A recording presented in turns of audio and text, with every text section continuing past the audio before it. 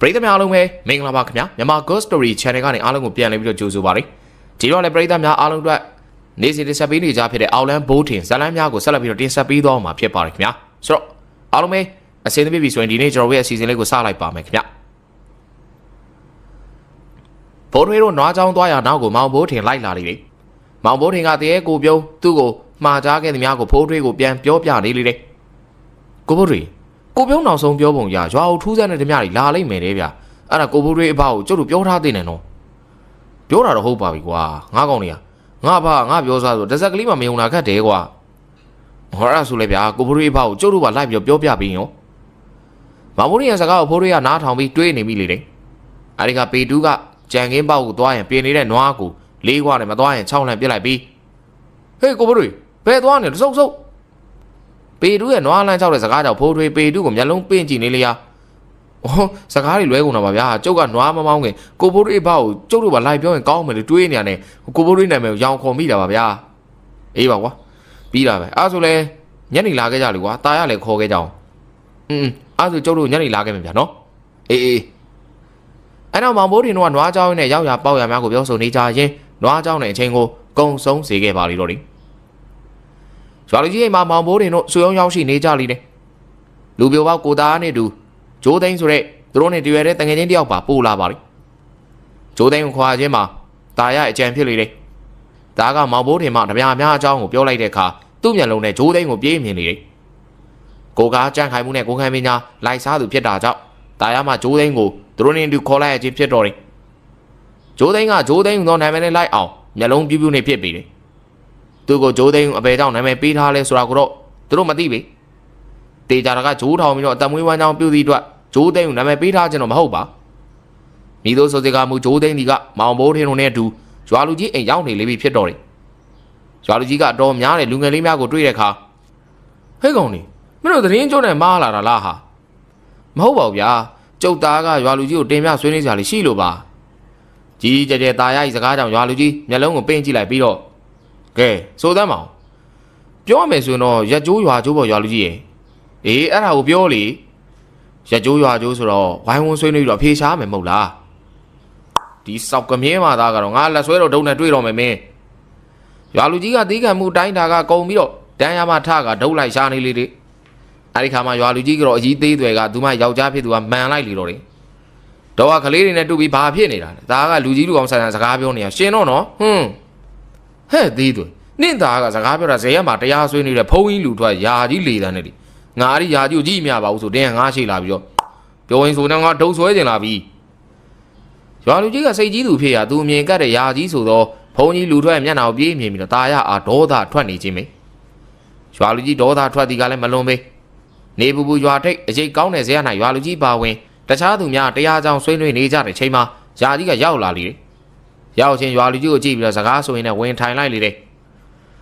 ကာမတဏ္ဍာဆိုတာလူကြီးတာငယ်တာမဆိုင်ဘူးဗျာလူတိုင်းရှိသူ့ကိုယာကစိတ်လို့လည်းခေါ်တယ်ရွာလူကြီးကသူ့ဟာကြည့်ပြီးတော့ပြောနေပြီမဲ့သူ့ကိုပြောသည်မဟုတ်တော့ကြောင့်ငြိမ်နေလိုက်တယ်အဲနောက်ပေပင်ရွာမှာဘုရားဒါကဦးသိန်းညွန့်ကစကားဆပြီးတော့တရားဆွေးနွေးပွဲကိုဖွင့်လိုက်လေတယ်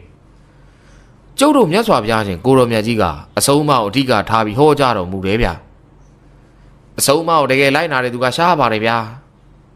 ဟုတ်တော့လေဟုတ်ပါတယ်တရားရှာကိုမာတွေ့ဆိုသလိုတရားဆိုတာဗမာမှသွားရှာကြမလို့ဘူးပြိုကိုယ့်ရဲ့ကိုမာပဲရှိ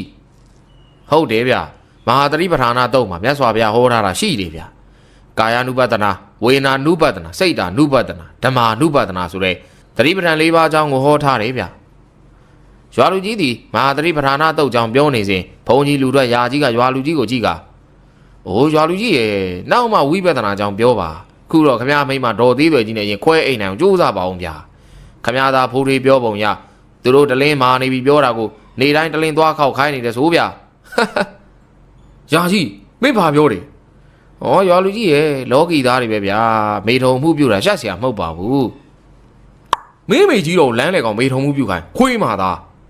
ရွာလူကြီးရဲ့ဒေါသနဲ့တင်ငရဲပြီးမှန်စွာသွားပြီဆိုတဲ့စောင်းပုတ်မင်းကြီးတော့သွားပုတ်ကွာရွာလူကြီးကဒေါသထွက်လုံးတာကြောင့်နထင်ကြောများပင်ထောင်းနေလျာရွာမတရားဆွေးနွေးနေတဲ့လူကြီးများရွာလူကြီးကိုထိန်းထားလိုက်ရတယ်အဲ့ဒီပြဿနာကြောင့်အခုချိန်ဒီရွာလူကြီးစိတ်မပြေဘာမဆိုင်ညာမဆိုင်ตาရကိုယာကြီးစကားပြောမနေတူသည်ဟုပြောကဒေါသပုံထနေခြင်းပဲဖြစ်တော်တယ် နောက်ရွာလူကြီးကအသီးစိမ့်နဲ့ဒေါသစိတ်ကိုထိန်းကကဲပြောကြစမ်းပါဦးမင်းတို့ဘာကိစ္စရှိလို့လဲဒီလိုပါရွာလူကြီးရဲ့ဟိုတခါတေသွားတဲ့ကိုပြုံးကပြောခဲ့တယ်ဗျဒီရွာကိုထူးဆန်းတဲ့ဓမြတွေလာလိမ့်မယ်တဲ့ဟမ်မင်းတို့ကဟုတ်ရောဟုတ်ရဲ့လားကွာရွာလူကြီးကตาရရဲ့စကားကိုမယုံဟန်ဖြင့်ပြောနေလေတယ်အဲဒီကမောင်ဘိုးတင်ကရွာလူကြီးကိုตาရပြောဒီမှာမှန်ကန်ကြောင်းထောက်ခံစကားဆိုလိုက်လေတယ်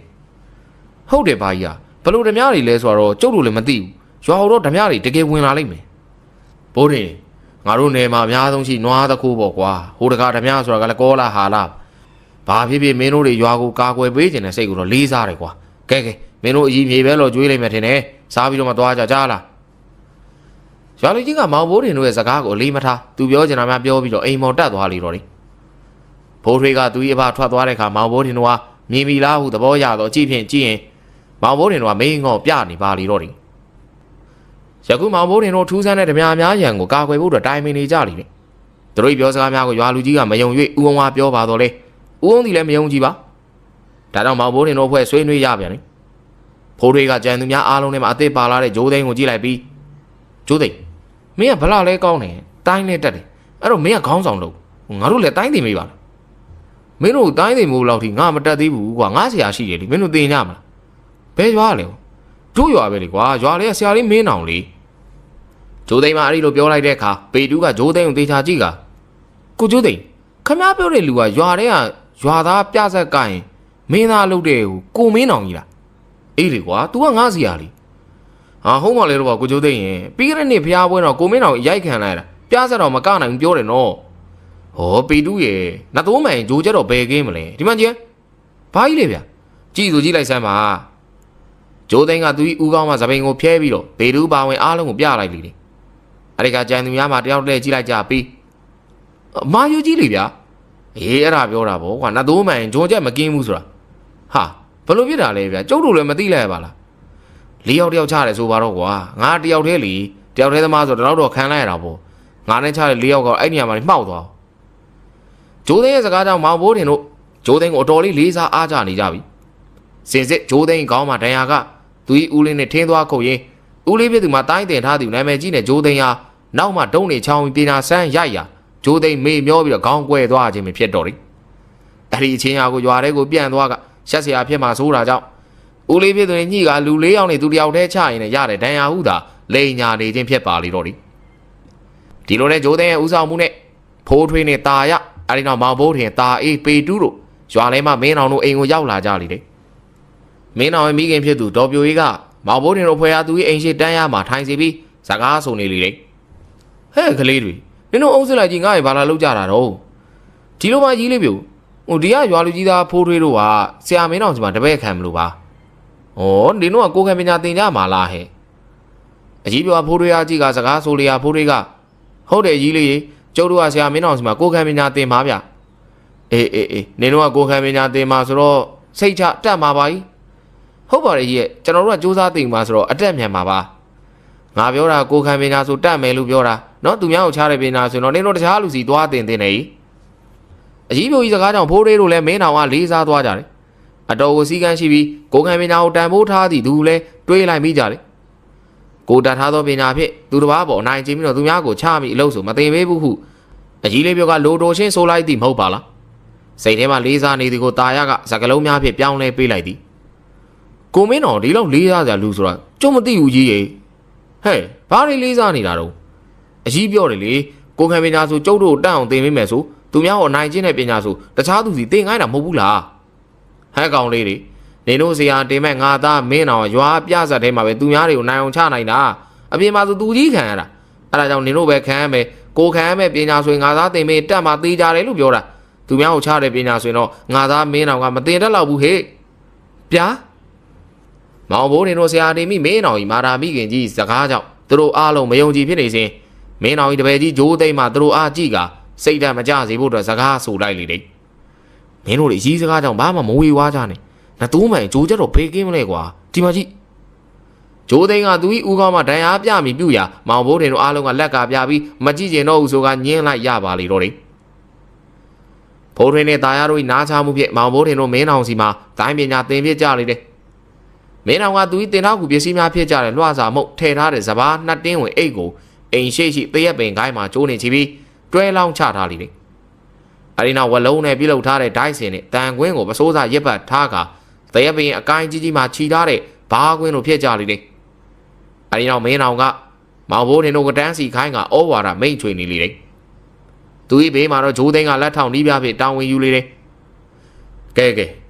မင်းတို့ကဒီနေ့ကစပြီးတော့ငါတပည့်တွေဖြစ်ပြီဟုတ်ငါမင်းတို့ငါတတ်ထားတဲ့ပညာတွေဆရာသားမချန်အကုန်သင်ပေးမယ်စူးစမ်းသင်ကြပါဟုတ်ကဲ့ဆရာမင်းတော်ကျုပ်တခုပြောချင်ပါတယ်တာအေးကမန်ပါနဲ့မင်းတော်ကပြောလေရ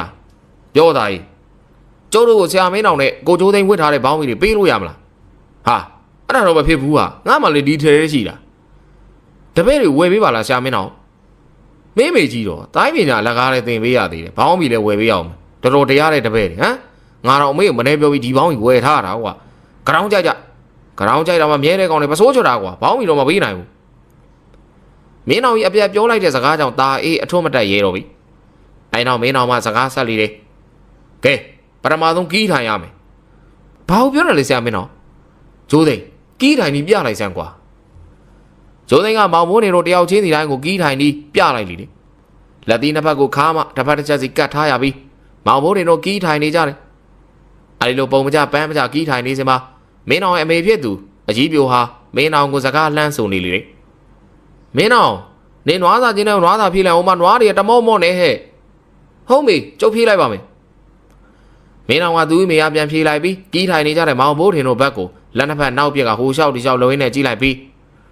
ကီးထိုင်နေဆိုတော့အခြေခံကိုလေးကျင်တဲ့သဘောပဲကွာတပည့်တို့ဟဲ့မင်းအောင်ငါပြောတာမလုပ်သေးဘူးလားရောင်းမမြန်နေစီလွတ်လိုက်မလားဟဲ့ဟမ်ဟုတ်ကဲ့ပါဗျာလုံးပါမယ်မင်းအောင်ကကီးထိုင်နေကြတဲ့မောင်ဘိုးထင်တို့ကိုဂျိုးသိန်းနေလွှဲပေးကနွားစာစင်းကိုခက်မြန်ထွက်သွားခဲ့ပါလိမ့်တော့ဒီကျွန်တော်တို့ကလည်းတောင်းနေတာပဲခုချိန်မီးလောင်ရင်တော့ကျုပ်တော့မပြေးနိုင်လို့မီးတဲ့ပါမှာပဲဟုတ်တယ်ကွာကီးထိုင်နဲ့ထိုင်ခိုင်းလိုက်တာများနွားစာစင်းပြီးလို့ပြန်လာမှပြီးတော့တယ်ဟိုကောင်ဂျိုးသိန်းကလည်းဘုံမသိပါမသိနဲ့နက်လောက်တာတန်းငေါက်တော့တာပဲဟုတ်ပါကွာဆရာမင်းအောင်တဲ့ तू ကပူနေတာမောင်ဘိုးတွေတို့ဦးရဲ့အိမ်ရှိကုတ်ပြစ်မှာခြေထောင်များကိုတယောက်တည်းနှိမ့်နေပေးရင်ပြောဆိုနေကြစဉ်ရွာထဲမှာအတန်များကျဲလောင်စွာထွက်ပေါ်လာပါလိမ့်တော့တယ်ဓမြပြိုးဓမြရွာထဲကိုဓမြတွေဝင်လာပြီပြိုး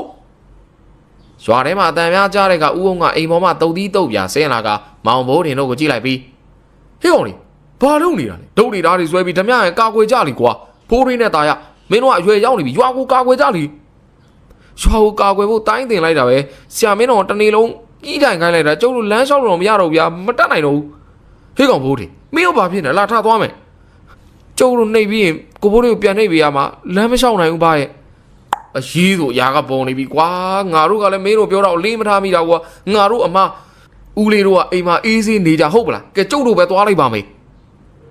ဦးအောင်ကကိုပြင်းမှာနှိပ်သူနှိပ်အိတ်သူအိတ်နေကြတော့မောင်ဘိုးတင်တို့ကထားရက်ကအတန်လာရာစီကိုဓာတ်တစ်ချောင်းဆွဲ၍ပြေးထွက်သွားပါလိမ့်တော့တယ်ဘေးပင်ရွာထဲမှာစူညံတန်များတိတ်သွားကြပြီဖြစ်လေတယ်ညနေနေဝင်ချိန်မှာတိုက်တဲ့ဓမြများမှာကျွဲနွားများကိုသာဓမြတိုက်သွားကြတယ်ယခုမှတော့ရွာသားများကရွာလူကြီးအိမ်မှာစုယုံရောက်ရှိနေကြတယ်လေမျက်နှာဖူးရောင်နေတဲ့ရွာလူကြီးရဲ့ဘေးမှာမျက်ကွင်းညိုနေတဲ့ဦးအောင်နဲ့တခြားတန်ရာတန်ကြံများရှိနေသောလူ၄၅ယောက်တန်းရမှာထိုင်နေကြတယ်သူတို့ရှိမှတော့တတိလေးမေမျောနေတဲ့မင်းအောင်နဲ့ဂျိုးသိန်းဟာရွာသားများမှရက်ခတ်ပေးရင်တတိရဖို့အတွက်နှာနှက်ယူနေကြလိမ့်လေမင်းအောင်ကတတိရလာကချက်ချင်းငုတ်တုတ်ထိုင်လိုက်ပြီးဓမြဆွဲကောင်ဘမလို့အဲ့ကောင်တွေဘမလဲတိုင်းစရာဆိုလို့အားကိုရမလားရှေ့ကတင်ပါလေဟိုကလက်သီးနဲ့၃ချက်ပဲထိုးရတယ်မိသွားတယ်ဆရာတပည့်တွေဟမ်ရွာလူကြီးကသူဤဇနီးပေးတဲ့ကြက်ထုတ်ကိုမျက်နှာမှာကပ်ပြီးတော့စကားဆိုလေးဟာမင်းအောင်ကရွာလူကြီးကိုကြည့်လိုက်ပြီးကျုပ်ကအကွက်လေးခင်းနေတာဗျာဒီလုံးကတန်းထိုးတော့ပဲကျုပ်လည်းပြန်ချပါလေဒီလူတွေကိုထိုးရကန်တာဖွဲကြီးကိုကန်နေရတဲ့အတိုင်းပဲအေးအဲ့ဒါတော့ဟုတ်တယ်ကွာဒီကောင်လေးငါတို့လည်းဒုံးနဲ့ဝင်ရိုက်တာဘလို့မှမနေဘူးဟေ့ဟုတ်ပါရွာလူကြီးဟာကျုပ်ဆိုဓာတ်နဲ့ထိုးတာဒီကောင်လေးကသွေးတော်မထွက်ဘူးရိုးတော့မရိုးဘူးဗျာဦးကညိုနေတဲ့မြက်ကွင်းကိုလက်နဲ့ပုံရင်စကားဆိုနေလေတယ်အဲဒီချိန်ရွာလူကြီးတို့အနားကိုကွာတာနဲ့မောင်ဘိုးထင်တို့ဖွဲ့ကရောက်လာပြီးဖိုးတွေးမှာသူကြီးအဖရွာလူကြီးဟာပြစ်တင်ပြောဆိုနေလေတော့တယ်အဖကိုကျုပ်တို့ပြောပါလေအဖတို့ကလူကြီးတွေဖြစ်ဘာတွေးခေါ်မှမရှိဘူးလူငယ်တွေကိုလည်းနေရာမပေးချင်ဘူးခုတော့ခံရပြီမလားဟမ်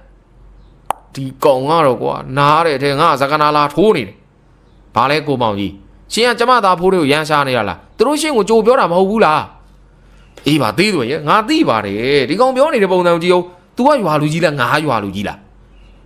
းရွာလူကြီးကသူ့သားတော်မောင်ဖိုးထွေးရမကြေမနက်နေကြည့်နေလေတဲ့အဲဒီနောက်ဖိုးထွေးကသားနဲ့မောင်ဘိုးတင်တို့ကိုကြည့်လိုက်ကဟေးကောင်လေဓမြတွေတော့ငါတို့ညာလူချင်းလိုက်မယ်ကွာလာလဲတာနေတယ်ဆိုတော့လိုက်လို့အဆင်ပြေမယ်မင်းတို့ဘယ်သူတွေလိုက်မလဲ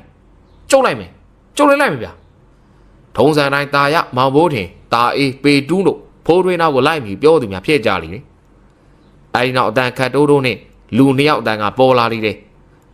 ငါတို့လည်းလိုက်မယ်လေအဲဒီနှစ်ယောက်ကတော့တခြားသူမဟုတ်မင်းအောင်နဲ့ဂျိုးသိန်းတို့ဖြစ်ကြလိမ့်တယ်ဒီလိုနဲ့မောင်ဘိုးတင်တို့အဖွဲ့ရွာမှကျွဲနွားများကိုဓမြတိုက်သွားတယ်ဓမြများနောက်ကိုလိုက်ရန်ဟန်ပြင်လိုက်ကြပါလိမ့်တော့တယ်အခုချိန်မောင်ဘိုးတင်တို့အဖွဲ့ကိုဥဆောင်သူမှမင်းအောင်ဖြစ်လေတယ်မင်းအောင်ကရှမ်းပေါင်းမီကိုဝစ်ထားပြီးတော့ဓာနလက်ကိုကြက်ချေကလွယ်ထားရာအမှန်တကယ်ကိုပင်တိုင်းဆရာနဲ့တူနေလေတော့တယ်သူဤဘေးမှာတော့သူဤတပည့်ကျော်ဂျိုးသိန်းကရှမ်းပေါင်းမီကိုဝစ်ဆင်ထားပြီးငှက်ကြီးတောင်ဓာတ်ကိုပကုံးမော်ထမ်းထားတယ်မောင်ဘိုးတင်တို့ကသူတို့ဤနောက်မှာလိုက်နေကြတယ်ရှေးကိုလည်းအရမ်းမကတ်ရဲကြပြီမတော်လို့ဓာတ်ထုတ်ကသူတို့ကထိခိုက်နိုင်ပြီမဟုတ်ပါလားမြည်တို့ပင်ဆိုစေကမူရွာထဲမှာဓမြတိုက်သွားတဲ့ကျွဲနွားများကိုဆွဲသွားနိုင်သည့်လမ်းသို့သူတို့လိုက်လာနေကြတယ်ရွာလူကြီးနဲ့ဦးအောင်တို့အတန်တန်တားစီကြားကအတိုက်ခံလုပ်ပြီးရင်ကော့ပြီးတော့ထွက်လာကြသောမောင်ဘိုးတင်တို့ဟာယခုလာမင်းကြီးရဲ့အလင်းအောင်ရသောညပိုင်းကိုရောက်ရှိလာပြီးဖြစ်တော်တယ်တပည့်တို့မင်းတို့တွေတတိထားမဲ့ချိန်ရောက်လာပြီကွာဘယ်သူရဲ့တပည့်လေကိုမင်းတော်မင်းတို့တွေလေကွာတာရကျုပ်ကတော့ခင်ဗျားတပည့်မလုပ်တော့ဘူးနော်ကြံတဲ့သူတွေကတော့မပြောတတ်ဘူးဒါကမောင်ဘိုးတင်တို့ကလှည့်ကြည့်ပြီးပြောလိုက်ရာမောင်ဘိုးတင်တို့အားလုံးခေါင်းကိုတွင်တွင်ခါရမ်းနေသည်ကိုထုံးလင်းနေသောလာရအောင်အောက်မှာနောက်လဲကြည့်နေသောမင်းအောင်မြင်ရချိန်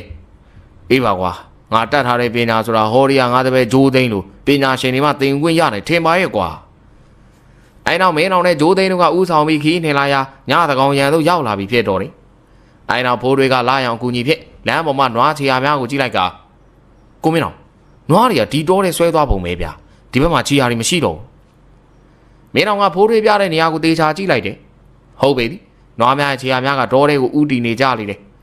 အဲဒီကမင်းအောင်ကပစိုးစားတစ်ခုကယူဆောင်လာတဲ့ရေနံစီပလင်းထဲမှာရေနံစီကိုဆွတ်လိုက်ပြီးလွယ်ထားတဲ့ဓာတ်နှကြောင်းနဲ့ဓာတ်တစ်ချောင်းရဲ့ဓာတ်ဥမှာပတ်လိုက်ကတစ်သားမိချစ်ပင်မိချစ်လိုက်ရမှာတော့မိတို့တစ်ခုဖြစ်သွားလေတော့တယ်အဲနောက်မင်းအောင်ကနွားများကိုဆွဲသွားတဲ့တောထဲကိုဥဆောင်ပြီးဝင်သွားကြပါလေတော့တယ်မင်းအောင်ရဲ့ဓာတ်နဲ့ပြုလုပ်ထားတဲ့မိတို့ဟာလာရောက်မကြောက်နိုင်တော့သောတောထဲမှာလင်းထိန်နေလေတယ်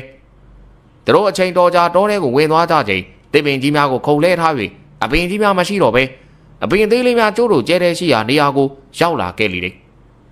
အဲနေရာရောက်တဲ့အခါလာရောင်ကဝိုးဝါအလင်းအောင်ပေးစွမ်းနေတယ်မင်းအောင်ကသူဤဓာတ်ထိတ်မှမိစာကိုခါထုတ်ပြီးတော့မိကိုညှိလိုက်ကကြံသူများကိုအတန်တိုးတိုးနဲ့ပြောလိုက်လေတယ်ဟဲ့ကောင်နေဟိုရှိကမိအလင်းအောင်ရတယ်တွေ့လားအဲနားမှာလူရှိတော့တယ်ဟုတ်တယ်ဗျာမိကတော့တော်တော်လင်းထိန်နေရပဲမိတို့တွေထုံးထားတာဖြစ်မယ်အေးငါတို့သွားကြမယ်ငါတို့ရွာကျွဲတွေနွားတွေပြန်ဖို့ငါတို့ကြိုးစားမယ်တို့ရွာနွားတွေကျွဲတွေမရှိရင်ငါတို့ရွာသားတွေလဲဆိုင်ကြံဆိုင်ခက်ခဲကုန်ကြမှာကွာယခုမောင်ဘိုးတင်တို့မင်းတော်အားလေးစားသွားပြန်လေတိုင်းပညာကိုအင်မတန်ချစ်မြတ်နိုးပြီးရွာသားပြဆက်မင်းသားဖြစ်တဲ့မင်းတော်ဟာရွာကိုချစ်တဲ့စိတ်အပြည့်ရှိပြီးတော့ဒုက္ခရောက်နေတဲ့ရွာသားများတို့ရှေ့သုံးမှကူညီဖို့ကြိုးစားနေသောကြောင့်မင်းတော်ကအညာတရပြဆက်မင်းသားဆိုပေမဲ့ပောက်ကရပြဆက်မင်းသားတော့မဟုတ်ပြီထို့အတွက်မောင်ဘိုးတင်တို့လေးစားနေကြခြင်းပဲဖြစ်တော်တယ်ကိုမင်းတော်ခမားစိတ်တော်လေးစားတယ်ဗျာဒါနဲ့လာမဲ့ဖျားပွဲပြဆက်ကိုင်းကျုပ်တို့ကကမယ်ဗျာဒါနဲ့ခမားတို့နွားတွေမပါပဲခမားကျုပ်တို့နဲ့ဘာလို့လိုက်လာနေဗျာဖိုးရရဲ့စကားကိုမင်းတော်ကတစ်ချက်ပြုံးလိုက်ကငါးရွာသားတွေကအခုဓမြတိုက်ခံလိုက်ရတဲ့ကျွဲလေးတွေနွားလေးတွေနဲ့စားဝတ်နေကျိုးပန်းနေရတာလေကွာသူတို့မှအခုကျွဲနားတွေမရှိတော့ဘူးဆိုတော့ဘလောက်ပူပင်တော့ခရောက်လိုက်ကြမလဲငါးရွာပြဆက်မင်းသားလေသူတို့တွေစီးပွားရေးအစဉ်ပြေနေမှပျော်ရွှင်နေမှငါတို့လည်းပျော်ရွှင်မှာပေါ့အဲဒီတော့ငါတို့မှတောင်းဝင်ပြည့်ရှိတယ်ကွာရွာသားတွေရဲ့နွားတွေမရရင်ရွာသားတွေပြောမှာမဟုတ်ဘူးစိတ်ညစ်နေကြမှာအဲဒီလိုစိတ်ညစ်စိတ်ဆင်းရဲနေတဲ့အချိန်မှာငါမျက်နှာပြောင်တိုက်ပြီးပြဆက်ကလို့ဖြစ်မလားကွာငါလည်းမကပဲမနေနိုင်ဆိုတော့ရွာသားတွေပျော်ဖို့နွားတွေကျွဲတွေပြန်ရမှာဖြစ်မှာပေါ့အဲ့ဒါမှလည်းနောက်လာဖျားပွဲငါပျော်ပျော်ရွှင်ရွှင်နဲ့ပြဆက်ကနိုင်ပါလေကွာကိုမင်းတော်ကျုပ်လေးပြဆက်မင်းသားဖြစ်ချင်လိုက်တာဗျာဘိုးတင်မင်းတို့ကစိုင်းသမားတွေလေကွာစိုင်းသမားသာဖြစ်တာပါဗျာရွာပြဆက်တစ်ခါမှလည်းမတီးရပါဘူးအေးအဲ့ဒါဆိုငါတို့ရွာကကျွဲတွေနွားတွေပြန်ရရင်ငါမင်းတို့ပြဆက်ကဖို့ဥလူလေးကိုပြောပေးမယ်ကွာမောင်ဘိုးတင်တို့ကမင်းအောင်စကားကိုကြားတဲ့အခါဝမ်းသာသွားကြပြီးစကားတိုးတိုးပြောရင်းနဲ့လမ်းလျှောက်လာရာမိများထိန်နေအောင်ထွန်းထားတဲ့နေရာနီးကို ရောက်ရှိလာကြပါလိမ့်တော့တယ်လေးပင်သုံးပင်အခန်းပွင့်အတော်ကျဲကျဲစောက်ထားတဲ့တဲကြီးတစ်လုံးဖြစ်လေတယ်အဲ့ဒီတဲဝင်းကျင်မှာတော့ကညင်စီမိတိုင်များအတော်များထုံးကြည့်ထားရာတဲဝင်းကျင်တစ်ခုလုံးထိန်လင်းနေလေတယ်အဲ့ဒီမီးအောင်များရဲ့အလင်းအောင်ကြောင့်တဲတဲနဲ့တဲဝင်းကျင်ကိုရှင်းလင်းစွာမြင်နေရတယ်တဲထဲမှာတော့လူသေးများပမာခြေဆန်းလက်ဆန်းနဲ့အိတ်နေသောလူ10ယောက်ရှိလေတယ်တဲရှိတန်းရမှာပရိကြီးများကိုလဲမှာဆွဲထားကတောင်မွေးတယောက်တစ်ချောင်းစီကင်ထားကြတဲ့အောက်လန်း2ယောက်တစ်စုံတစ်ခုကိုမျှော်နေကြလေတယ်တဲဝင်းကျင်မှာတော့ဘေးပင်ရွာမှာတပြားတိုက်လာတဲ့ကျွဲနွားများကိုငုတ်ဆိုင်ပြီးချီထားလေတယ်အဲ့ဒီမြင်ကွင်းကိုအဲ့ဒီတဲကြီးနဲ့မလန့်မကန်အမောင်ရိပ်ထဲမှာရှိနေတဲ့မင်းအောင်ဦးဆောင်တဲ့မောင်ဘိုးထင်တို့ဟာအပင်များနောက်ွယ်မှာချောင်းကြည့်နေကြခြင်းဖြစ်တော်တယ်တဲပြင်တန်းရမှာထိုင်နေတဲ့အောက်လန်းကြီးကစိတ်မရှိရတဲ့သူနဲ့အတူရှိတဲ့အောက်လန်းကြီးကိုပြစ်တင်ပြောဆိုနေလေလေမင်းကနွားဝယ်မယ်သူတွေကမလာသေးဘူးလားငိုမလေးကဒီနွားတွေကိုဒီနယ်ထဲအပီးထုတ်ရမှာတကောင်ကျော်တော့လာခဲ့ပါလို့ငါလည်းပြောတာပဲဘာမှန်ရအခုမလာသေးတာကတော့ငါလည်းမတတ်နိုင်ဘူးအဲ့ဒီလူကြီးနှစ်ယောက်ရဲ့ပြောစကားများကြားတဲ့အခါမောင်ဘိုးတင်တို့အတော်ကိုစိတ်တူနေကြတယ်မောင်ဘိုးတင်ကတဲထဲမှာလူတွေများပမာအိတ်နေကြတဲ့လူများကိုကြည့်လိုက်ပြီးကိုမင်းအောင်တဲထဲကလူတွေကြည့်ရတာတမျိုးပဲဗျာအေးဟုတ်တယ်ကွာဟိုးစုံဆုံးကလူဆိုရင်ငါတို့ဓာတ်နဲ့ဝိုင်းခုတ်ထားတာဘယ်လို့မှမနေဘူးကျုံထင်တော့ဖုတ်သွင်းလာတာများဖြစ်နေမလားမသိပါဘူးကွာကဲနွားဝင်မဲ့သူတွေလာသူတို့အင်အားပိုကောင်းသွားလိမ့်မယ်ဝင်ချကြအောင်ကွာတင်ရင်တင်မတင်ရင်လည်းမသိဘူးလို့မှတ်ရတာပေါ့မင်းအောင်နဲ့ဂျိုးသိန်းတို့ကရှေ့သုံးမှနေပြီဗရီးများလဲပင်းဆွဲထားတဲ့အောက်လန်းကြီးနှစ်ယောက်စီပြေးဝင်လိုက်ကြလေတယ်အဲ့တော့မောင်ဘိုးထင်တို့ကလည်းလေးကွာများထုတ်ကပြစ်ကြလေတော့တယ်ဖိုးတွင်းနဲ့သားတို့ကလည်းယူလာတဲ့ဓာတ်များဖြစ်မင်းအောင်ရဲ့နောက်ကိုပြေးလိုက်သွားနေတယ်သူတို့အနားရောက်လာတဲ့ခါအောက်လန်းကြီးနှစ်ယောက်အားဓာတ်အပြင်ခုတ်ရန်ရွယ်လိုက်စင်မှာအောက်လန်းတစ်ယောက်မှတောင်မွေးကိုမြေပင်းနဲ့စောင့်လိုက်ရာအနာကပ်လာတဲ့သူတို့နောက်ကိုလွင့်စင်ကုန်ကြလေတယ်ထိုးနောက်ဘာမှန်အမိရတဲ့အောက်လန်းကမောင်ဘိုးတင်တို့ပြစ်လိုက်တဲ့လောက်စလုံးများကိုပါဇက်နဲ့မှုတ်လိုက်ရာလောက်စလုံးများအလေးပေါ်မှာရက်တန့်နေကြတယ်အဲနောက်ဘာမှန်ကတောင်မွေးကိုနောက်တစ်ချက်မြေပင်ကိုစောင့်လိုက်ပြီးကဲငါကောင်တွေဒီကောင်တွေကိုဖမ်းပြီးမင်းတို့စားလိုက်ကြတော့ဟေးအဲ့ဒီအောင်လန်းဆရာကြီးရဲ့စကားဆုံးတာနဲ့တဲတဲမှာလူသေးပမာအိတ်နေတဲ့လူ10ယောက်ဟာချက်ချင်းထလာကြပြီးမောင်ဘိုးတင်တို့အနားကိုတဖြည်းဖြည်းနဲ့တိုးလာနေကြတယ်အဲ့ဒီနောက်တရွေ့ရွေ့သွားနေတဲ့ဖုတ်ကောင်တွေဟာရုတ်တရက်လင်းမြန်လာကြပြီးတော့မောင်ဘိုးတင်တို့ကအနောက်မှာလဲပင်ကိုညစ်ပြီးတိုင်ဖတ်ထားလိုက်ကြတော့တယ်မောင်ဘိုးတင်တို့ကမြည်သူသောတိုက်ခိုက်မှုမှမစွမ်းနိုင်တော့ကအချင်းချင်းကြည့်လိုက်ကြပြီးမောင်ဘိုးတင်မှကျုပ်တရားမှမကြောက်ဘူးကျုပ်စိတ်မကောင်းတာတခုတော့ရှိတယ်ကျုပ်ချစ်တဲ့ရွာသားတွေရဲ့ခိုင်းကျွဲခိုင်းနွားတွေကိုရအောင်မလုပ်ပေးနိုင်ခဲ့ဘူးလားကဲကိုဘိုးတွေကိုသားရပြီးတော့ပေတူးနဲ့တာကြီးကိုမင်းအောင်နဲ့ဂျိုးသိန်းအားလုံးကျုပ်နှုတ်ဆက်ခဲ့တယ်ဗျာဘိုးတင်မင်းဘာလို့နှုတ်ဆက်နေရမင်းတယောက်လည်းတေးမှာမဟုတ်ဘူးငါတို့လည်းတေးမှာဟာကြောင်တောင်နဲ့မောင်ဘိုးတင်ရဲ့စကားကိုဖုတ်ကောင်ကြီးချုပ်ထားတဲ့ကြားမှာခက်ခက်ခဲခဲစကားပြန်ဆိုသူမှာตาရဖြစ်တော်တယ်အဲ့ဒီနောက်အောင်လန်းကြီးနှစ်ယောက်ဟာမောင်ဘိုးတင်တို့ဟာချုပ်ထားတဲ့ဖုံများကိုကြည့်လိုက်ပြီးကဲမင်းတို့သွေးဖောက်တော့လို့ကတောက်နိုင်ပြီအသားစားလို့ကလည်းစားနိုင်ပြီဟေ့အောင်လန်းကြီးရဲ့စကားဆုံးတာနဲ့မောင်ဘိုးတင်တို့ကိုချုပ်ထားတဲ့ဖုတ်တွေဟာပါဇံများဟလာသလိုမြည်သူကိုမှမချုပ်ထားတဲ့ဖုတ်၃ကောင်ဟာလည်းလူကောင်ကြီးတဲ့မင်းအောင်နဲ့ตาရအဲ့ဒီနောက်ဖိုးထွေးတို့စီကိုသွားနေချိန်မှာအစိမ့်အောင်အလင်းသားတစ်ခုသူတို့ဘက်ကိုထိုးထွက်လာပြီးဖုတ်ကောင်ကြီးများနောက်ကိုလွင့်စင်ကငြိမ်သက်သွားကြပါတော့တယ်အလင်းစတင်ထွက်ပေါ်လာရာကိုမောင်ဘိုးတင်တို့ကြည့်လိုက်တဲ့အခါမှာတော့ဦးအောင်ကမြက်ကွင်းညိုကြီးနဲ့မိုးကြိုးဆက်တောင်မွေးကိုကင်ထားသလိုဖူရောင်နေတဲ့ရွာလူကြီးနဲ့ရွာထဲမှာလူရွယ်များတုံများမိတုံများကင်ဆောင်လာပြီးအောက်လန်းကြီးနှစ်ယောက်ကိုကြည့်နေကြလေတော့တယ်ဦးအောင်ကဖုတ်ကောင်များချုပ်ထားရမှာလွတ်သွားတဲ့မောင်ဘိုးတင်တို့ကလက်ရက်ခေါ်လိုက်ကသူ၏အနောက်မှာနေစေပြီးအောင်လန်းကြီးကလိုက်ရစကားဆိုလိုက်ပါတော့တယ်ငါတို့အောင်လန်းတွေတိတ်ခါကြောင်မင်းတို့ကအလောင်းကောင်တွေကိုဖုတ်သွင်းပြီးကျွဲနွားတွေကိုဓမြတိုက်ခိုင်းရတယ်လို့ကွာမင်းတို့ရွာမှာတန်မိုးရှိတာဆိုလို့ကျွဲနွားပဲရှိတာမဟုတ်လားပြီးတော့မင်းနေတဲ့ရွာကလူတွေဒုက္ခရောက်စေကျွန်တော်လှုပ်တာသိပြီလားမင်းကငါနာမည်တော်မှာသိနေမှာပဲငါတို့လည်းပြန်ရမှာအချိန်မရှိတော့ဘူးဆိုတော့မိုးကြိုးစားတောင်မွေးစွမ်းကိုခံကြည့်အောင်ပြီတော့ကဲမင်းတို့မိုက်ပြမင်းတို့ခံစမ်းကွာဦးအောင်ကမိုးကြိုးစားတောင်မွေးကိုမြောက်လိုက်ပြီးအဝေးမှာအောက်လန်းတို့ကိုရိုက်လိုက်ရာလျက်စီးလက်တီလာတောင်မွေးမှာလျက်စီးလင်းတိုင်းမှာထွက်ပေါ်လာပြီးတော့အောက်လန်းနှုတ်ကိုလျက်စီးတိုင်းမှာရစ်ပတ်နေလျာအောက်လန်းကြီးနှစ်ယောက်ငဲတန်းပါအောင်အော်ဟစ်နေကြလေတဲ့အဲဒီနောက်လျက်စီးတိုင်းမှာတဖြည်းဖြည်းပြောက်ွယ်သွားချိန်မှာအောက်လန်းကြီးနှူးစီမှာယူကြောင်ကြောင်စကားအသံများထွက်ပေါ်လာလေတဲ့ဟိုကျွဲကြီးကဘသူကျွဲဗမှန်ကျွဲဟိဗမှန်ကျွဲငါနွားကြီးကဘသူနွားငထွားနွားဟိငထွားနွား ငါနွားပြန်ပေးငါနွားတွေပြန်ပေး အောင်လန်းကြီးများကမြေပြင်မှာလူးလိမ့်ပြီးတော့တွတ်ခါအောင်ယူသွားကြပါလေတော့ပြီအဲဒီနောက်ရွာလူကြီးကလူငယ်များကိုရွာမကျွဲများနွားများကိုဆွဲခိုင်းလိုက်ပြီးမောင်ဘိုးတွေတို့နားကိုသွားကမင်းတို့တကယ်ကောင်းတွေကွာသေမှာမကြောက်ကြဘူးလားဦးအောင်နဲ့ငါတို့အချိန်မီလိုက်လာလို့ပေါ့အဖိုင်ကျုပ်တို့တည်တာတဲ့ရွာလူတွေခိုင်းကျွဲခိုင်းနွားမရှိမှာပူကြောက်တာဗျအေးပါကွာမင်းကတကယ်လူတော်ပါငါသားရအဲ့ဒါကြောင့်မင်းကိုအလိုလိုက်ထားတာပေါ့ကွာအဖအဲ့ဒါဆိုရင်ကျုပ်တို့အဖွဲ့ကိုမင်းတော်နောက်လာပြဆက်ကရင်ထည့်ပေးဗျာကျုပ်တို့ပြဆက်ကကျင်နေဗျမင်းတို့ကဆိုင်မတီးတော့ပြန်ဘူးလားကိုမင်းတော်ယူလေးစားလို့ပါဗျာကျုပ်ကသူ့ကိုငပိုးကြီးလို့ထင်ထားတာအခုမှကိုမင်းတော်ရွာသားတွေအတွက်ဆိုရှည်ဆုံးအသက်ပေးဝင်နေဆိုတာကျုပ်တို့သိလိုက်ပြီဖိုးတွေစကားကြားတဲ့အခါမင်းတော်ကသူဤမေးစီမှာခက်ကျဲကျဲမုတ်စိမ်မွေးတွေကိုတတ်ရင်ငါတယောက်ထဲကြီးမပြောပါနဲ့ကွာငါရဲ့တဝီတော်တပည့်ဂျိုးသိန်းလည်းပါသေးတယ်ကွာဟုတ်ပါတယ်ဗျာအကုန်လုံးပါပါတယ်ကဲအဖရဲ့ကျုပ်တို့ပြန်ကြစို့ဗျာပြားဆက်ပြင်အောင်ကိုမင်းတော်စီမှာတင်းကျင်နေပြီဗျဒီလိုနဲ့မောင်ဘိုးတင်တို့ဟာပေပင်ရွာသားများနဲ့တူနွားများကိုဆွဲပြီးပေပင်ရွာကိုပြန်ခဲ့ကြပါလေတော့တယ်နေ့စဉ်တင်ဆက်ပေးနေကြဖြစ်တဲ့အောင်လန်းဘိုးတင်ဇလန်းများကိုဆက်လက်ပြီးတော့တင်ဆက်ပေးသွားမှာဖြစ်ပါတယ်ခင်ဗျာဆိုတော့အားလုံးပဲအစင်းသပြည့်ပြီဆိုရင်ဒီနေ့ကျွန်တော်တို့ရဲ့အစီအစဉ်လေးကိုစလိုက်ပါမယ်ခင်ဗျာ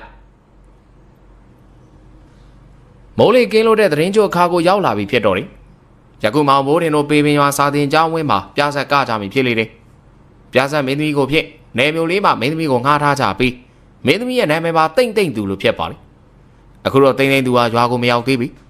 မောင်ဘိုးတင်တို့သည်ရွာမှကျွဲနွားများကိုတပ်ဆွန်ဆန်များကူညီပေးကြတာကြောင့်ရွာသားများကကျေးဇူးတင်ကရွာထိပ်စာတင်ကျောင်းမှာကမိပြဆက်မှာပါဝင်ခွင့်ပြုထားကြလေတယ်အခုမောင်ဘိုးတင်တို့ကရွာထဲမှာပြဆက်ဇလန်းရင်းနေတဲ့ဦးတန်းမောင်အိမ်မှာရောက်ရှိနေကြလေတယ်ကဲဖိုးတွေမင်းကဒီပြဆက်မှာလူချမ်းဖြစ်နေရမယ်ဟောဘိုက်သက်မော်လေမင်းသားအရန်လေးဖြစ်တော့ထားပါဗျာကျုပ်ရုပ်ခိုင်နဲ့လူချမ်းဘလို့လိုက်မှာလဲမင်းတကယ်မလုပ်ဘူးလားဒီဇလန်းမှာလူချမ်းပြဆက်မင်းသားတဲ့မင်းသမီးကိုပို့ဖက်ရမှာနော်ဟာအဲ့လိုလားအဲ့ဆိုတော့လုံးမယ်ဗျာလုံးမယ်ဖိုးတွေကပြုံးပြီးဖြစ်ပြီးတော့ဂျင်းနဲ့နေလျာตายရမှာဘိုက်သက်မောင်ဟာဒါတော့မတရားဘူးဗျာကျုပ်ကြတော့မင်းသားတငယ်ချင်းနဲ့မင်းသမီးကိုလက်လေးတောင်ကင်လို့မရဘူးကျုပ်ဖိုးတွေနဲ့နေရာလဲပြီဗျာตายရကဖိုးတွေရဲ့လူချမ်းနေရာကိုလူနေလေတယ်ဖိုးတွေမှာမကြေမနက်ဖြစ်ကသူကြီးလူချမ်းနေရာအမပေးပဲဖြစ်နေပြီးစကားများနေကြလေတယ်ဦးတန်းမောင်ကစိတ်ညစ်ကခေါင်းကိုကုတ်လိုက်ပြီးမင်းတို့ကောင်လေးနဲ့တော့ခတ်ပါတယ်ကွာငါစိတ်ညစ်လာပြီငါပြသက်ရေးတဲ့လူမင်းတို့နဲ့လိုက်မယ်ထင်တဲ့နေရာကိုပေးတာမကျင်နိုင်မင်းတို့ဇက်တိုင်ရင်တင်မဲ့ကိုလူလေးကိုသွားပြောကြကြည်ကွာ तू က90လမ်းနဲ့ကိုက်မဲ့လို့ရွေးခိုင်းထားတာပြောမယ်ဗျာကျုပ်ကမကျင်နိုင်ဘူးဖိုးတွေကြတော့မြို့ကမင်းသမီးကိုဖက်ရကိုင်ရမယ်ကျုပ်ကြောင့်ထိလို့တော့မရဘူးအေးပြောနော်ကိုလူလေးကငါ့လိုစိတ်ရှိတာမဟုတ်ဘူးမင်းတို့ရွာလူကြီးမျက်နှာရွာသားတွေထောက်ခံကြတယ်ထည့်ပေးထားတာ तू ကတိတ်ထဲကျင်တာမဟုတ်ဘူးနော်မင်းသာသွားပြောလို့ကိုလူလေးကမင်းတို့အားလုံးပြဇက်ကနေထုတ်ပြမှာမြင်အောင်သေးတယ်ဟိဦးတန်းမောင်ရဲ့စကားကြားတဲ့အခါမောင်ဘိုးတင်တို့ကตาရနောက်သွားကကိုသားရရဲ့မင်းသမီးကိုပြဇက်တယ်မကန်ရလေအပြင်မှာလက်လေးကန်လို့ရအောင်ကျုပ်တို့လှုပ်ပေးပါမယ်ဗျာဘိုင်းလူလေးတော့တွားမပြောပါနဲ့တို့ကျုပ်တို့ကမပါဘူးအကုန်လုံးဖြစ်ကုန်မယ်နော်မဟုတ်ပါဘူးကွာငါဒါမတရားလို့ပြောတာငါလုံးဝမကျင်နိုင်ဘူးခက်ပြီဗျာကျုပ်တို့မကရင်ဘယ်လိုလုပ်မလဲလို့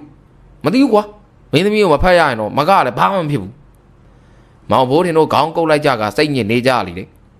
ေဒီပုံတိုင်းဆိုတို့ပြဇက်ကရဖို့ကမဖြစ်နိုင်ဒါကြောင့်မောင်ဘိုးတင်ကသဘောကောင်းတဲ့ဇလန်းရေးတဲ့ဦးတန်းမောင်နားကိုသွားပြီးဘိုက်သက်မောင်ကျုပ်တို့ကူညီပါအောင်ဗျာကိုသားရလှုပ်ပေါ်ကျုပ်တို့ပြသတယ်ထွက်ရမယ်ပုံဗျာဘိုက်ဇလန်းလေးကျုပ်တို့ပြောပြပါလားယင်ဟေးကွာပြောပြမယ်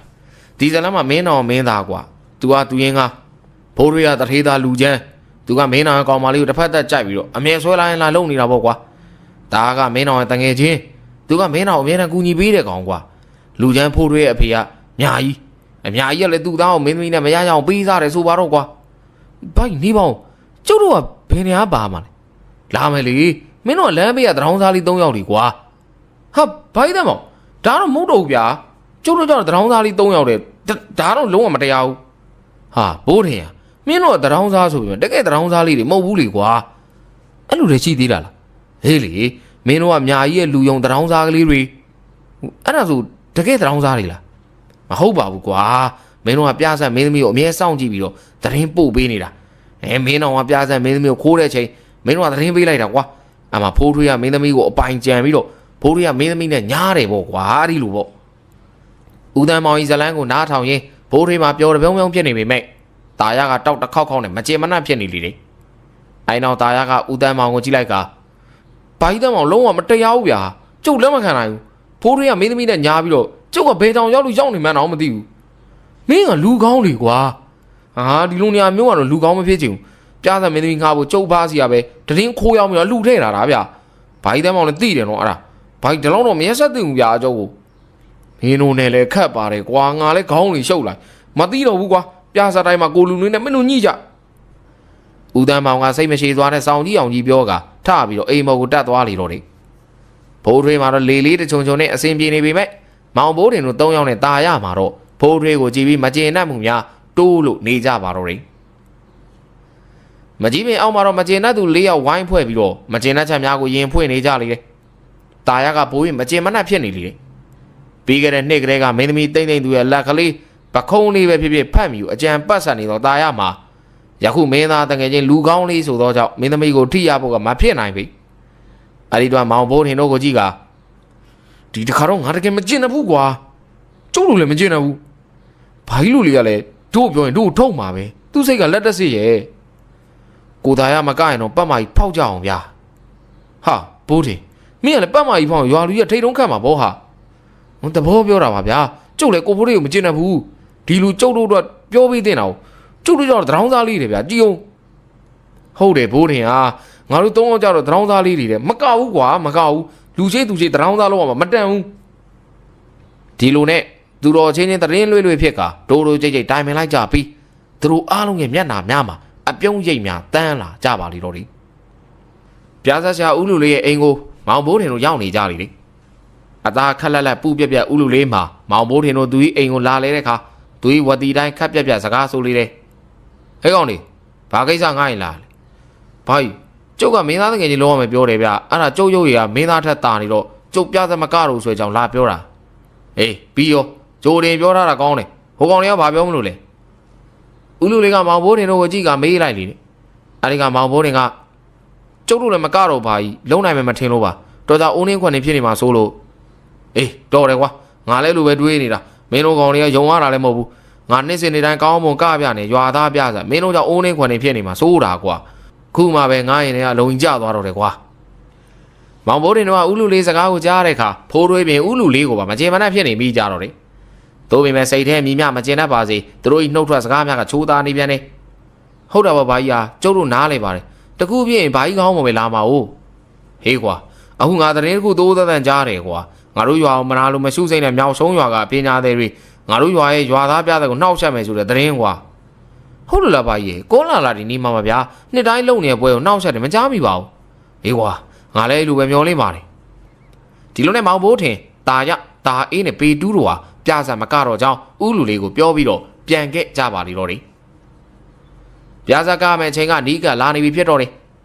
မောင်ဘိုးထင်တို့နေရာမှာကြော်လွင်အောင်တန်းနဲ့မောင်မြင့်တို့ကိုစားထိုးလိုက်ပြီးตาရရဲ့နေရာမှာတော့ဂျိုးသိန်းနဲ့အပြောင်းလဲလှုပ်လိုက်ကြလိမ့်တယ်ယခုမောင်ဘိုးထင်ကဥအောင်စီမှာအမောင်ပညာရများကိုစူးစမ်းပြီးတော့တင်ယူနေလေတယ်သူအခုတင်ယူနေတဲ့ပညာရက်မှာလူဤရုပ်နဲ့စိတ်ကိုထိန်းချုပ်သောပညာရက်ဖြစ်တော့တယ်ထုံးစံတိုင်းမောင်ဘိုးထင်ကသူတင်ခြင်းသည့်ပညာရများကိုဥအောင်ဟာကြည်ကြ၍တင်ခိုင်းနေခြင်းပဲအဖလူတယောက်ကိုကြုတ်ပြောသလိုကြုတ်လို့သလိုလိုက်လို့ခိုင်းလို့ရတဲ့ပညာရှိလားရှိတာဗောကွာရှိရင်အဲ့ဒါသင်ပေးပါဗျာဟာလွယ်တော့မလွယ်ဘူးကောင်လေးရဲ့ဘာမလွယ်တာလဲပါအဲ့ဒီလိုတွေပြူစားဖို့ဆိုရင်ပြူစားမဲ့သူရဲ့သွေးနဲ့သပင်ကိုရမှာဖြစ်မှာကွာပြီးတော့ကောက်ရိုးအယုတ်လို့ပြီးရင်ကိုပြူစားမဲ့လူရဲ့သပင်စားတွေကိုကောက်ရိုးယုံမှာချီသူ့ရဲ့သွေးစားပါတဲ့အဝိစာကိုကောက်ရိုးယုံမှာချီပြီးတော့မင်းဟာထိမ့်မယ်ဆိုရင်မင်းရဲ့သွေးနဲ့သူ့သွေးပင်နေတဲ့အဝိစာကိုရောပြီးဒီမန်နာကိုရွတ်လိုက်ရုံပဲကွာအော်အဲ့လိုလားသဘောပေါက်ပြီပါကျုပ်ကိုဒါဆိုမန်နာတင်ပေးပါဦးဦးအောင်ကမောင်ဘိုးတင်ကိုသူတတ်ထားတဲ့အမောင်ပညာများနဲ့မှလူတယောက်ကိုထိန်းချုပ်လို့ရတဲ့အမောင်ပညာများကိုတင်ကြားပေးနေပါလိမ့်တော့တယ်မောင်ဘိုးတင်တယောက်တည်းအိမ်ရှိကိုပြက်မှာထိုင်ပြီးတော့တွေးနေလေတယ်သူတို့ဖိုးထွေးကိုအကောက်ကြံမှုတွေးထားခြင်းဖြစ်တော်တယ်ယခုဦးအောင်ထံမှာအဲ့ဒီပညာကိုသင်ပြီးချိန်မှာတော့မောင်ဘိုးတင်ရဲ့စိတ်ထဲတစ်မျိုးတစ်မျိုးခံစားနေရလေတယ်သူတို့လောက်ကမှန်ရောမှန်ရလားကိုတွေးတော့နေစင်မှာဦးအောင်ကအိမ်ပေါ်မှာဆင်းလာပြီးမောင်ဘိုးတင်ကိုစကားဆိုလေတယ်ကောင်းလေးငါမင်းနဲ့စကားကောင်းကောင်းမပြောရတာလည်းကြာပြီဒီနေ့ငါမင်းနဲ့စကားပြောချင်တယ်ဟုတ်အဖပြောပါငါတို့ကအော်လန်းလို့ခေါ်တဲ့အမောင်ပညာသည်တွေဒါပေမဲ့အမောင်မိုင်ဆုံးဆိုတဲ့အထဲကိုတော့မင်းကိုမရောက်စေချင်ဘူးငါကတော့ဦးအောင်ကစကားကိုဆုံးအောင်မပြောပဲရက်နေလေတယ် အဲဒီကမောင်ဘိုးထင်ကဦးဝင်းမျက်နှာကိုသေချာကြည့်လိုက်မိတယ်ရီဝင်နေတဲ့ဦးဝင်းမျက်နှာမှာနောင်တရဟန်ရှိနေလေတယ်ဒါကြောင့်မောင်ဘိုးထင်ကဦးဝင်းရဲ့တပိုင်းတစ်စစကားကိုဆက်ရန်တတိပေးလိုက်လေတယ်အဖဘာဖြစ်လို့လဲငါအမှားကြီးမှားခဲ့တဲ့ကောင်းလေးဟာငါ့ကိုထက်လန်းဆရာကြီးတူကတတ်ညာလို့သာငါမင်းရဲ့အရှိမရှိနေတာပဲငါ့ကိုပညာတွေတော့နှုတ်မသွားဘူးဂရိသစ္စာတစ်ခုတော့တောင်းခဲ့တယ်စိုးသွမ်းလုံးတဲ့သူတွေကိုတော့အခါချင်းငွေယူပြီးပညာနဲ့ပြူစားခိုင်းခဲ့တယ်ငါရဲ့မကောင်းမှုတွေကများနေပြီကောင်းလေးဟာအခုငါမင်းကိုမှားကျင်တာရှိမင်းကအမောင်ရဲ့မော်ပညာတွေကိုတင်ထားတော့အဖြူတယ်တော့မဖြစ်နိုင်တော့ဘူးဒါပေမဲ့မင်းကလူတွေကိုထိခိုက်အောင်အမောင်ပညာနဲ့လည်းမပြူစားဘူးဆိုတော့မင်းကအမဲအောင်လည်းမဟုတ်ပြန်ပြီဘူးမင်းကငါဘယ်လိုပြောရမလဲလုံးဝအမဲကြီးတော့မဖြစ်စေနဲ့ပေါ့ကွာအဲ့ဒါဆိုကျုပ်ကဘာရောင်လဲပါရဲ့အဖြူလည်းမဟုတ်ဘူးအမဲလည်းမဟုတ်ဘူးကွာဘာရောင်ဖြစ်မလဲမောင်ဘိုးတင်ကအဖြူမကြအမဲမကြရောင်ကိုတွေးနေစဉ်သူ့မျက်လုံးထဲမှာကောက်ရိုးပုံကိုမီးရှို့ရီထွက်လာတဲ့ရောင်အားမြင်အောင်လာပြီးတော့အဖအဲ့ဒါဆိုဟိုမီးကိုရောင်လာပါမောင်ဘိုးတင်ရဲ့စကားကိုဦးအောင်ကအသေးချာတွေးလိုက်ပြီးအေးဟုတ်တယ်မင်းကမီးကိုရောင်ပဲကွာဟုတ်အဲ့ဒါဆိုကျုပ်ကမီးကိုရောင်အောင်လန်းဘိုးတင်မို့အေးပေါ့ကွာမောင်ဘိုးတင်ကသူ့ကိုယ်သူသဘောကျနေလေတယ်သူဤစိတ်ထဲမှာလည်းဖိုးထွေးကိုအကောက်ကြံပြီးကိစ္စကိုခေါင်းထဲမှာထုတ်ပြစ်လိုက်ပါလေတော့တယ်ဘိုးတင်မင်းသစ္စာဖောက်တာလားဘာဖြစ်လို့လဲဗျာမင်းအရင်ကြံတိုင်းဖိုးထွေးကိုလုံမယ်ကွာအဲ့ကောင်မြောင်းမြောင်းလုံနေတာငါကြည့်မရဘူးကိုသားရလည်းခမစဉ်းစားကြည့်ပါဗျာအခုလူချမ်းနေအောင်ကိုဖိုးထွေးကသူ့ကိုပေးဆိုပြီးတော့အတင်းကျပ်လူထားမဟုတ်ဘူးလေဇလန်းဆရာရဲ့ပြဆက်ဆရာရဲ့ပြီးထားတော့ကျုပ်တို့ကသာမနာလိုဖြစ်နေတာသူနဲ့ဘာမှမဆိုင်တာမောင်ဘိုးရဲ့စကားကိုကြားတဲ့အခါတာရအပါဝင်ပေတူးနဲ့တာကြီးကငြိမ်ပြီးတော့တွေးတော့နေကြတယ်အဲဒီနောက်တာရမှခေါင်းကိုညှိတ်ကအဲ့ဒါတော့ဟုတ်တယ်ကွာဖိုးတွေကနေရာလူထားတော့မဟုတ်ဘူးပြီးတော့မြောက်ဆိုးဟန်ကကျုပ်တို့ရွာသားပြဆောင်နှောက်ဆက်ချင်ကြလို့ဘာကြီးလူတွေပြောတယ်နော်အေးဟုတ်တယ်ငါတို့လည်းအဲ့ဒါကြားတယ်အဲ့ဒါကိုကျုပ်တို့ကာဝယ်ရမယ်ဗျာမောင်ဘိုးရဲ့စိတ်ထဲကိုကောင်းသည့်စိတ်များစိုးမိုးနေပြီကျတို့အားလုံးမြောက်ဆုံးရွာเจ้าကိုပြောနေစင်မှာဖိုးတွေတယောက်တုတ်သီးတုတ်ပြန်နေကြောက်လာကတာတို့ဖိုးတွေလူလှုပ်ပေါင်ကွာဘာဖြစ်လို့လဲဗျာပြဆက်တိုက်ခါနီမှာပြဆက်မင်းသားကိုမင်းတော်သူ့မိနဲ့စိတ်ဆိုးပြီးတော့အိမ်မောဆင်းသွားလို့လေကွာဘာအဲ့လိုဘယ်လိုလုပ်မလဲဘယ်လိုလုပ်ရမလဲလူကြီးတွေကတော့အကြီးပြိုစီသွားနေကြတယ်ငါတို့ကကိုမင်းတော်လိုက်ရှာပြီးတော့ခေါ်ကြအောင်ကွာကောင်းတယ်ကျုပ်တို့ကိုမင်းတော်လိုက်ရှာကြတော့ဗျာလာဒီလိုနဲ့မောင်ဘိုးတင်တို့ကပြဆက်မင်းသားမင်းတော်ကိုလိုက်ရှာဖို့ဖြစ်လာပါလေတော့တယ်တာယာနဲ့ဖိုးတွေတို့ဥဆောင်ပြီးတော့မောင်ဘိုးတင်တို့ကပြဆက်မင်းသားမင်းတော်ကိုရှာဖွေဖို့လမ်းစာရှာနေကြတယ်ကိုမင်းတော်တကယ်ချင်းကိုကြည်ရေးဆိုတာရှိတယ်ကွာအဲ့လူစီဆိုရင်သူပဲရောက်နေဆိုတာသိလောက်တယ်အေးရွာထဲမှာဆိုလေကိုကြည်နဲ့ပဲတွဲကိုကြီးစီသွားရင်တော့တတိထားရမယ်ကွာဒီလူကြီးကဗလားတောက်နေဆိုပြီးတော့အမြဲတမ်းအင်ကြီးချော့ထားတာကိုဘိုးလေးနဲ့ကိုသားကလူပြိုဖြစ်နေပြီဆိုတော့ဘာမှမဖြစ်ဘူးကျုပ်တို့တော့ဒီလူကြီးကကိုင်မြောက်နေတာသူ့ကိုမတွေ့အောင်မနှဲရှောင်နေရတာဗျပေတူးရဲ့စကားကြားတဲ့အခါတာရင်နဲ့ဘိုးတွေကခေါင်းချိန်ပြီးထောက်ခံလိုက်ကြနေတယ်ပေတူးပြောဒီမှလည်းမလွန်မေးပေတူးတယောက်ရေပုံးခြေတပုံးနောက်တပုံးထမ်းပြီးတော့ရေခတ်လာရာလမ်းမှာကိုကြီးနဲ့တွေ့ပြီးတော့ရေထမ်းကူမဲကိုပြောပြီးရေကိုတီးတယ်မထမ်းပဲရေထမ်းနေတဲ့ပေတူးကမခေါ်သွားရာအတော်ကိုဒုက္ခများရလေကလေးများတွေ့ပါကမိုးပေါ်မြောက်ပြီးတော့ဝိတ်တုံးတပွဲမနေလေရာအတော်ကိုပျော်တက်ပြီးတော့ကလေးချစ်တတ်တဲ့လူကြီးပင်ဖြစ်တော်တယ်အခုတော့လမ်းမှာမတွေ့အောင်ရှောင်နေရတော့ကိုကြီးရဲ့အိမ်ကိုသွားရမည်ဖြစ်တာကြောင့်အတော်တော့ရင်ထိတ်နေရလေဖိုးတွေကရှေ့ဆုံးမှာကိုကြီးရဲ့အိမ်ဝိုင်းထဲကိုဝင်သွားလိုက်တယ်နောက်မှမောင်ဘိုးတွေတို့မရဲတဲ့နဲ့ဝင်လိုက်လာကြတယ်ကိုကြီးကပစိုးကိုကြောင်းကြိုက်ထားကချွေးတန်ရွှဲဖြစ်ရှုံးနဲ့ပြုတ်လုထားတဲ့ဝိတ်တုံးကြီးကိုမနေကမှမောင်ဘိုးတွေတို့တပ်ပြင်းကိုစီချလိုက်ကြကအိမ်ရှိကိုပြစ်မှာဝင်ထိုင်လိုက်ကြပြီးကိုကြီးရဲ့ကိုကြည့်နေကြလေတယ်ကိုကြီးကအတော်ကိုကာရတောင်တင်းတန်ပါသူဖြစ်လေတယ်သူဤတကယ်ချင်းကိုမင်းအောင်ဒီလူတိုင်းမညာကိုလည်းတော်လေးလိုက်စားလေတယ်ကြွားထဲမှာတော့ကိုကြီးကပျော်ပျော်နေတယ်ပြီးသူဤမိခင်ကိုလောက်ကင်ကျွေးမွေးနေသူဖြစ်လေတယ်ကိုကြီးကလေတင်းကားတယောက်ဖြစ်ပြီးတော့တွင်းထိုင်များလှုပ်ရတဲ့အလုပ်သမားကောင်းတယောက်ဖြစ်လေတယ်ယခုကိုကြီးရဲ့မောင်ဘိုးတင်တို့ကိုမြင်တဲ့အခါသူဤထုံးစံတိုင်းပြုံးနဲ့နှုတ်ဆက်လေတော့တယ်ဟေးဖိုးတွေးတို့ဖွဲ့ငါ့ရင်မလာစဘူးဟမ်ဘာလာလောက်ကြတာလဲကွာဘာလို့လဲဆိုတာနောက်မှပဲကိုကြီးအခုကိုမင်းအောင်ပြောင်းနေလို့ပြဆက်ကတော့မယ်အခုထိသူ့မတွေ့သေးဘူးလှုပ်ပေါင်ဗျာဒီကောင်အကြီးနဲ့စကားများပြန်ပြီထင်တယ်ဟုတ်တယ်အကြီးပြောရလဲကိုမင်းအောင်တွေ့တာနဲ့တွတ်ပြောတာပြောလေပြောချင်စရာလေကွာအကြီးပြိုစိတ်နဲ့အဲ့ဒီကောင်မင်းအောင်စိတ်နဲ့တခြားစီအကြီးပြိုမဟုတ်ဆိုးမဆိုပေမဲ့မင်းအောင်ငယ်လေးကတည်းကနောက်အိမ်အောင်မပြုတ်ပဲလဲရီဂျာတွေမပြောင်းထိမ့်သိမ့်ခဲ့တာကွာအခုမင်းအောင်လက်ကြောမတင်းပုံအကြီးကဘယ်သဘောကျလိမ့်မလဲကိုကြီးကသူဤတငယ်ချင်းဖြစ်သူကိုပြစ်တင်ပြောဆိုရင်းကြောင်းကြိုက်ကိုဖြီးပြီးတော့ပစိုးပြင်းဝက်ကစကားဆက်ဆိုလေတယ် ကဲငါကောင်းနေမင်းတို့မင်းအောင်ဗမာရှိတယ်ဆိုတော့သိကျင်တာမဟုတ်လားဟုတ်တယ်ဗျဗမာမှသွားရှာမနေနဲ့အိုင်ကောင်ဟောဟိုကဘိုးတင်အဘတဲမှာကိုညုံမောင်ကြီးနဲ့လေကန်နေတော့ပြီမင်းတို့ကြက်သားစားကျင်တော့လိုက်သွားမနေ့ကဒီကောင်ပြန်လာလိမ့်မယ်ငါပြောတာမယုံအကြီးပြိုအိမ်ကသွားဆောင်နေလိုက်ဟုတ်ပါမလားဗျာကြည်အေးပါကွာဒီကောင်အကြောင်းငါအတီဆုံးပါမင်းတို့ကအခုမှပြဆက်ကမှမလို့စိတ်ပူနေတာနော်ကြံတဲ့သူတွေဘယ်သူမှစိတ်မပူဘူးအေးစိတ်တည်ငြိမ်သွားပြောနေတဲ့ကိုကြီးရဲ့စကားကြောင့်မောင်ဘိုးတင်တို့စိတ်တော့အနှဲငယ်အေးသွားကြလိမ့်လေကိုကြီးရဲ့ပြောစီမှာဟုတ်လားမဟုတ်လားသိချင်တာကြောင့်မောင်ဘိုးတင်တို့ကကိုညိုမောင်ကြီးရှိတဲ့တဲကိုထွက်လာခဲ့ကြပါလိမ့်တော့တယ်မောင်ဘိုးတင်တို့ကိုညိုမောင်တဲကိုရောက်လာကြလေ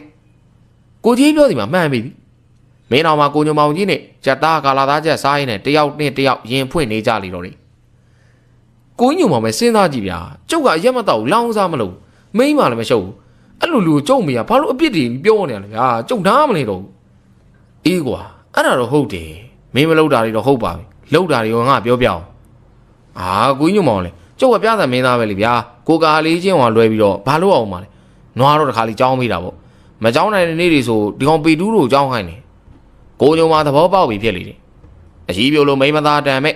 ကြံတရံကိုကိုတိုင်းတင်းကိုတိုင်းလှဲပေါက်နဲ့မျိုးသမီးကြီးဖို့မင်းအောင်လူသားမျိုးကိုရိုက်မှတ်တတ်ပြတာကံကောင်းသူတွေးပြီးကောင်းညိတ်လိုက်လေတော့တယ်တို့ပေမဲ့မင်းအောင်ဟာကိုညုံမောင်ကောင်းညိတ်တာကိုသူ့အားထောက်ခံသည်ထင်နေကကျုပ်ရဲ့ခံစားချက်တွေကိုကိုညုံမောင်ကြီးပဲနားလေလို့ကျုပ်ကိုညုံမောင်ကြီးလာခဲ့တာဗျာ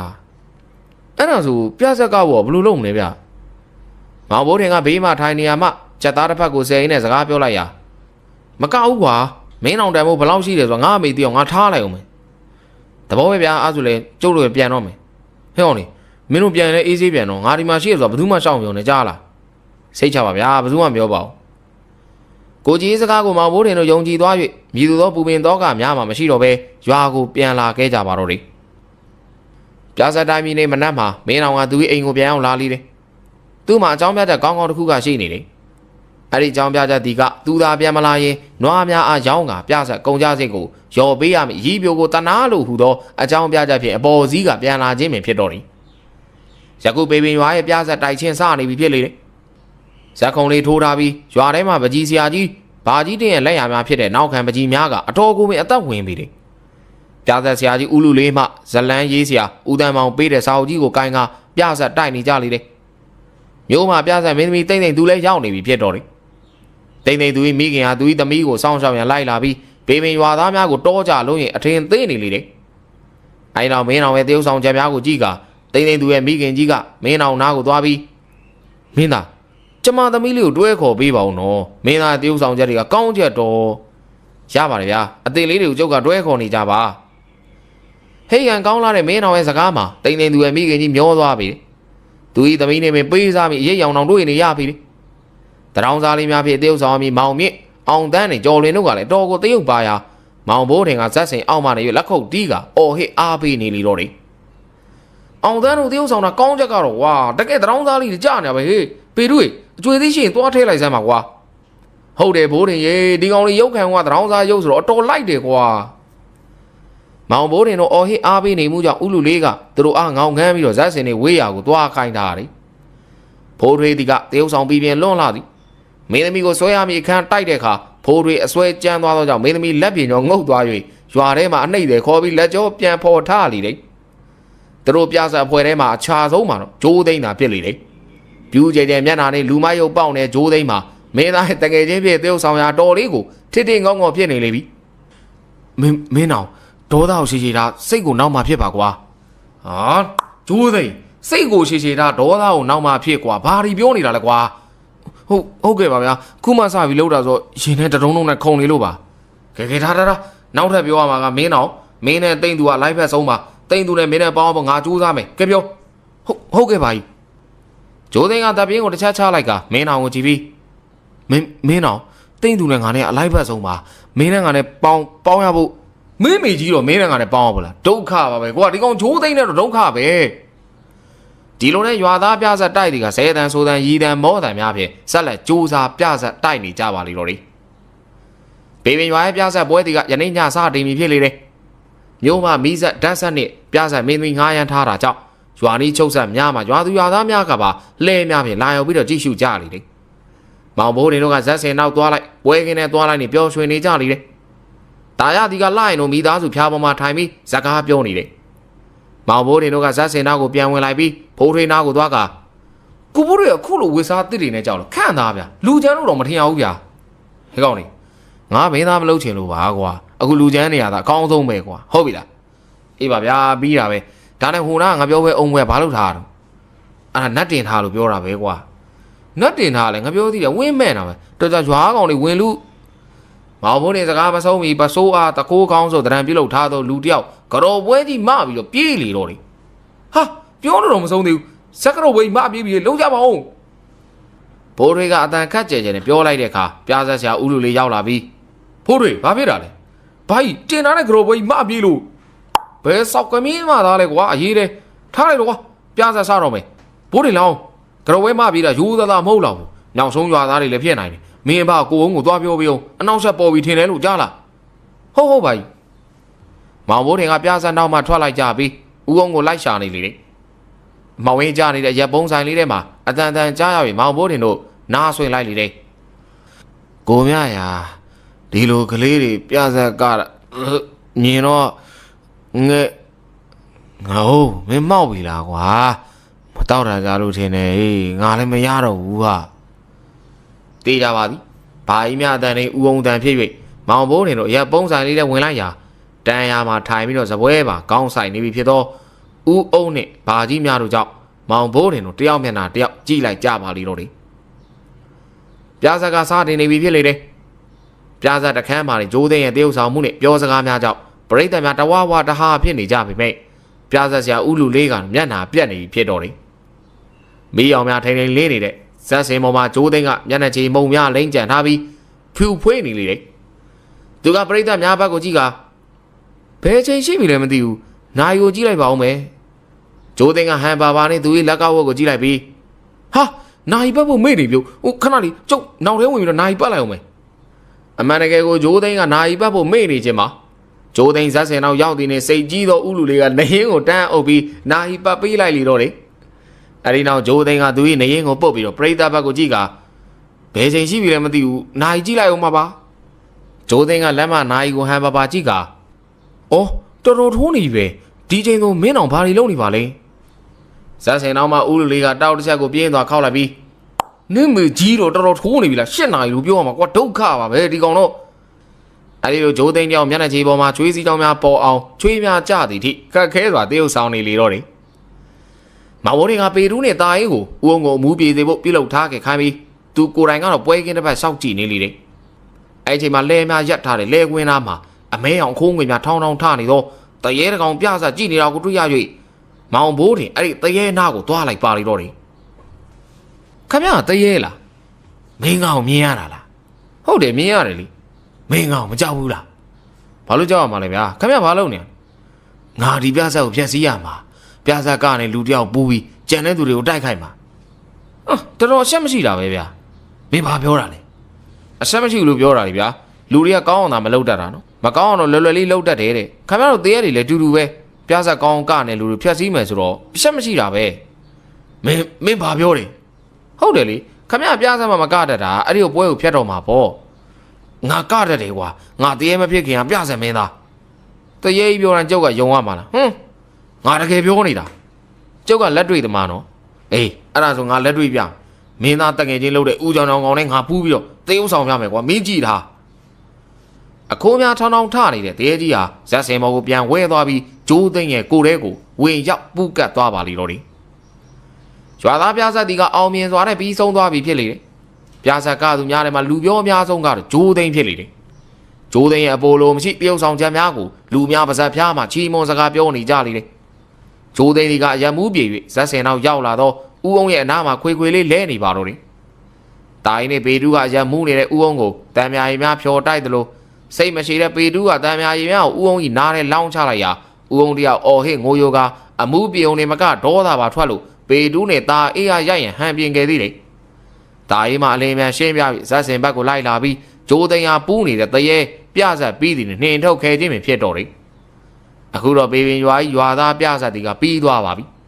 မောင်ဘိုးထင်တော့မသိလိုက်ဒီမှာလှဲများမောင်ပြန်သွားတော့တခြားရွာသားများလှဲတစည်းပေါ်မှာလူနှစ်ယောက်ပြောစကားများကိုပင်ဖြစ်တော်နေတယ်င ဝင်ဘူးကနဲ့တရေကပြဆိုင်ယူဖြစ်ရတယ်လို့ကွာအေးဟုတ်တယ်ရေခတ်မကြုံထင်းခွေတော့ကြုံမှာပေါ့ကွာနောက်လာဘောလုံးဝဲကြမှာငါတို့မြောက်ဆုံးရွာကြောင့်ဒီကောင်လေးပြကြတာပေါ့မြောက်ဆုံးရွာသား2ယောက်ကဒုံနဲ့တူစကားတိုးတိုးပြောကလဲမောင်း၍ဘေပင်ရွာသားပြဆံမှာထွက်ခွာသွားကြပါလေတော့တယ်ဒီနေ့မှာပြည်သက်များအားလုံးအတွက်ထုံးစံတိုင်းပဲအောင်လန်းဘိုးထင်ဇလန်းများကိုဆက်လက်ပြီးတော့တင်ဆက်ပေးသွားမှာဖြစ်ပါတယ်ခင်ဗျအားလုံးပဲ ready လုပ်ထားကြပါကျွန်တော်ဒီနေ့စီစဉ်လေးကိုစလိုက်ပါမယ်ခင်ဗျ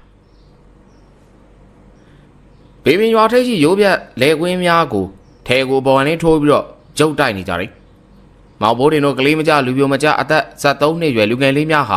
ကျုပ်ပေါ်သို့နွားမောင်းသူတစ်ဖက်ချက်တက်စီးပြီးတော့ရီမောပျော်ရွှင်နေကြတယ်မကြခင်မှာကျင်းပမဲ့ကျေးရွာအုပ်စုများဘောလုံးပြိုင်ပွဲအတွက်ဘေပင်ရွာမှအင်ရှင်ဖြစ်လက်ခံကျင်းပပြီဖြစ်တာကြောင့်ယခုဘောလုံးကွင်းကိုဖော်ဆောင်နေကြခြင်းဖြစ်ကြတယ်ဘောလုံးကွင်းမှာတာယာ၏အဖလေကွင်းကျဲကြီးကိုထဲထိုးကျုပ်တိုက်နေဘောလုံးကွင်းပြုတ်နေခြင်းပင်ဖြစ်တော့တယ်ဘိုးရင်းနဲ့တာယာဟာမင်းအောင်တို့နဲ့တူကိုးတိုင်ပြုတ်ဖို့အတွက်မျောတိုင်များသွားခုတ်နေကြလေတဲ့မောင်ဘိုးရင်ကကျုပ်ကိုမပြုတ်ကြစေရန်ကျုပ်ကိုင်းကိုကင်စီးနေကျုပ်ပေါ်မတ်တရက်ပြီးနွားမောင်းနေတဲ့ကိုကြီးရေးကိုစကားဆိုလိုက်လေတဲ့ကိုကြီးမပူးလားနေရမြင့်လာပြီအင်းကြိုကြီးနဲ့ဘူပေါဘိုးရင်ဟာဒီလိုတောင်တင်းနဲ့ကိုခန္ဓာရဖို့ဘလောက်ကြိုးစားတယ်ထင်လဲသိပါတယ်ဗျာဗလာကြီးကတော့တောက်ပါတယ်အသားတော့မဲတယ်ဗျာဟာသားမဲတော့ဘာဖြစ်လဲကွာဘိုးရင်မအသားမဲသူပြောတဲ့အခါမှာကိုကြီးကမကြေမနက်ပြန်ပြီးတော့ခွန်းတုံပြန်နေစဉ်ကိုကြီးရဲ့ဘေးတစ်ဖက်မှာမောင်ဘိုးရင်နီးသူကျုပ်စီးနေတဲ့ပေတူးရဲ့စကားတန်ကပေါ်လာလေတော့တယ်ဟဲ့အောင်ဘိုးရင်ကိုကြီးကိုအသားမဲတယ်လို့မပြောစမ်းပါနဲ့ကွာပြောလိုက်စမ်းမပေတူးရာဒီကောင်ဘိုးရင်ဘာမှသိတဲ့ကောင်မဟုတ်ဘူးပြောမယ်ကိုကြီးဒီကောင်ပြောမအောင်ရသူများအောင်များသားမဲသတိပါလေးနဲ့အေးကွာဟိုကောင်ဘိုးရင်ပါလေမှတ်ထားကိုကြီးကကောက်ဝဲပုံမီးရှုပ်ထားတဲ့ပြပုံထက်တော့ဖြူတယ်ကွာအေးဒီကောင်တွေကတော့ကွာကိုကြီးကနွားမောင်းနေနဲ့မောင်ဘိုးထင်တို့ကိုသဘောကျသွားပြုံးကြည့်၍နေပါတော့တယ်အဲချိန်ရွာထဲမှာမျိုးသမီးများတောင်းများကိုရွက်ပြီးတော့ရောက်လာကြတယ်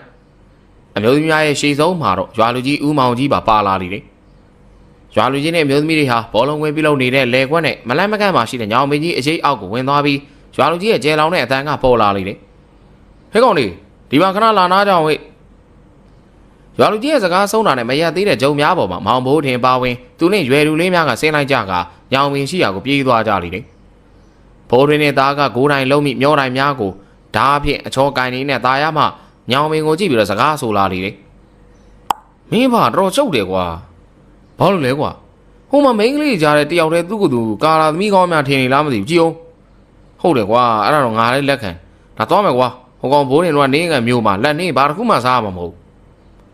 ဘိုးရင်နဲ့သားဓာများကိုချပြီးတော့ညောင်မင်းဘက်စီကိုခြေလှမ်းပြင်လိုက်ကြလေတော့တယ်ဘောလုံးကွင်းပြုလုပ်ရမှာအားပေးနေကြတဲ့လူကြီးလူရွယ်လူငယ်ကလေးများဟာရွာမအမျိုးသမီးများတည်ယူလာတဲ့ကောင်းချင်းပေါင်းအကျော်တို့ကိုအားရပါရစားနေကြလေတယ်အမျိုးကြီးအေးကြီးမှဘိုးရင်းနဲ့သားတို့ဟာကြော်များနင်းကန်ထဲပေးနေတဲ့မိကြော်နဲ့လှိုင်တို့ကိုကြည့်ကဟိုပြိုပေါက်စားတွေဟဲ့နင်တို့လင်လောင်းတွေပဲကြည့်ပြီးတော့ထဲပေးမနေနဲ့နော်ဟိုမှာလည်းကြည့်အောင်ခွာနာရှာနာဖြစ်နေတဲ့နွားကြီးလိုငေးနေတဲ့ဂျိုးသိန်းကိုလည်းထဲပေးလိုက်အောင်ဟေ့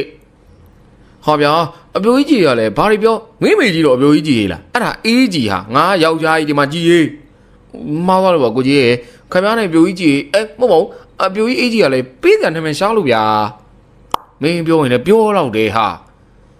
သူဤနာမည်ကိုယူကျုံးမရဖြစ်နေတဲ့ကိုကြီးရေးဟာအပြိုကြီးအေးကြီးမှာတေချာကြည့်ကဟဲ့ကြီးရေးနင်းနာမည်နဲ့ငါနာမည်တလောက်မားနေတာမထူးငါတို့ယူလိုက်ကြအောင်ဟဲ့ဟာတော်မယူပါဘူးကျုပ်ရဲ့ခန္ဓာကိုလှနေဆိုမျိုးကပြသမင်းကြီးလောက်တော့တာလိရတယ်ဗျဗလာသာရှိတာပါဟဲ့ဟိုဟောဒီပြိုကြီးဘာလို့ရှောက်ပြုံးနေလဲမသိဘူးဗျာစာနောက်တဲ့အပြိုကြီးအေးကြီးရှိကိုကြီးမနေရတော့ပဲဘောလုံးကွင်းကျုပ်တိုက်နေတဲ့ကျုပ်စီယာကိုပြန်ဆင်းသွားပါလေတော့တယ်ဘေဘီရွာဘောလုံးကွင်းပြုလုပ်ဒီကရေမောပျော်ရွှင်သားများနေသူဆက်လက်လှုပ်အားပေးနေကြပါတော့တယ်ဘေဘီရွာလူကြီးရဲ့အိမ်မှာစီးဝေးပွဲတစ်ခုကျင်းပနေလေတယ်အဲ့ဒီစီးဝေးပွဲမှာအုပ်စုတိုင်းအတွက်ညှိနှိုင်းပွဲဖြစ်လေတယ်ညှိနှိုင်းဆွေးနွေးပွဲမှာရေဦးစင်အုပ်စုနဲ့ဘေဘင်အုပ်စုနှစ်စုမှရွာ12ရွာလူကြီးများဆွေးနွေးနေကြလေတယ်ရေဦးစင်ရွာလူကြီးမှာစတင်ပြီးတော့ဆွေးနွေးလေတယ်ကျုပ်တို့ဒီပြိုင်ပွဲကိုကျင်းပတဲ့အဓိကယူရချက်ကမဟာဒူးလိုဘောလုံးသမားတွေပေါ်ပေါက်လာအောင်ပါစင်စစ်ရေဦးစင်ရွာလူကြီးပြောတော်သူမှာစွတ်ဘဟာဒူးကိုပြောခြင်းဖြစ်တော့တယ်စွတ်ဘဟာဒူးကိုဖြစ်ရွာများမှာနယ်မျိုးလေးထင်တီးမိခေါင်းမိရှိကြသူများဟာမဟာဒူးလို့သာပြောကြပေးလေတယ်ရွာသားများကဘောလုံးပွဲအကြောင်းပြောရင်စွတ်ဘဟာဒူးခေါ်ရွာသားများခေါ်မဟာဒူးအကြောင်းမပိုင်မပြီးသည်နာမည်ကြီးလေတယ်အဲ့ဒီကစားသမားဘောလုံးကစားတာကိုသူတို့မမြင်ဘူးမတွေ့ဘူးကြပါ အများပြောဖြင့်လက်ဝေးစင်စားမများကစားတာကိုမြင်ရရှက်ရပြောတတ်ကြလိမ့်သည်ယခုလဲဘောလုံးပွဲအကြောင်းဆွေးနွေးနေသည့်အတွက်ဘောလုံးသမားအကြောင်းပါသည်ကတော့မထူးဆန်းပါဘူးဟုတ်တယ်မာရူးလိုဘောလုံးသမားတွေကြုတ်လို့နေမှာမပေါ်ဘူးလို့ဘယ်သူပြောနိုင်မှာလဲဘောလုံးပြိုင်ပွဲစားရင်ပစိုးကြောင်းကြိုက်ပြီးတော့ကစားလို့ကမသိပေဘူးဘောင်းမီဝယ်မှရမယ်ဗျအဲ့ဒါတော့ကိုရတဲ့ကိုဝယ်ကြပေါ့ဗျာပြီးတော့ဘောလုံးကလည်းအရေးကြီးသေးတယ်ကျုပ်တို့ပေပင်ရွာမှာကဘောလုံးကတစ်လုံးပဲရှိတာခင်ဗျားတို့ရွာတွေကဘောလုံးတွေလည်းယူခဲ့ကြအောင်ပေပင်ရွာလူကြီးကအဲ့လိုပြောပြီးတော့ရေဦးစင်ရွာလူကြီးကိုကြည့်ကစကားဆက်လိုက်လေကိုတန်းလိုက်ခင်ဗျားရွာတုတ်ကြီးကိုဘောလုံးသေးနဲ့မထည့်စေချင်ဘူးဗျာဘာလို့လဲဗျာခင်ဗျားလူတုတ်ကြီးကဘောလုံးတော့ကန်တာကောင်းပါရဲ့ပြီးခဲ့တဲ့ပြိုင်ပွဲတော့အမောဆို့သွားတာဘောလုံးပြိုင်ပွဲကနေနာရေးဖြစ်တော့မလို့အေးဗျာဒီကောင်ကျုပ်နားခိုင်းထားပါတယ်ပေပင်ရွာလူကြီးပြောစီမှလည်းဟုတ်ပေသည်ပြီးခဲ့တော့ဘောလုံးပြိုင်ပွဲမှာရေဦးစင်ရွာမှတုတ်ကြီးကဘောလုံးကန်နဲ့အမောဆို့သွားလေတယ်သူကဘောလုံးသွားတစ်လျှောက်အမြဲတမ်းရောက်နေတတ်တယ်ကိုသမားကန်လိုက်တဲ့ဘောလုံးရှေ့ရောက်သွားတာရှေ့သို့လိုက်တယ်အနောက်ပြန်ရောက်ရင်နောက်ကိုပြန်လိုက်တယ်ဒီလိုနဲ့ဘောလုံးနဲ့အနီးကရှိနေတဲ့တုတ်ကြီးဟာပေပင်ရွာလူကြီးလိုတချို့သူများကဘောလုံးကန်တာကောင်းတယ်ထင်နေပုံရတော့တယ်အဲဒီလိုဖြင့်ဘောလုံးနောက်ကိုအမြဲလိုက်နေတုတ်ကြီးမှာအမောဆိုပြီးသေမလို့ဖြစ်၍ပွဲရက်လိုက်ကြရဘူးလေဒီလိုနဲ့ဘောလုံးပွဲဖြစ်မြောက်အစည်းအဝေးကပြီးပြီမို့လို့ရွာလူကြီးများမှာကြားဘူးနာဝဘောလုံးကြောင်းများပြောနေကြလေတယ်သူတို့ပြောသည့်စကားများကမဟာရူကောင်းကြဗျာဘောလုံးကွင်းစားကနေခေါင်းမော်တင်ပြေးတာတခြားသင်းခိုးတဲ့ရောက်တယ်တဲ့ဗျာဟုတ်တယ်ဗျာကျုပ်တို့နိုင်ငံအသင်းကဂိုးသမားကောင်းကြဗျာဘောလုံးသူ့စီမလာရင်ဂိုးပါတဲ့မှာခြေလွဲချထိုင်ပြီးတက်ကြည့်နေရတယ်ဗျို့ဘောလုံးလာမှလွှားကနေခုံစီပြီးဖမ်းတာတဲ့ဗျာဂိုးသမားတွေဘယ်ဟုတ်မလဲကျုပ်တို့အသင်းနောက်တန်းကန်လိုက်တာဟိုဘက်ဂိုးသမားမှာဖမ်းလိုက်လို့ဂိုးတွေဝင်သွားတာတဲ့ဗျာဘောလုံးဆိုတောက်လျှောက်ကွဲလို့ခဏခဏလဲရတယ်ဆိုပဲဘောလုံးခဏခဏကွဲရင်တော့အဲ့လိုဘောလုံးမှာကျုပ်တို့ရွာလာကန်ဒုက္ခဗျို့ရှိတာမှဘောလုံးကတရွာလုံးမှာတစ်လုံးရှိတာခမရပြောမှာပဲကျုပ်တွေးမိတော့တယ်အဲ့ဒီဘောလုံးမှာပြောတော့ကျုပ်တို့ရွာပြိုင်ပွဲနဲ့မကိုက်ပေဘူးဗျာနော်ဒီလိုနဲ့ရွာလူကြီးများဘောလုံးပွဲအကြောင်းပြောရင်းဖြင့်ပေပင်ရွာဘောလုံးပြိုင်ပွဲဆွေးနွေးပွဲကြီးမှာအောင်မြင်စွာနဲ့ပြီးဆုံးသွားပြီဖြစ်ပါလိမ့်တော့တယ်ပေပင်ရွာဘောလုံးပြိုင်ပွဲကြီးကစတင်ပြီဖြစ်လေတယ်ဘောလုံးကွင်းကြီးကလည်းကွင်းထဲမှာလှလှပပတီရှိနေလေတယ်နေမျိုးလေးမှာဘောလုံးဝါသနာအိုးမြင်းလဲဆရာကိုအောင်မင်းကိုဒိုင်လို့ဖို့ခေါ်ထားကြလေတယ်မောင်ဘိုးတင်တို့ကဦးအောင်မင်းဝတ်ထားတဲ့အားကစားပေါင်းမီအင်ဂျီကိုသဘောကျပြီးကိုအောင်မင်းအနားကိုအမြဲကပ်ပြီးတော့လိုအပ်တာများကိုကူညီနေလေတယ်ကောင်းလေးမင်းတို့ရွာလူကြီးကိုငါမျိုးကဝယ်လာတဲ့ထုံးနေယူလာခဲ့ကိုပြောထုံးနေကဘာလို့မှလဲဦးလေးစီးတားမှလေကွာဩဟုတ်သွားပြောလိုက်မယ်ကျုပ်တို့တခါတည်းလာခဲ့မယ်လीမောင်ဘိုးတင်တို့ကရွာကိုပြေးသွားပြီးတော့ရွာလူကြီးအိမ်မှာထုံးအိမ်များသွားပြီးတော့တဲလာကြလေတယ်မောင်ဘိုးတင်တို့ပြန်ရောက်တဲ့အခါဘေဘီရွာမှဘောလုံးသမားတွေကလေးကျင်ကန်ဆင်းနေကြတယ်ရွာမှမြို့ဖုံးကြီးเจ้าမှာနေဘူးပြီးဘောလုံးပွဲဝါသနာပါတဲ့ဦးစင်းလူထွက်ကိုရာကြီးမှာဦးဆောင်နေတယ်ပါလီယာယာကြီးကရွာလူကြီးနဲ့မတည့်ပေမဲ့ဘောလုံးကြောင်တိတိမှာသူတယောက်တည်းရှိတာမို့သူ့အားနေရာပေးထားခြင်းမဖြစ်တော့လေမောင်ဘိုးတင်တို့ကထုံးမုတ်အိတ်ကိုယူပေးပြီးနောက်ဘေဘီရွာဘောလုံးအသင်းသားကိုသွားကပေတူကြည်စမ်းမအောင်ကိုယ်မလုပ်တဲ့သူကရွာထက်ကငရှင်များအကျွမ်းနဲ့ကိုပြူကျော်မဟုတ်လားဟုတ်တယ်ဟာဒီလူငရှင်ကတော့မလွတ်အောင်ဖမ်းနိုင်တာဘောလုံးတော့အသာပဲနေမှာပဲကိုသားရရှေ့တန်းလားဟုတ်ပါကွာခုတည်းကငါဘေးကိုငင်းနေပြီမောင်ဘိုးထင်တို့ပေပင်ဘောလုံးသမားများကိုကိုးတိုင်နာထိုင်နဲ့ဝေဖန်နေကြစဉ်ตาရနဲ့ဖိုးထွေးသူတို့နားရောက်လာပြီးတိုးတိုးပြောကတခုခုကိုပေးနေလေတယ်အဲ့ဒီဟာကိုကွင်းမေးမှရှိတဲ့မြောက်ရှုံးရွာသားတယောက်မှသူ့နားမှာရှိတဲ့လူတအုပ်ကိုတိုးပြောကဘောလုံးကွင်းမေးမှထွက်သွားပါလေတော့တယ်ယနေ့ဘောလုံးပွဲစဉ်မှာတော့ပေပင်ရွာနဲ့စိန်နှလုံးရွာတွေပွဲစဉ်ဖြစ်ပေတယ်ပေပင်ရွာဘောလုံးအသင်းဟာဘောင်းမီဖြူအင်းကြီးအနီကိုဝစ်စထားပြီးကိုပြူကျော်နောက်တန်းမောင်ခိုင်ကြီးညာကြီးဂျိုးသိန်းတာတီတို့ဖြစ်ပြီးတော့အလဲတန်းမှာတော့ဆန်လှအောင်တောင်းမင်းအောင်ဖိုးထွေးနဲ့ရှေတန်းตาရနဲ့ကိုကြီးအေးတို့ဖြစ်လေတယ်ကိုကြီးကဘောလုံးအင်းကြီးကိုချုပ်ပြီးတကယ်ပြုတ်နေလေရနီးပြယာကြီးမှာငေါငန်းထားလေတယ်ဟေ့ကောင်ကြီးအင်းကြီးချို့လို့ရမလားဟာကျုပ်ဘလောက်ဘောလုံးပရိသတ်တွေမမြင်ပါဆိုးလို့ပါဗျာကြီးရေးကွာကြောင်တောင်နဲ့မသွားချို့လို့ရမလားတပတ်စိန်လုံးရွာရဲ့ဘောလုံးသမားများကလည်းကွင်းထဲကိုဝင်လာနေပြီဖြစ်တော့တယ်ဘောလုံးပွဲကမကြခင်စတော့မီဖြစ်တာကြောင့်မောင်ဘိုးထင်တို့ကစိန်တလုံးရွာဘောလုံးအသင်းရဲ့ကိုးတိုင်ဘေးမှာထိုင်ရတဲ့အားပေးနေကြလိမ့်မယ်မောင်ဘိုးထင်တို့နီးသူကိုးတိုင်ဘေးမှာထိုင်နေသူမှာရွာထဲမှာဥဝမ်းကတ်ဆိုသောဘောလုံးဝါသနာအိုးကြီးပင်ဖြစ်တော့တယ်မြို့လေးမှာငှားထားတဲ့အတန်ချက်ဆက်ဆရာဟာအတော်ကိုအလုံးများနေလေတယ်ရွာလူကြီးမှမိုက်ခွက်တောင်းလိုက်ဖះတကဦးတန်းညမမိုက်ခွက်တောင်းလိုက်နေအတော်ကိုအလုံးများနေရပြီရွာလူကြီးကမိုက်ခွက်ကိုကိုင်ကကျုပ်ဒီဘေဘင်ရွာလူကြီးဖြစ်တယ် ဘောလုံးပွဲမှာရန်ဖြစ်သူတွေအတွက်ကျုပ်တို့ရွာ12ရွာကထိတ်တုံး12ခုကိုကျုပ်အိမ်မှာအသင့်ပြင်ထားတယ်ထိတ်တုံးတစ်ခု6ပေါက်ဆိုတော့လူ3ယောက်12ခုဆိုတော့ခဏကျုပ်တွက်နေတယ်ခဏလေးထိတ်တုံးတစ်ခုကို3ယောက်10ခုကို30ဟိုနှစ်ခုက36ယောက်ဗျိုးရွာလူကြီးလုံနေတော့ဘာမှလည်းမသိဘူးဘောလုံးသမားတွေကငါ6ပြတော့မယ်ရွာလူကြီးကစကားများနေသေးတယ်ဘောလုံးပရိသတ်ထဲမှာလူတယောက်ကရွာလူကြီးအတန်တိတ်ချိန်မှာអော်လိုက်တာကြောင့်ပရိသတ်များအားလုံးကကြားရပြီးတော့ဝိုင်းဝန်းထောက်ခံလိုက်မှရွာလူကြီးမိုက်ခွက်ကိုမကြေမနက်နဲ့ဆက်เสียကိုပေးလိုက်ပါလေတော့တယ်ဘေဘေနဲ့စိန်တလုံးရွာဘောလုံးပြိုင်ပွဲကကွင်းလေတိုင်းလူကြီးဝီစီမှုတ်တယ်စတင်လိုက်ပါတော့တယ်ကွင်းလေတိုင်းသာပါရှိပြီးတော့စီးကြတိုင်းတော့မရှိပါဘူးအခုဆိုဘေဘင်ရွာမှာဘောလုံးသမားလေးအောင်တန်းဟာဘောလုံးကိုအုံနဲ့တစ်ချက်ကန်လိုက်တာအားပေးနေတယ်မိမပြိုလေးများဘက်ကိုရင်ကိုကော့ပြီးတော့လမ်းလျှောက်လို့နေလေတယ်အောင်တန်းကအုံနဲ့ဘောလုံးကိုမြောက်တောင်ကန်လိုက်တာကိုအမျိုးသမီးများကညာတန်ပေးပြီးတော့အော်ဟေးအားပေးနေလေတယ်ကိုတောင်းကြီးတော်လိုက်တာတော့ဘောလုံးကိုမြင်ရအောင်ကန်နိုင်တယ်တော့အမျိုးသားများဒီကအမျိုးသမီးနဲ့စန့်ကျင်ဘက်ကိုပြောဆိုကြလေတယ်အောင်တောင်းကခွေးတယ်မှာပဲဘောလုံးအပေါ်မြောက်ကိုကန်နိုင်တယ်မြောက်ကြမြောက်ကြလှုပ်ဟမ်ဘောလုံးကကိုကိုပဲပြောင်းနေပြီပြန်နေကြုံလေကွာဘေဘင်ရွာသားဘောလုံးသမားများနီးလူစိန်နှလုံးရွာသားများသည်လည်းတအုံးအုံးနဲ့သာကန်နေလီတော့တယ်ဘေဘင်ရွာနီးပြယာတီကဟာရှေ့တန်းကောင်တွေကမေကြီးတော့လင်းကြီးတွေမဟုတ်ဘူးဘောလုံးပေးဟာခွေးတယ်မှာပဲဘောလုံးဆိုတော့6သွင်းရမှာကွာတွေ့တကကန်လို့ရမလားဟာခွေးရကြီးကကန်တာပဲဗျာခင်ဗျာဘောလုံးကိုသွားနေနေတာသွားနေတာဒီလိုနဲ့တစ်ချက်ကန်လိုက်မိန်းကလေးများမှဝေးလို့អော်လိုက်ဘောလုံးသမားကြီးများကရင်ကော့ကလမ်းချောင်းလိုက်နေတာရစီကိုဘောလုံးမတော်တဆရောက်လာလေတယ်တာရကဘောလုံးကိုဆွဲပေးလာရာစိန်တလုံးကွင်းဘက်ကိုရောက်လာတော့လေတဲ့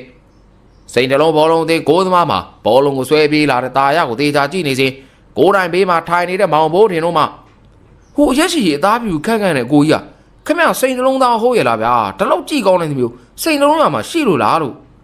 ဟေးကိုးသမားကြီးနာမည်ဘယ်လိုခေါ်လဲဗျာမထူးမချင်းတယောက်တည်းခေါ်နေကြတဲ့မောင်ဘိုးထင်တို့ကိုစိန်တလုံးကိုးသမားကတစ်ချက်ကြည့်က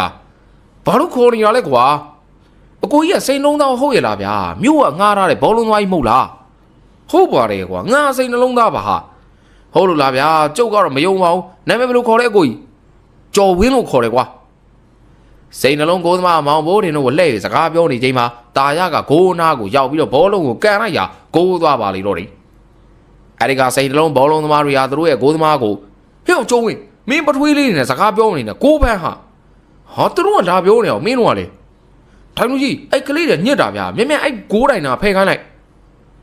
စိန်လုံးဘောလုံးသမားတွေကဒိုင်လူကြီးကိုပြောကမောင်ဘိုးထင်တို့ကနေရာပြောင်းခိုင်းလိုက်တော့တယ်မောင်ဘိုးထင်တို့ကတစ်ပင်ရိတ်အောက်မှာအားချိုးမှန်တဲ့အားပေးနေတဲ့ပေပင်သားကိုတာနိုးနားမှာသွားထိုင်ပြီးတော့အားပေးနေကြလိမ့်မယ်ကိုတာနိုးရဲ့အားပေးတဲ့ကကျဲလောင်လုံးလှပေးတယ်ကြည်အေးဘောလုံးကန်နေတာအီးကြီးကန်နေတဲ့အတိုင်းပဲကွာဘောလုံးဆိုအုံနဲ့ကန်ရတာဟာတာရခွေးထဲမှာပဲကွာကန်ဆွဲမနေနဲ့အောင်တောင်းလို့အုံးနဲ့ကန်ကွာအဲ့ဒီချိန်မှာမောင်ခိုင်ကြီးကရှေ့ကိုဘောလုံးဆွဲလာကအားပါပြင်းထန်တဲ့ကန်ချက်ဖြစ်အုံးနဲ့ကန်လိုက်ပါမှာကိုတာနိုးအားရပါရအားပေးစကားပြောနေတော့တယ်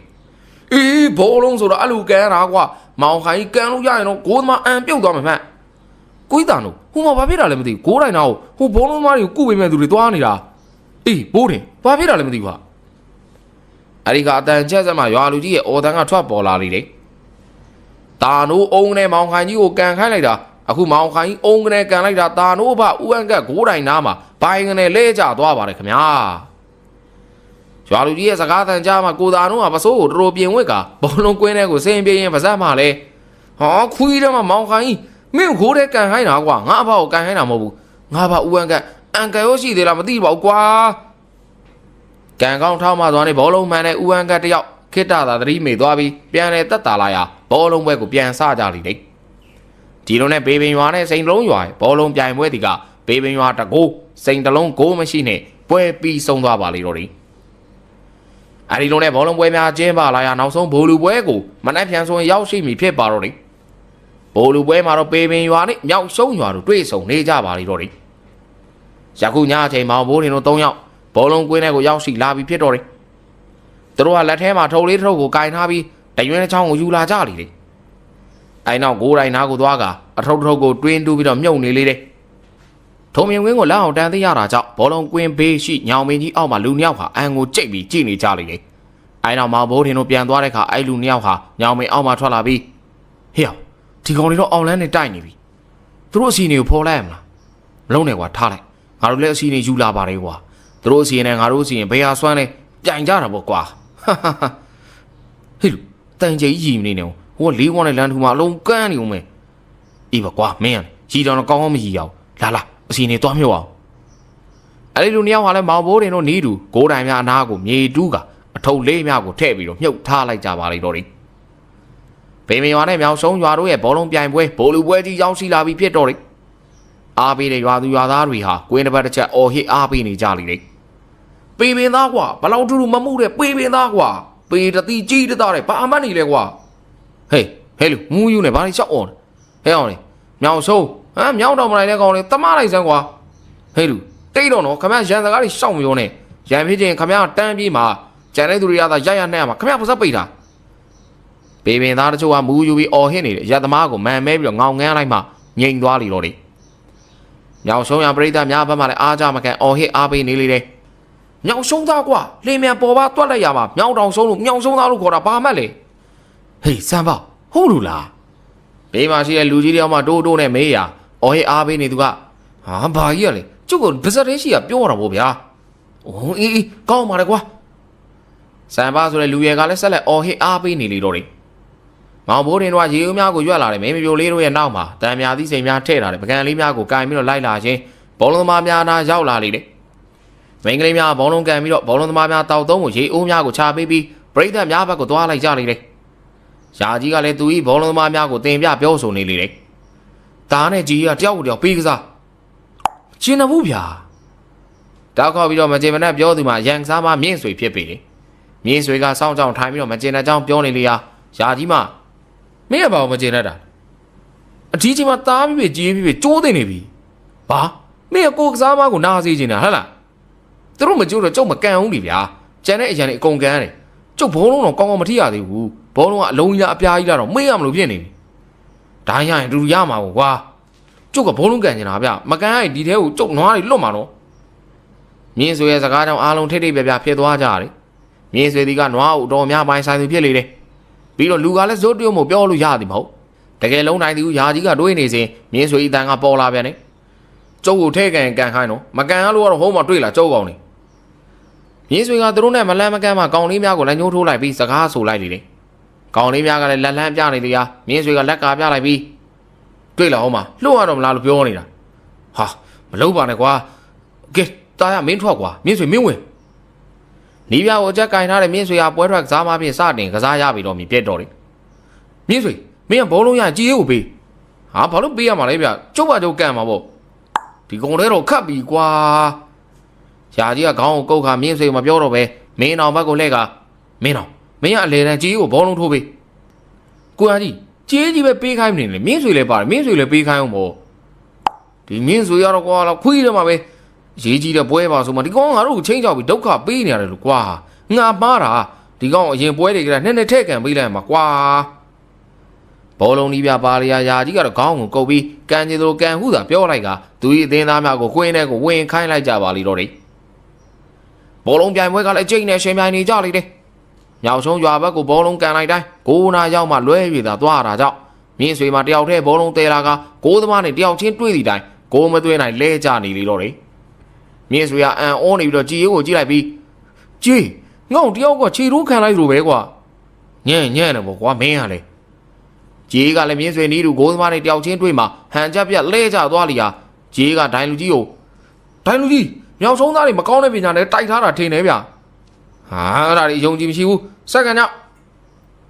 ကြည်လည်းဘာစကားမှမပြောတော့ပဲမြောက်ဆုံးသားများဂိုးသွင်းမှုကိုငရှင်းဖမ်းသမားပြူးကျော်မှာအကောင်းဆုံးလက်စွမ်းနဲ့ကာကွယ်နေလို့သာပဲပေပင်သိန်းကဂိုးမပေးရခြင်းပင်ဖြစ်တော့တယ်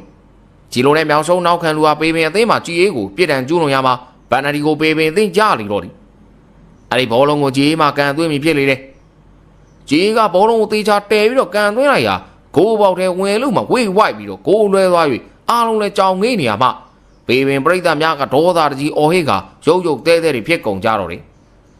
မြောင်ဆုံးသားတွေကမကောင်းတဲ့ပင်များနဲ့လှုပ်ထားတယ်ဒီကောင်လေးလူညစ်တွေကြိုက်ကြကွာပေပင်ရွာသားများနီးသူမြောင်ဆုံးရွာသားများသည်လေပေပင်သားတွေကလည်းအောက်တန်းနဲ့တိုက်ထားတယ်ဟိငါတို့ထိရင်ပြန်ချမယ်ကွာတရွာလုံးလည်းမကြောက်ဘူးမြောင်ဆုံးသားတွေသွေးဘလောက်ရဲလဲသိစီရမယ်ကွာနဖက်ပရိသတ်များကကွင်းထဲဝင်လာပြီးရန်ဖြစ်ဖို့တာဆူနေကြတော့တယ် အဲဒီကစနရွာရွာလူကြီးများနဲ့ရမီရဖများမှဝိုင်းဝန်းတားထားရလေတဲ့မြောင်ဆုံးသားများကစပြီးတော့စကားဆိုလာကြတယ်မင်းတို့ရွာကောင်လေးတွေကိုးတိုင်တော့အောက်လန်းစီရင်အရင်မြုပ်တာကွာငါတို့ကမင်းတို့ရွာအောင်မယုံလို့လိုက်ချောင်းနေတာအဲ့ဒါကြောင့်ငါတို့လည်းအစီရင်ပြန်လို့တာဘာဖြစ်လဲဘယ်ကောင်လေးမြုပ်တာလဲပြောစမ်းတို့ရွာဘယ်ကောင်ရှိရမှာလဲမင်းတို့ရွာဘိုးတင်ဆိုတဲ့ကောင်လေးပဲနေမှာပေါ့မဟုတ်ရင်မင်းတို့ရွာသားတွေကိုတွေ့မယ်အေးမဟုတ်ရင်မင်းတို့ရွာသားတွေတွေ့မယ်နော်ဘိုးတင်တို့သွားခေါ်စမ်းမကြတော့ချိန်မှာမောင်ဘိုးတင်တို့ကုန်းကုန်းနေရောက်လာကြလေတဲ့အဲဒီကပေပင်ရွာသားများမှစတင်ပြီးတော့မေးကြလေတဲ့ဘိုးတင်မင်းအောင်လန်းစီတွေကိုးတိုင်တော့မှမြုပ်ထားတယ်ဆိုမဟုတ်ပါဘူးမောင်ဘိုးတင်မှငင်းတဲ့ကမြောက်ဆုံးရွာသား2ယောက်မှဟဲ့ကောင်လေးမင်းတို့ကိုးတိုင်တော့အစီအရင်မြုပ်နေငါတို့သိတယ်နော်ငင်းမနေနဲ့မြုပ်တာတော့ဟုတ်ပါတယ်ဗျာအောင်လန်းစီရင်တော့မဟုတ်ပါဘူးမင်းမလိန်နဲ့လိန်တာမဟုတ်ပါဘူးဗျာဟဲ့ကောင်လေးငါတို့ဘိုးတင်ကမလိန်တတ်ဘူးကွာအဲ့ဒါဆိုလဲမင်းတို့အစီရောငါတို့အစီရောဖော်ကြမယ်အေးပြီးတာပဲကွာပေပင်ရွာသားများနဲ့မြောင်ဆုံးရွာသားများကမောင်ဘိုးတင်တို့ခေါ်ကသူတို့မြုပ်ထားတဲ့ကိုးတိုင်နာကိုပြခိုင်းလိုက်ကြပြီးတူးဖော်လိုက်ကြပါလိမ့်တော့တယ်ပေပင်ရွာသားများနဲ့မြောင်ဆုံးရွာသားများဟာမောင်ဘိုးတင်တို့မြုပ်ထားတဲ့အထုပ်ကလေးကိုတူးဖော်ရရှိရာမြောင်ဆုံးသားများမှတွေ့ပြီလားဟူသောအကြီးဖြင့်ကြည်ပြီးစကားဆိုလိုက်လေတယ်တွေ့ပြီလားမင်းတို့ရွာကောင်လေးတွေအရင်အစီရင်လုပ်တယ်ဆိုတော့ဟမ်ပေပင်သားများကမြည်သည့်စကားမှမပြောနိုင်မောင်ဘိုးတင်တို့ကသာစူးစိုက်ကြည့်နေလေတယ်အဲဒီကတာကြီးကသူတို့အားငေးကြည့်နေတဲ့ရွာလူကြီးကိုဘာကြီးအရှင်ထုတ်ကိုဖြီးကြည့်လိုက်ပါဦးမင်းတို့တို့ရွာကိုအိုးမဲတုတ်တယ်ကွာဟာဘာကြီးကလည်းဖြီးကြည့်ပါအောင်ဗျာအဲဒီကရွာလူကြီးကလူများရဲ့ရှေ့မှာမောင်ဘိုးတင်တို့မြုပ်ထားတဲ့အထုပ်ကိုဖြီးကြည့်လိုက်ရာပဝါလေးတစ်ထည်ဖြစ်နေလေတယ်ပဝါထဲမှာတော့စာလေးတစ်စောင်ပါပြီးစာထဲမှာတော့ကိုသားရတိတ်ကိုဂီးဆိုင်တဲ့အတွက်ကျေးဇူးတင်ပါတယ်နောက်နေ့တိတ်ပြဆက်လာကြရင်ကိုသားရပြဆက်မင်းသားလုပ်ပါနော်အခုတော့နှုတ်ဆက်ခဲ့ပါတယ်ကိုသားအတွက်တိတ်ရမ်းကြိုက်တဲ့ပဝါလေးလက်ဆောင်ပေးခဲ့ပါတယ်တိတ်အရိစာဖတ်ပြီးချိန်မှာတော့ဝိုင်းကြည့်နေတဲ့လူများအားလုံးနားမလည်နိုင်ဖြစ်နေပြီလေတာရသည်ကဘောလုံးဝင်းကိုကြောခိုင်းပြီးပြေးပြီးဖြစ်တော့တယ်မပြေးခင်ပါစမ်းမမောင်ဘိုးတင်တို့ကိုကြည့်ကခွေးကောင်တွေကွာဘယ်သူမှမသိအောင်သေးချာတိတ်မှာဆိုတရွာလုံးတော့မကောက်မြောင်ဆုံးရွာသားတွေပါတိကုန်ပြီခွေးတယ်မှာပဲလှိုင်လေးကိုငါဘလို့ရှင်းပြတော့မှမသိတော့ဘူးကွာမောင်ဘိုးတင်ကပေပင်ရွာသားများနဲ့မြောင်ဆုံးရွာသားများကိုအကျိုးအကြောင်းရှင်းပြနေလေတယ်ကျုပ်တို့ကိုသားကသူ့ကိုပြဆက်မင်းပေးတဲ့လက်ဆောင်တေချာသိမ့်ခိုင်းတာဗျာဘယ်သူမှမသိစေနဲ့တဲ့မြေမြုပ်ထားလိကောင်းလေဆိုလို့ကျုပ်တို့လည်းဘောလုံးကွင်းဘက်ကြွက်လည်ရင်းနဲ့ဟိုကိုးတိုင်တော့မှမြုပ်ထားလိုက်တာနောင်ပြန်တူးလို့ရှိရင်မှတ်မိလွယ်အောင်လို့လေငါတို့ကမင်းတို့စီရင်မြုပ်ထားတယ်ငါတို့လည်းအောက်လန်းစီရင်မြုပ်ထားတာကွာအဲ့ဒါဆိုလည်းခင်ဗျားတို့စီရင်ဖယ်လိုက်ကြဗျာကျုပ်တို့တန့်ရှင်ကစားမယ်ခုကျန်စားပြီးတရားနဲ့တရားအထင်မလွဲကြနိုင်တော့ဗျာနော်အေးပါကွာဒီလိုနဲ့မြောင်ဆုံးရွာသား2ယောက်ဟာသူတို့မြုပ်ထားတဲ့စီရင်များကိုဖယ်ရှားလိုက်ပြီးဘောလုံးပွဲကိုဆက်ပြီးတော့ကစားနေကြပါလိမ့်တော့တယ်အိုးစုရွာတိုင်းဗိုလ်လူပွဲကြီးကပြီးဆုံးသွားပြီဖြစ်တော့တယ်ဒိုင်းကတော့ပေပင်ရွာမှရရှိသွားခဲ့လေတယ်မြောင်ဆုံးရွာသားများကလည်းသူတို့အရှုံးကိုကျင်းနဲ့စွာလက်ခံပြီးပြန်သွားကြပြီဖြစ်တော့တယ်မောင်ဘိုးတင်တို့ကလည်းဘောလုံးသမားများနဲ့တူပျော်မြူးနေကြလေတယ်ဒီပွဲမှာအကောင်းဆုံးစားမမှာကိုကြီးအေးပင်ဖြစ်တော့တယ်မောင်ဘိုးတင်ကဒိုင်းစုကြီးကိုကင်ပြီးတော့ပျော်ရွှင်နေတဲ့ကိုကြီးအေးကိုကြီးကရင်နဲ့လိုက်တက်ပြီးတော့ဝမ်းနေလာလေတယ်သူဤစိတ်ထဲမြည်လို့ဖြစ်မှန်းမသိကိုကြီးအေးကိုကြီးကအဲ့ဒီအခါတိုင်းမှာပူဆွေးဝမ်းနေတဲ့စိတ်ဖြစ်ပေါ်နေရာကိုကြီးအေးနားကိုသွားပြီးကိုကြီးဟေးဘိုးတင်ကျုပ်ကိုကြီးကိုမြင်ဝမ်းနေနေဗျာဘာဖြစ်တာလဲမသိဘူးမင်းတို့ငါ့ကိုနောက်ဆုံးတွေ့ရတော့မှာမဟုတ်လို့ဝမ်းနေနေရနေပါဘောကွာကိုကြီးကသူ့ဤစကားကိုသူသဘောကျကရီမောနေပေမဲ့မောင်ဘိုးတင်တယောက်ဒိုင်းစုရသည်ကိုမပြောနိုင်ပဲကိုကြီးအေးကိုကြည့်ရတာဝမ်းနေနေရပါလိမ့်တော့တယ်ဒီမှာပရိသတ်များအားလုံးအတွက်တင်ဆက်ပေးသားဖို့ရွေးချယ်ထားတဲ့ဇလန်းလေးကတော့အောက်လန်းဘိုးတင်နဲ့ကိုကြီးအေးမောင်ဘိုးတင်တယောက်ဘောလုံးပြိုင်ပွဲပြီးဆုံးသွားကြတဲ့ကအိမ်ပြင်ကိုတိတ်မထွက်အိမ်ရှိကိုပြစ်မှာသာထိုင်းနဲ့တွေးနေငေးနေတက်လေတယ်အမြဲတမ်းတက်ကြွနေတဲ့မောင်ဘိုးတင်ဟာယခုငူငငိုင်ဖြစ်နေတာကိုသတိထားမိတဲ့ဦးအုံးမှစကားဆိုလိုက်လေတယ်ကောင်းလေးဘိုးတင်မင်းရွာထဲမသွားဘူးလားတာရီတို့လာခေါ်လဲမလိုက်နဲ့မင်းဘာဖြစ်နေရလဲပြောစမ်းပါဦးကျုပ်စိတ်ထဲမှာကိုကြီးကိုစိတ်ပူနေတဲ့ဘာရဟေးအဆန်းပါလားစိုးစမ်းပါအောင်ကွာကျုပ်ကိုကြီးကိုမြင်ဝမ်းနေနေတယ်ဗျငါသဘောပေါက်ပြီမင်းစိတ်ရဲ့ကြီးကိုစိုးရိမ်နေတာမဟုတ်လားဟုတ်တယ်ဗျာစိုးရိမ်မင်းဒီတိုင်းငိုင်းနေလို့ရမလားကွာသွားမင်းကောင်နေနဲ့ဘာလို့ရမယ်ဆိုတာသွားတိုင်မင်းကြီးကျုပ်တို့ကဘာလို့ရမှာလဲဗျာပြောပြစမ်းပါဦးမင်းကောင်နေတဲ့ကြီးကိုစောင့်ကြည့်ဖို့ကွာတခုတော့ရှိတယ်ကောင်လေးကံကြမ္မာကိုတော့ပြောင်းလဲလို့မရဘူးကွာအဖပြောတာတော့ကျုပ်နားမလဲဘူး ကျုပ်စိတ်ထဲမှာကိုကြီးကျုပ်တို့နဲ့ခွဲသွားရမယ်လို့ထင်နေတယ်ဖယာရှောက်တွေးမနေနဲ့ကြီးကထုံထုံပိတ်ပြီးဆိုတော့အားနေပြီအဲ့တော့မင်းတို့ကောင်တွေသူ့စီမှာကိုကားလေးချင်ကန်နေပါလေသွားလို့ကြပေါ့ကွာဟုတ်တယ်ဖကျုပ်ကိုကြီးကိုစောင့်ကြည့်နေကားဗလာလေးချင်ရမယ်တစ်ချက်ကိုနှစ်ချက်ပြဖို့ပါကျုပ်တို့လည်းဗလာတောင်းလာမယ်ကိုကြီးကိုလည်းစောင့်ကြည့်ပြီးသားဖြစ်မယ်တိတ်ကောင်းနေကြမယ်ဖအဖဒီလိုနေရာမျိုးတွေဆိုအကျန်ကောင်းနေမင်းဆရာပဲလေကွာနာမည်တစ်လုံးနဲ့နေတဲ့ကိုအုံးကွာဒါလောက်တော့ရှိမှာပေါ့အဖကလည်းမြောက်ပေးလို့မရအောင်နည်းနည်းမြောက်လိုက်တာနဲ့မြောက်သွားပြီဘာကြောင့်လဲခတ်တယ်ဗျာဟေးမောင်ဘိုးတင်ကကိုအုံးကိုကြီးကသူ့စိတ်ထဲဖြစ်နေသည်များကိုဆိုလိုက်ပြီးလွယ်အိတ်ကိုလွယ်ကရွာတဲ့ကိုထွက်သွားခဲ့ပါလေတော့တယ်ရွာထိပ်ချောင်းမိမှာရှိတဲ့လက်ပံမင်းကြီးနားမှာပေတူအောင်တန်းနဲ့တာအေးတို့ကုန်းကွားကွားနဲ့တခုခုကိုချောင်းမြောင်းကြည့်နေကြတယ်အဲ့ဒီမြင်ကွင်းကိုသူတို့ကိုလိုက်ရှာနေတဲ့မောင်ဘိုးတင်တွေ့လိုက်တဲ့အခါသူတို့အနားကိုတိုးတိုးလေးကတ်လာပြီးပေတူရဲ့ပခုံးကိုပုတ်လို့စကားပြောမယ်ဟန်ပြင်းလိုက်စဉ်ပေတူကမောင်ဘိုးတင်ဟာစကားမပြောဘဲတိုးတိုးနေရန်အချက်ပြလိုက်ပြီးသူ၏လက်ညှိုးဖြင့်လက်ပံမင်းဟိုဘက်ချမ်းကိုထိုးပြနေလေတယ်ဒါကြောင့်မောင်ဘိုးတင်ကပေတူတို့နီးတူကုန်းကွားကွားနဲ့တောင်လေးပေါ်ပေါက်နေတဲ့လက်ပံမင်းကြီးရဲ့အောက်ခြေကိုကြည့်လိုက်ပါလိမောင်ဘိုးတင်မြင်ကွင်းမှာရိုးရိုးလေးနဲ့လှနေတယ်အပြိုလေးလှရင်ဟာပစိုးတိုတိုဝစ်ထားတဲ့ตาရကိုကြောပေးထိုင်ပြီးစိတ်လိုမကြဖြစ်ကစူပုတ်နေလေတော့တယ်ตาရကသူ၏ခေါင်းကိုတစ်ချက်နှစ်ချက်မြကုတ်လိုက်ပြီးလောက်ရင်ငါဆွေးပြပြစီဟာဘာရှင်းပြမှာလဲနေနဲ့ပြဆိုင်မင်းသမီးရဲ့ဇလန်းကိုရက်ကြော်ကြတယ်အကုန်သိနေတော့အဲ့ဒါခက်တော့ပဲဟာငါနင်းကလွဲပြီးတော့တခြားတယောက်မရှိပါဘူးဟဲ့အဲ့ဒါဆိုနေဟိုပြဆိုင်မင်းသမီးကနင်းကိုပေါ်ဝါနဲ့စာဘာလို့ပေးခဲ့တယ်ပြောဟိုကောင်ဖိုးတွေးရှုပ်ထားတာဒီကောင်ပြဆိုင်မင်းသမီးကိုပြဆိုင်ထဲမှာနေမကောက်အပြေမှာပါညားကျင်နေတာမိကြောက်လည်းလက်မလွတ်နိုင်တိမ့်တိမ့်သူလည်းလက်မလွတ်နိုင်ဖြစ်နေတာဆိုတော့ဒီကောင်ကတိမ့်တိမ့်သူကိုသူ့ကိုယ်သူဖိုးတွေးလို့မပြောပဲတာရလို့ပြောထားတာလေငါနင်းကလွဲပြီးတော့ဘယ်မိန်းကလေးကိုမှအနီးကမကြည့်ချင်လို့ပြတဲ့တော့ဝင်ကတဲ့ကောင်မဟုတ်ဆိုတာနင်းလည်းသိရတာနဲ့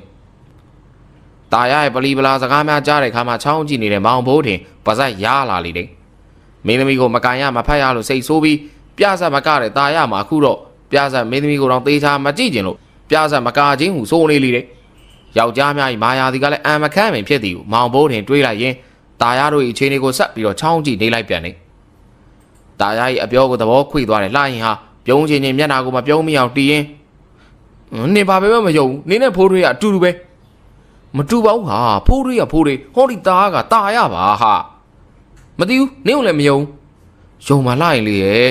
ဟဲ့နေဘာလုပ်တာလဲပခုံးလေးဖတ်တာလေနင်းကိုသူဖတ်ခိုင်းလို့လေနင်းတော့လက်မပါနဲ့လက်ကအကျင့်ပါသွားလို့ပါဟာတော်ပြီငါပြန်တော့မယ်နေပုံစံကြည့်ရတာငါကြောက်လာပြီဖဲလိုင်းငါသူမရဲ့ပခုံးကိုမတိမတာဖက်လာတယ်တာရ၏လက်ကိုဖယ်ရင်တာရ၏မျက်နှာကြီးကိုကြည့်ကစကားဆိုနေစဉ်လက်ပံပင်တစ်ဖက်ချမ်းမှာမောင်ဘိုးတင်စကားတန်ကပေါ်လာပါလိတော့တယ်အမလိုင်းမြန်ပြန်အမလူကြီးကပြားစားမင်းသမီးတော်ကြံတဲ့သူကြီးဗျဘိုးတင်နင်းတို့ဘာလုပ်နေရလဲပေတူးတို့ရှာရင်နဲ့ဒီကောင်လေးကုန်းနဲ့အမလိုင်းတို့ချောင်းနေရတွေ့လို့ကျုပ်လည်းဝင်ချောင်းနေတာမตาလေးတွေနင်တို့လိုင်းကသူတို့အနာကိုလမ်းလာတယ်မောင်ဘိုးတင်ကိုဆဲဆိုပြီးပြေးထွက်သွားလေတော့တယ်ตาရကမောင်ဘိုးတင်ကိုကြည့်ကမင်းကတော့ဒုက္ခပေးပေါင်းများပြီကွာဒီလိုတွေ့ရမှာငါဘလောက်ရင်းထားတယ်ထင်လဲဟမ်သူနဲ့အတူတူရေခတ်တဲ့ဟာမာလေးတွေကိုကြံပွားတစ်ဆက်စီပေးတာကွာသွားပါပြီကွာနောက်မှနှာထဗျာအခုကျုပ်ကိုသားနဲ့တိုင်ပင်စရာရှိလို့လာတာမောင်ဘိုးတင်ရဲ့တီကြည်တဲ့စကားကြောင့်ตาရတို့မောင်ဘိုးတင်စကားကိုစိတ်ဝင်စားတဲ့နားထောင်ဟန်ပြင်လိုက်ကြလိမ့်တယ်မောင်ဘိုးတင်ကလက်ပံမင်းကြီးကိုမောကြည့်ရင်စကားဆိုလာတယ်ကျုပ်တက်ထားတဲ့ပညာတွေကြောင့်လားမသိဘူးဗျာကိုကြီးကိုမြင်ဝမ်းနေနေတယ်ကိုကြီးဒုက္ခတစ်ခုနဲ့တွေ့လိမ့်မယ်လို့ထင်နေဗျာအဲ့ဒါကျုပ်တို့ခင်ဗျားတို့ကိုကြီးကိုစောင့်ရှောက်ပေးအောင်ကျုပ်ကိုကြီးကိုကြည့်ရင်ဝမ်းမနေနေတော့တဲ့ချိန်ထိပေါ့အေးကွာမင်းကအလေးနဲ့စကားဆိုနေဆိုတော့ငါတို့လည်းမငင်းပါဘူးမနေ့ကဖိုးလေးကိုခေါ်ပြီးတော့ငါလာခဲ့မယ်မင်းစီစဉ်တိုင်းလုံးကြတာပေါ့ကွာနော်အဲ့ဒီတော့မောင်ဘိုးထင်တို့ဟာကိုကြီးရဲ့အကြောင်းကိုပြောရင်းနဲ့လက်ပံပင်ကြီးကိုချမ်းရစ်ကရွာထဲကိုပြန်လာခဲ့လိုက်ကြပါလိမ့်တော့တယ်မောင်ဘိုးထင်တို့ဟာဖိုးရင်းနဲ့ตาရိုက်ဦးဆောင်မှုဖြင့်ကိုကြီးရဲ့အိမ်ကိုစကားတစ်ပတ်နဲ့ချီတက်လာနေတယ်သူတို့နေမလန်းမကန်းမှာရွာထဲမှာလေပိုင်ရှင်ကက်စီနဲ့ဒေါ်တင်လိုင်းကဆဲဆိုရင်ဒေါ်တင်လိုင်းအိမ်မှာထွက်လာလေဆက်စုရတဲ့မောင်ဘိုးထင်တို့ဟာဒေါ်တင်လိုင်းနားကိုသွားကအကြီးဘာရီဒေါသဖြစ်ညာလဲဗျာကျုပ်တို့ဘာကူညီရမလဲနေတော့ကူညီခြင်းအသက်ကြီးပြီးပါဇက်ကပေါက်ကြရတယ်ပြောတယ်တင်လိုင်းဆိုတဲ့အကောင်သွားရိုက်ချင်ငါပါငါလင်းမလို့ကျွန်တော်အပြိုကြီးလုံနေငါ့ကိုစားလို့ရမယ်ထင်တယ်တင်လိုင်းဆိုတဲ့အကောင်တစ်သက်လုံးအလုံးမခိုင်းတော့ကြီးကိုပဲအလုံးသွားပြီးတော့မယ်အကြီးဘာဖြစ်တာလဲလို့ပြောခဲ့ုံလေအကြီးဒေါ်တင်လိုင်းကမြည်သည့်စကားမှမောင်ဘိုးတင်တို့ကထပ်မပြောပဲဒေါသထွက်နေတဲ့ခြေလမ်းများဖြင့်မောင်ဘိုးတင်တို့ကိုကြောခိုင်းကထွက်သွားလေတော့တယ် ဒေါ်တင်လိုက်ထွက်သွားသည့်တိုင်ဆက်ဆုနေတဲ့မောင်ဘိုးတင်ကိုဖိုးထွေးကလက်စစ်နဲ့ခေါင်းကိုခောက်ခါမင်းဆိုတဲ့ကောင်ကရှောက်ရှိတယ်သူကသူဘာဖြစ်ပြီးမင်းနဲ့ပါဆိုင်လဲဆိုင်တော့မဆိုင်ဘူးပေါ့ဗျာဒါမှသိကျင်တာပေါ့ဗျာမောင်ဘိုးတင်နဲ့ဖိုးထွေးစကားပြောနေစမှာသူတို့နားကိုဦးတင်လိုက်ကရောက်လာပြန်တယ်သူဤပါဇက်မှလည်းညတင်လိုက်ကျုပ်ဘောကနစ်ဖင်ခါမှလာမိပေါ်တာပါဘာချစ်ဝဲကြဦးတင်လိုက်ကစကားမပြီးသူဖြစ်ရာသူဤပြောစကားများကိုအမြဲတမ်းသူနဲ့စကားပြောဆိုဆက်ဆံနေသူမှနားလည်မိဖြစ်တော်တယ်ဦးတင်လိုက်မှအဲ့ဒီလိုပြောနေတဲ့အခါဖိုးထွေးကဦးတင်လိုက်ဟာဦးဒီဘာဖြစ်တာလဲဗျာညတိပါဦးကွာနာတို့ညတင်လိုက်ငိမ့်ငိမ့်လာခေါ်တာနာကနစ်ဖင်ခါမှလာမယ်ကြော့တာသူကချိတ်ချိုးတွားတယ်တွားဖိုးထွေးကခေါင်းကိုကုပ်ပြီးတော့တားကိုကြည့်ကဘာပြောတာလဲဟုမျက်လုံးအကြည့်ဖြင့်မေးလိုက်လေတယ်တာယာကတို့ရဲ့အိမ်မှာလူငါးကြာကြီးလှုပ်ဖူးတဲ့ဦးတင်လိုက်ပြောစကားကိုနားလည်လေတယ်အဲ့နောက်တာယာကသူ့ကိုမတ်တင်လိုက်မျက်ရည်ဖို့လာခေါ်တာတဲ့ तू ကနစ်ဖင်ခါမဟုတ်ပါဘူးမနှက်ပြန်ခါမှလာမယ်ပြောတာစိတ်ဆိုးသွားတယ်လို့ပြောတာဟိအဲ့ဒီခါမှမောင်ဘိုးတင်တို့ကဒေါ်တင်လိုက်ဦးတင်လိုက်ကိုဘာကြောင့်စိတ်ဆိုးလဲဆိုတာသိရှိသွားလေတော့တယ်နတ်ပြန်ခါဆိုတဲ့စကားလုံးကိုဦးတင်လိုက်ကစကားပြောရမှာစကားမပြီး၍အပြိုကြီးသူထင်ကြတာထင်ပြီးတော့တဲတဲလို့စိတ်ဆိုးသွားခြင်းဖြစ်တော့တယ်အဲ့နောက်တာယာကဦးတင်လိုက်ကိုအကျိုးအကြောင်းရှင်းပြကအိမ်တို့ပြန်စီပြီးသူတို့ဒီကကိုကြီးရဲ့အိမ်ကိုဆက်ပြီးတော့လိုက်သွားကြပါလေတော့တယ်မောင်ဘိုးတင်တို့ကြီးရဲ့အိမ်ဝိုင်းဝရောက်တဲ့အခါမှာဒေါ်တင်လိုက်ကကိုကြီးရဲ့အိမ်မှာထွက်လာလေတယ်တာယာကဒေါ်တင်လိုက်ကိုမြေတဲ့အခါစကားဆိုလိုက်လေတယ်အကြီးဦးတင်လိုက်ကိုစိတ်မဆိုးပါနဲ့ဗျာတော်စမ်းတာယာအဲ့လူကြောင့်မပြောသမ်းနဲ့တကယ်ပါ तू ကမနှက်မြန်ကကြမှာလာမယ်ပြောတာပါဗျာ तू ကစကားမပြီးတော့အကြီးထင်သူတွေကြားနေတာမသိဘူးဒင်းကအဲ့စကားကိုငါ့ကိုသေချာကြည့်ပြီးတော့3ခါလောက်ပြောတာဟဲ့ငါမကျင်ဘူးဒါပဲငါသွားပြီစိတ်ဆိုးမပြေသေးတဲ့ဒေါ်တင်လိုက်ကမောင်ဘိုးတင်တို့ကိုကြောခိုင်းပြီးတော့ထွက်သွားပြီဖြစ်တော့တယ်ဒါကြောင့်မောင်ဘိုးတင်တို့လည်းကိုကြီးရဲ့အိမ်ဝိုင်းထဲကိုဝင်လိုက်လေတော့တယ်ကိုကြီးရဲ့အိမ်လေးရှိမှရှိတဲ့ကိုပြက်မှာကိုကြီးရဲ့မိခင်ကြီးတော်အေးပြောင်းမှုဖက်စိတ်လိုက်ကြီးကိုဖွာရင်းနဲ့ထိုင်နေလေတော့တယ်ကြီးတော်အေးကမောင်ဘိုးတင်တို့ကိုမြင်တဲ့အခါဒူးတစ်ပတ်ထောင်ရင်းနဲ့စိတ်လိုက်ဖွာနေရမှစိတ်လိုက်ကြီးကိုလက်ကကိုင်းတဲ့စကားဆိုလာလေတယ်ဟေးကာလာသားပေါက်စားတွေနင်းကိုကြီးစီလာကြတာလားဟုတ်တယ်ကြီးတော်ကြီးအေးအဲ့ဒါဆိုလည်းခရဆောင်နင်တို့ကိုကြီးကထမင်းဦးတဲနေတယ်ဟိုမှာမလုံနဲ့လို့ပြောတာလည်းမရပါဘူးဟုတ်လားကြီးတော်ကြီးကျုပ်တို့တင်ကိုကြီးမိမမှန်ယူတော့မလို့လားမသိဘူးနော်ငါကယူသေးချင်တာပါတော့ယူဖို့လည်းသိနေပါပြီခုချိန်ဒီငါကိုစိတ်မချလို့တဲ့တော်ရေမိမယူရင်သူ့မိမနဲ့ငါနဲ့မတဲ့မှာစိုးပြန်တဲ့ဟဲ့ကြီးတော်ကြီးနဲ့မောင်ဘိုးတင်တို့စကားပြောနေကြစဉ်အိမ်ပေါ်မှာသူ့၏ထုံးစံတိုင်းအင်ကြီးကျွန်းနဲ့ကိုကြီးရေးဆင်းလာလေတယ်မောင်ဘိုးတင်ကယခုချိန်ဒီကိုကြီးရေးကိုကြည့်တဲ့အခါမှာဝမ်းနေနေပြန်ရာမျက်ရည်များပင်ဝဲတဲ့အဆင့်ထိရောက်နေလေတော့တယ်ကိုကြီးကမောင်ဘိုးတင်တို့ကိုပြုံးပြီးတော့သူတို့နားကိုလာကစကားဆိုလေတယ်ဟေးကောင်လေးထူးထူးခြားခြားဘာလာလောက်ကြတာလဲကွာကျတို့ကိုကြီးစီမှာကားပလာတင်ကျင်လို့ဗျမင်းတို့ဘလို့ဖြစ်တာလဲကွာအရင်ကမတင်ကျင်ပါဘူးလူစိတ်တွေဗျာပြောင်းလဲရတော့မြန်တာပေါ့ကဲဟုတ်ပါပြီဘသူတင်ပါလဲအကုန်လုံးတင်ပါဗျအေးပြီးရောကွာအဲ့ဒါဆိုလည်းတင်ကြတာပေါ့ခုတော့ငါမအားသေးဘူးကွာနေ့လေလောက်ကြမှာလာခဲ့ကြကွာဟာကျတို့တဏီကုံတင်ပါဗျဒီမှာပဲနေပါအိမ်ပြန်ရောက်ချိန်ရမှာပြန်ပါကိုကြီးကတယောက်တစ်ပေါက်အားကျိုးမှန်တဲ့စကားဆုံနေကြတယ်မောင်ဘိုးထင်တို့ကိုကြည့်ကပြုံးကြည့်လိုက်ပြီးဟာမင်းတို့ကလည်းထမင်းစားချိန်ရောက်ပြီကွာငါချက်ထားရလဲအမေနဲ့ငါအတွက်ပဲဆိုတော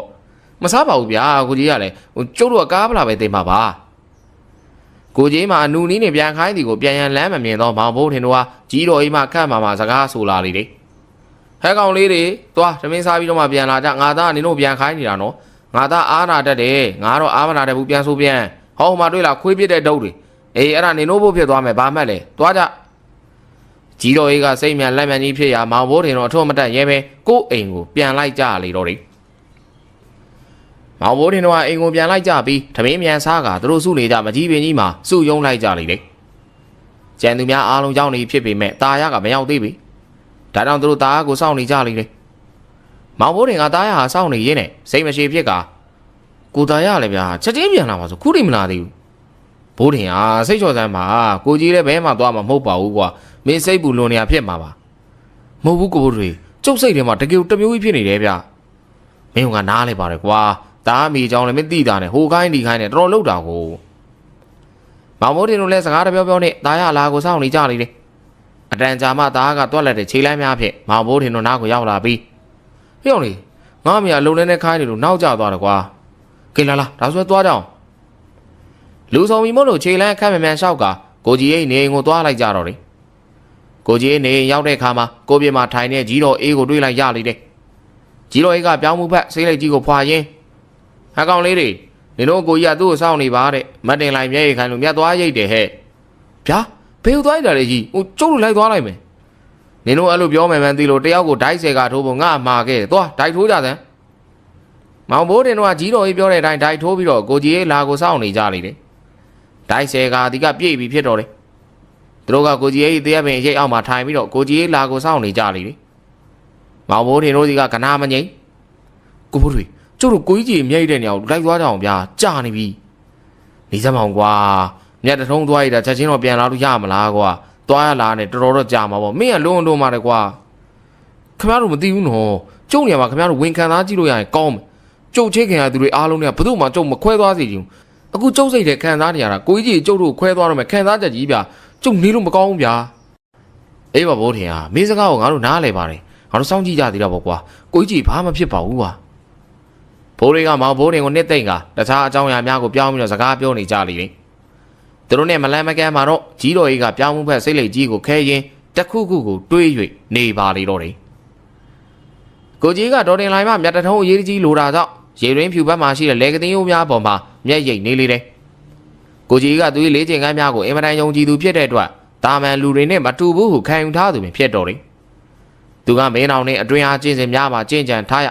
ကိုခံအားအင်မတန်ကောင်းသူဖြစ်သူလည်းသူ့ကိုယ်သူထင်နေပြီလေကိုကြီးကပစိုးတော်တော်ဝက်ကမြတ်များကိုဂျိုးကျိတ်မျက်ရိပ်တော်ဒဇင်တော်နဲ့ရိတ်နေလျာမြတ်တထုံးရလူပြီဖြစ်တော်တယ်အဲချိန်သူကြီးဂျိုးကျိတ်ကင်ထားတဲ့လက်မှာစစ်ကနေနာကျင်သွား၍လက်ကိုချက်ချင်းရုပ်ပြီးကြည့်လိုက်ရာလက်မနာမှာအဆွဲရအပေါက်နှစ်ပေါက်နဲ့သွေးအစာကလေးများထွက်နေတာကိုတွေးလိုက်ရပြီတော့တယ်ဒါကြောင့်သူ့ကိုပိုးထိတာကိုသိလိုက်သည်တို့ပေမဲ့ကိုကြီးမတုံလို့လက်ကိုခါလိုက်ပြီးတော့ပိုးထိုးခံထားတဲ့နေရာကိုပါဇက်နဲ့ဆွဲဆုပ်ထွေးထုတ်လိုက်နဲ့၄-၅ ကလောက်လှုပ်လိုက်ပြီးတော့မြက်ကိုသာဆက်ရိတ်နေလေတယ်အတန်ကြာတဲ့ခါမှာမြတ်တထုံးသာရပြီဖြစ်တာကြောင့်မြက်များကိုစုပြီးတော့ထုံးလိုက်ကမြတ်ထုံးအားတယောက်တည်းပိတ်ပြီးတော့ရွာကိုပြန်ပြီးတော့လာခဲ့ပါလေတော့တယ်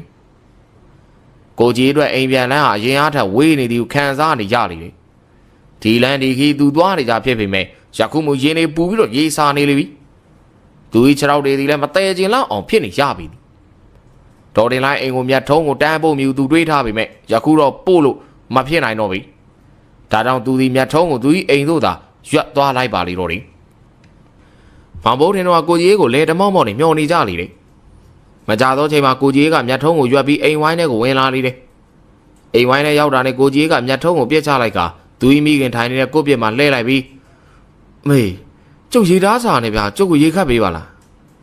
ဟဲ့ငါသားလည်းချွေးရွှဲနေပါလားအေးအမေရေခတ်ပေးမယ်ခဏနေရေချိုးလိုက်ဟိုမှာနေစီတပည့်ခံကျင်တဲ့ကောင်တွေကတော့လေတမောက်မောက်နဲ့စောင့်နေတယ်ငါသားပင်မနေလဲဒီကလေးတွေကိုပြန်ခိုင်းလိုက်ရမလားရတယ်မေကျုပ်ကိုရေလင်းမြန်ခတ်ပေးပါ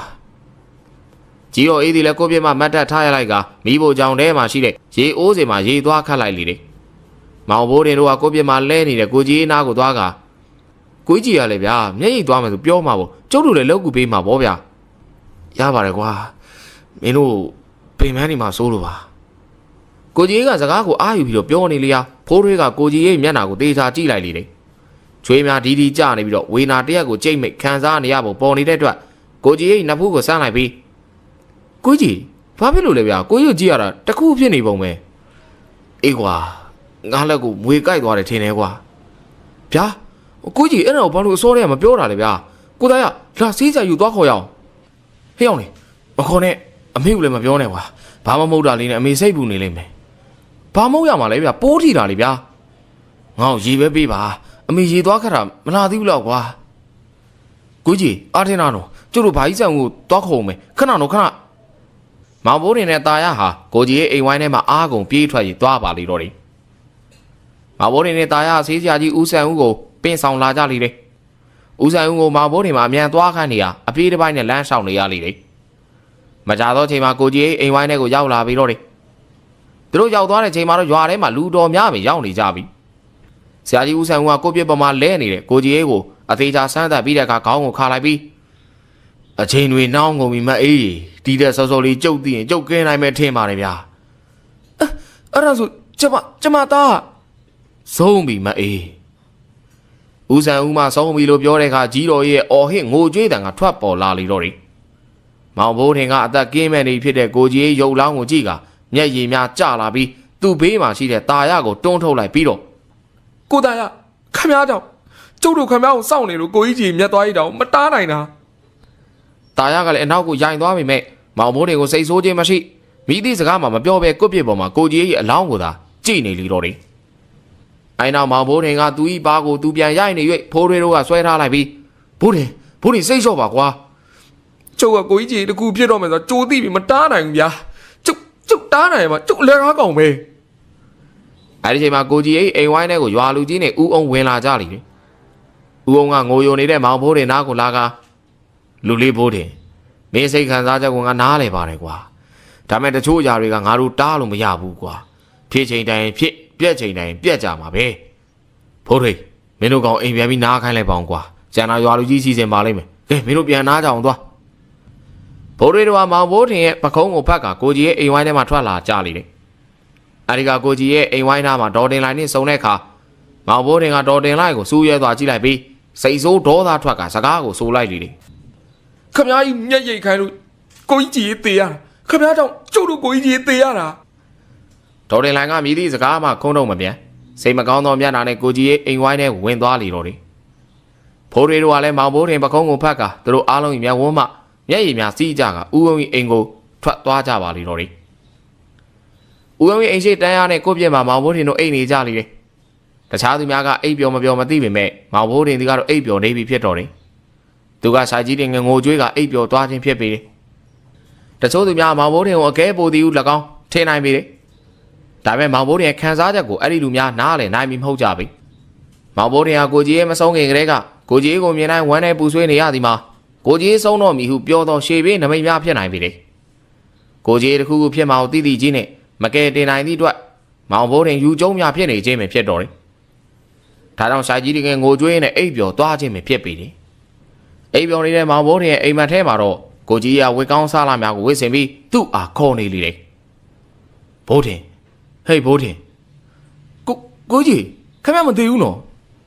်အဲ့ဒါကြီးပြောမနေပါနဲ့ကွာအခုငါမင်းကိုလာနှုတ်ဆက်တာဗျာကိုကြီးကဖယ်သွားမှာမလို့လေဗျာငါကောင်ရငါ့ကိုမိမချောလေးတွေကလာခေါ်နေပြီကွာချောကြလှကြကတော့ကွာငါတို့ရွာမပြောနဲ့တို့နေရဘယ်မိန်းကလေးတွေမှမမိနိုင်ဘူးဟာငါခဏလေးသူတို့နောက်လိုက်သွားတော့မှာငါမင်းတို့သတိရလို့လာနှုတ်ဆက်တာကျန်တဲ့ကောင်တွေကိုလည်းပြောလိုက်အောင်ငါနှုတ်ဆက်တယ်လို့အေးပါဗျာကိုကြီးဝမ်းမနေဘူးလားဗျာကျုပ်တို့ကတော့ဝမ်းနေလို့ငိုလိုက်ရတာဗျာဟေးငါမေကိုထားခဲ့ရမယ်ဆိုတော့စိတ်မကောင်းတော့ဖြစ်တာပေါ့ကွာဒါပေမဲ့ငါ့ကိုလာခေါ်နေသူတွေကပြောရွှေနေတာကွာငါလည်းသူတို့ကိုကြည့်ပြီးတော့ပျော်နေရောကောင်းကြီးကဲငါသွားတော့မယ်ကွာမင်းတို့လည်းငါကြောင့်ပူဆွေးမနေကြနဲ့တော့အမေကိုလည်းပြောလိုက်စမ်းပါဦးအကြီးတင်လိုက်စီမှာငါစုထားတဲ့ငွေလေးတွေရှိတယ်လို့အဲ့ဒါယူသုံးလိုက်ဖို့ပြောပြပါကွာပြီးတော့မင်းတို့လည်းငါမေကိုဂူးဆိုင်လိုက်ကြပါအောင်ကွာနော်စိတ်ချပါဗျာစိတ်ချကျုပ်တို့ဂူးဆိုင်ပါမယ်ကဲသွားပြီဘိုးတင်ကံမကုန်သေးရင်တော့ပြန်ဆောင်ကြတာပေါ့ကွာကိုကြီးကအဲ့ဒီလိုပြောပြီးတော့အလင်းဆက်များအဖြစ်ကိုပြောင်းလဲကတဖြည်းဖြည်းနဲ့ပျောက်ကွယ်သွားလိမ့်တော့တယ်ကိုကြီးမောင်ဘိုးတင်ရဲ့အလံတကြားအော်တန်ကြောင့်ဖိုးထေးတို့အိမ်နေရာမှာကမန်းကရန်ထားလိုက်ပြီးမောင်ဘိုးတင်ကိုကြည့်ကဘိုးတင်ဘာဖြစ်လို့လဲကွာဟိုကျုပ်အိမ်မက်နေရပါဘာမဟုတ်ပါဘူးမောင်ဘိုးတင်သူ့ကိုယ်သူအန်အောနေပြန်နေယခုသူပူဆွေးခြင်းမရှိတော့ပြန်ပြီ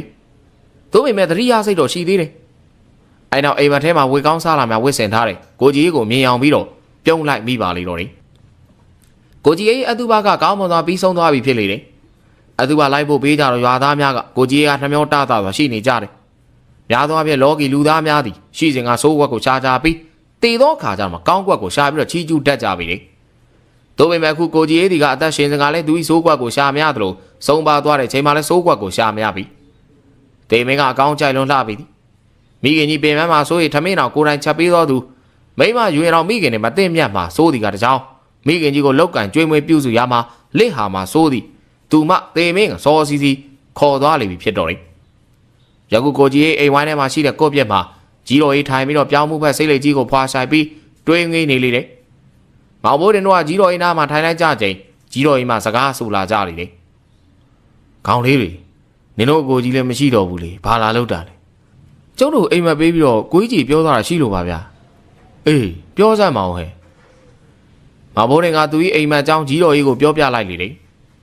အဲဒီကကြီးတော်ကြီးကပြုံးနဲ့နားထောင်ကငါသားအခုတော့ဝေကောင်းစားလာတယ်ဝစ်ပြီပေါ့ငါဘလောက်အင်းကြီးအသေးဝယ်ပေးသူကမဝစ်ပါဘူးအခုတော့မိမချောလေးတွေလာခေါ်တယ်ဆိုတော့ဝစ်ရပြီပေါ့ မတ်တင်လိုက်ကငါ့ကိုငွေတွေလာပေးပြီးပါပြီဘဝကူးသွားတဲ့ချိန်ဒီငါ့အတွက်ကိုကြည်သွားသေးတာပဲကွယ်ဘာဖြစ်ဖြစ်ငါစိတ်ချမ်းသာတယ်သူအခုဘိုးတင်ပြောပုံရဆိုကောင်းအောင်မောင်ကိုရောက်သွားတဲ့ပုံပဲငါ့ကိုပေးမမမလှုပ်ကြွေးပြူစုရတဲ့ဝစ်ငါသားကြီးကျွတ်ပြီပေါ့ဟဲ့ကြီးတော်ကမောင်ဘိုးတင်တို့ကအငုံမျက်လုံးပြုံးမျက်နှာနဲ့သူဤသားဖြစ်သူကိုကြီးရဲ့เจ้าစကားဆိုနေကြပါလိမ့်တော်တယ်ပျောက်တော်သူရှာရင်တွေ့တေတော်သူကြာရင်မေ့ဆိုစကားနဲ့ညီမောင်ဘိုးတင်တို့အချိန်နဲ့ငယ်ကြာတာနဲ့ကိုကြီးရဲ့เจ้าအမြဲတမ်းမပြောပြကြတော့ပါနွားကြောင်းလိုက်ငှက်ပစ်လိုက်နေရင်လုံးပုံမှန်ပျော်ရွှင်နေကြပြီဖြစ်တော်တယ်မောင်ဘိုးတင်တို့တနေ့သောနေ့လည်ခင်းမှာရွာလယ်မှာရှိတဲ့မကြီးပင်ရိပ်မှာလောက်စလုံးလှိမ့်နေချိန်ကြံပွားတယ်ပြိုးဆန်နဲ့လဲတယ်ပဲနဲ့လဲတယ်ပြိုးကြံပွားတယ်ကြီးဟာမောင်ဘိုးတင်တို့လောက်စလုံးလှိမ့်နေရမှာကြော်သွားပြီးရွာထဲကိုဈေးလိုက်ရောင်းနေပါတော့တယ်ကြံပွားတယ်ကြီးအနောက်ကိုဆက်ဆက်ထိမကန်မဲလာတို့အဖွဲ့ခက်လန်းလန်းမှလိုက်ပါသွားသည်ကိုမောင်ဘိုးတင်တယောက်မြင်လိုက်ရပါလိမ့်တော့တယ်ဒီမှာပြည်သူများလို့အတွက်ထပ်မံပြီးတော့တင်ဆက်ပေးသွားဖို့ရွေးချယ်ထားတဲ့ဇလန်လေးကတော့အောက်လန်းဘိုးထင်နဲ့ကြံပွားတဲ့အမှုဆိုဇလန်လေးဖြစ်ပါတယ်ဆိုတော့အားလုံးပဲဆင်သွေးပြီဆိုရင်ဒီနေ့ကျွန်တော်ရဲ့တင်ဆက်မှုကိုစလိုက်ကြအောင်ပါခင်ဗျာမြေလက်ဒေသကြီးနေပူပူကိုဖြတ်လို့ရွာထဲကိုဝင်လိုက်ကမှမကြီးတရက်အုံးမင်တို့ရိပ်များကြောင့်နေပူပူမှဖြတ်လာရသောမောပန်းမှုဒီကအနှဲငယ်ပြေးတော့သွားသည်ထင်မိထို့သောတွင်းနေသူမှာရွာစဉ်လှည့်၍ကြံပွားရောင်းသောကိုပွားကြီးကိုအမိရသောဈေးသည်ကြီးအတွေးဖြစ်သည်ဈေးသည်ကြီးအသက်50ရွယ်ဖြစ်ကတပတ်တစ်ထဲကိုခေါင်းမှာပေါင်းထားပြီးပစိုးအပိုတစ်ထဲကိုပကုံးနေရာမှာဆလွဲတိုင်းစီးထားပြီးတော့တောင်းနှလုံးကိုရှေ့တောင်းနောက်တောင်းထမ်းတပိုးဖြင့်ထမ်းကဈေးလေရောင်းနေတော့လူကြီးဖြစ်ပေသည်သူသည်ယခုပေပင်ရွာကိုဝင်ရောက်လာပြီးတော့မကြီးပင်ရိပ်အောက်မှာစော်ကစားနေကြသောလူငယ်လူရွယ်လေးများအနားမှာဖြတ်သွားပြီးတော့ရွာထဲကိုလမ်းလျှောက်ရင်းနဲ့ကြံပွားတယ်ပြိုးဆန်နဲ့လဲတယ်ပဲနဲ့လဲတယ်ကြံပွားတယ်ကြံပွားဆိုဒီမှာကြံတကာတဆင့်နေလို့ပြောရမည်ဖြစ်ပေတယ်ကြံတကာလောက်မချိုးမမာပြီကြံပွားပုံစံဟာပကံအရာလေးတွေပါတတ်သေးတယ်။ကိုက်လိုက်ကမွားမွားလေးဖြစ်ပေတယ်။ဒါကြောင့်တချို့သူများကကြံမွားကိုလည်းခေါ်ဆိုတတ်ကြပါလိမ့်။မြေတော်ပင်ဆိုတဲ့ကမှယခုပေပင်ရွာလေးမှာတော့မုတ်လက်ဆောင်မုတ်လက်နှိပ်မုတ်လက်ပွေနဲ့ကြံပွားတဲ့နေ့လေနေကင်းစားကြတော့တီးစားများဖြစ်ကြပေတယ်။မုတ်လက်ဆောင်နဲ့မုတ်လက်နှိပ်ကိုဖြစ်ရွာထဲ၌ဝယ်လို့ရပေမဲ့ကြံပွားနဲ့မုတ်လက်ပွေကိုတော့ဈေးသည်ကြီးများလာမှသာဝယ်စားကြပေတယ်။မုတ်တယ်များလာရငွေမရှိသောသူများဟာစံသို့မဟုတ်ပဲများဖြင့်လဲစားကြရပြီလေကျမတို့ခဏနေပါအောင်ကျမတို့ဈေးဝယ်ခြင်းလို့ဈေးသည်ကြီးဦးဘွားကြီးဟာကြံပွားဟုအော်ရင်းနဲ့ဈေးရောက်နေစဉ်မှာသူ၏နောက်ကျောဘက်မှာကလေးမလေးများအတန်ကြားရပြီးနောက်ကိုလှည့်ကြည့်လိုက်လေလေအရင်တော့ပခုံးမတဘိုးဖြင့်ထမ်းလာတဲ့ကြံပွားတောင်းများကိုအောက်သို့ချကာကလေးမလေးများအလားကိုစောင့်လိုက်ပြီးဟဲ့ကလေးမလေးတွေဘယ်နှချက်ယူမလဲတစ်ချက်ဆိုတော့ဈေးများလိုက်တာဈေးသည်ကြီးကမြတ်ကြီးစားတာပဲကလေးမလေး၃ယောက်ထဲမှခတ်တွတ်ကလေးမလေးမှစကားဆိုလျာဈေးမကြီးပါဘူးဦးကြီးကဈေးမှန်ဆုံးရောင်းတာပါကွယ်မသိတာမှတ်လို့ဈေးအောင်ပြီးပြန်ကျမတို့ရွာနောက်ဘက်ကကြံခင်းနေရကြံရုံးတွေချိုးပြီးတောင်းနဲ့ထည့်သွားတာပြီးရင်ကြံပွားလောက်တာမဟုတ်လားညီတို့ကလည်းမချိုးပါဘူးဟာကျမတို့ပြီးခဲ့တဲ့ဘက်ကကြံခင်းရွာသွားခုတော့ဈေးသိကြံရုံးတွေချိုးပြီးဓာတ်နဲ့ပိုင်းပြီးတောင်းနဲ့ထည့်နေတာတွေ့တယ်နော်ဒီကလေးမလေးကတော့ငါ့ကိုဝိုင်းကြအောင်ပြောနေပြန်ပါပြီကဲဘယ်နှချက်ယူမှလဲပြောကျမတို့က3ယောက်ဆို2ချက်ပဲပေးအသေးတွေပဲပေးအသေးကပြား90မလားအေးဟုတ်တယ်ငါအသေးဈေးပြောဖို့မေ့နေတာပေးငွေတော့ကျမတို့တော့လိုက်ယူအခုမပါသေးဘူးအိမ်ကမေကဝယ်ခိုင်းလိုက်တာဟုတ်တယ်မဲလာမေကဝယ်ခိုင်းလိုက်တာကျမတို့တော့လိုက်ခဲ့ကြံပွားတဲ့ဥပွားကြီးကမဲလာတို့ကကြံပွားသေးနဲ့ချာပေးလိုက်လေတယ်အဲဒီကမဲလာဘေးမှာရှိတဲ့မိချိုကမထူးပါဘူးဈေးတဲ့ရဲ့တယောက်တစ်ချက်ပဲယူသွားတော့မယ်အေးပြီးတာပဲမဲလာတို့3ယောက်ဟာကြံပွားများကိုတယောက်တစ်ချက်ယူကခြေကလေးရှောင်းဝင်းနဲ့စားနေကြလေလေအဲနောက်သူမတို့ကခြေကလေးရှောင်းဝင်းမှာပြေးပါလေတော့လေသူမတို့ပြေးတဲ့အခါနောက်မှာရှိတဲ့ကြံပွားတဲ့ကြီးကလည်းဈေးတော်များထမ်းကအပြေးတစ်ပိုင်းနဲ့လိုက်ရပါလေတော့လေဘေဘီမာထိတ်မှာရှိတဲ့အိမ်ဝိုင်းထဲမှာမဲလာတို့3ယောက်ပုံနေကြလေလေအိမ်ဝိုင်းပြင်ဘက်မှာတော့ဈေးတောင်ကြီးထမ်းပြီးတော့ချွေးများဆွဲနေတဲ့ဈေးတဲ့ဥပွားကြီးမှာတပတ်အားကောင်းမင်းမပေါက်နိုင်ပဲရှိနေလေတဲ့အဲနောက်အိမ်ဝိုင်းထဲကိုကြီးကကလေးမလေးတွေငါကြံပွားအဖို့ပေးအောင်လေစကားတန်ကပြန်မလားဒါကြောင့်ဥပွားကြီးလည်းစကားဆက်ဆိုလိုက်လေတဲ့ညီတို့ပုံကြည့်ရတာလူလိမ်မာလေးနဲ့မတူပါဘူးငါကြံပွားဖို့တစ်ချက်ပြား90ပေးပါဦးဥပွားကြီးအတန်ကပို့ပြီးတော့ကျဲလာရာအိမ်နောက်စပက်ကြီးနားမှာပုံနေကြတဲ့မဲလာတို့3ယောက်နဲ့မိချိုမှာတိုးစကားဆိုလာတယ်မဲလာနေ့မှာငွေရှိလားရှိမလားအဘနဲ့မေရတယ်မရှိဘူးနင်တို့မအောင်ရှိလားမရှိဘူးလေဟိုမဲဖို့နင်းစီရောပါလားတပြားတော့မပါဘူးကတ်တော့ခတ်ပြီး ကြံပွားလည်းစားလို့ကုန်ပြီအဖိုးကလည်းပေးဖို့မရှိဟိုဈေးသည်ကြီးကလည်းအကျဲကြီးអော်နေတယ်မိချုံမှာစိတ်မသက်မသာညီးတွားနေလေဟာမဲလာကပါတစ်ချက်ပြုံးလိုက်ပြီးငါတို့ဈေးဝယ်တာရွာတွေကဘယ်သူမြင်လဲဘယ်သူမှမြင်ဘူးလေလာကြဒါဆိုဈေးသည်ကြီးညင်းလို့ကြတာပေါ့တော့ကြအဘတို့စီတောင်းရင်ငါတို့ရိုက်ခံမှာတော့မဲလာဦးဆောင်ပြီးတော့သူမတို့အိမ်ဝိုင်းရှိကိုထွက်လာကြလေတယ်ဈေးသည်ကြီးဦးဘွားကြီးကမဲလာတို့မြင်တဲ့အခါ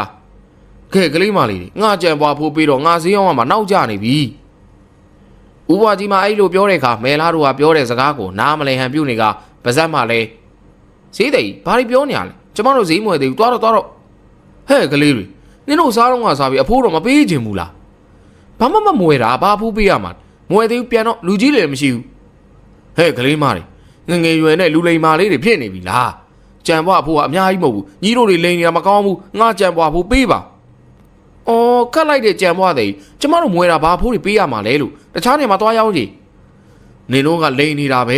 ပေပင်ရွာသားတွေရိုးလာနဲ့ငငယ်ရွယ်လေးတွေကတော့လိမ်တတ်နေပါလားလူလိမ်မာလေးတွေငါကြံပွားအဖိုးငွေပေးမှလားမပေးဘူးလာ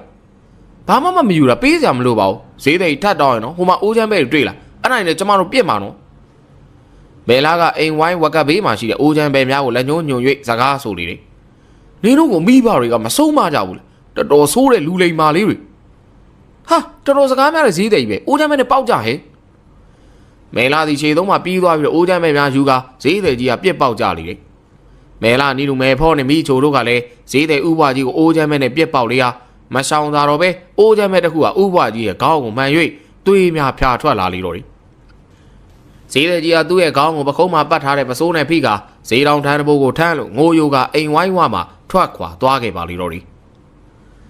လောက်စလုံးလိမ့်နေတဲ့မောင်ဘိုးထင်တို့နားကိုကြံပွားတဲ့ဥပွားကြီးရောက်လာလေတယ်ငိုယိုနေပြီးတော့ခေါင်းကိုပစိုးဖြင့်ဖိထားတဲ့ဈေးသည်ကြီးကိုမောင်ဘိုးထင်တို့မြင်တဲ့အခါဈေးသည်ဘာဖြစ်လာလဲဗျဘာလို့ငိုနေရလဲလာဒီမကြီးပြရိပ်မှာထိုင်အောင်မောင်ဘိုးထင်တဲ့တာကြီးကဈေးသည်ကြီးဈေးတောင်ထမ်းထားတဲ့ထမ်းတဘိုးကိုမပြီးတော့အောက်ကိုချပေးလိုက်ကဈေးသည်ကြီးကတွဲပြီးမကြီးပင်ရိပ်မှာထိုင်နေစီတော့တယ်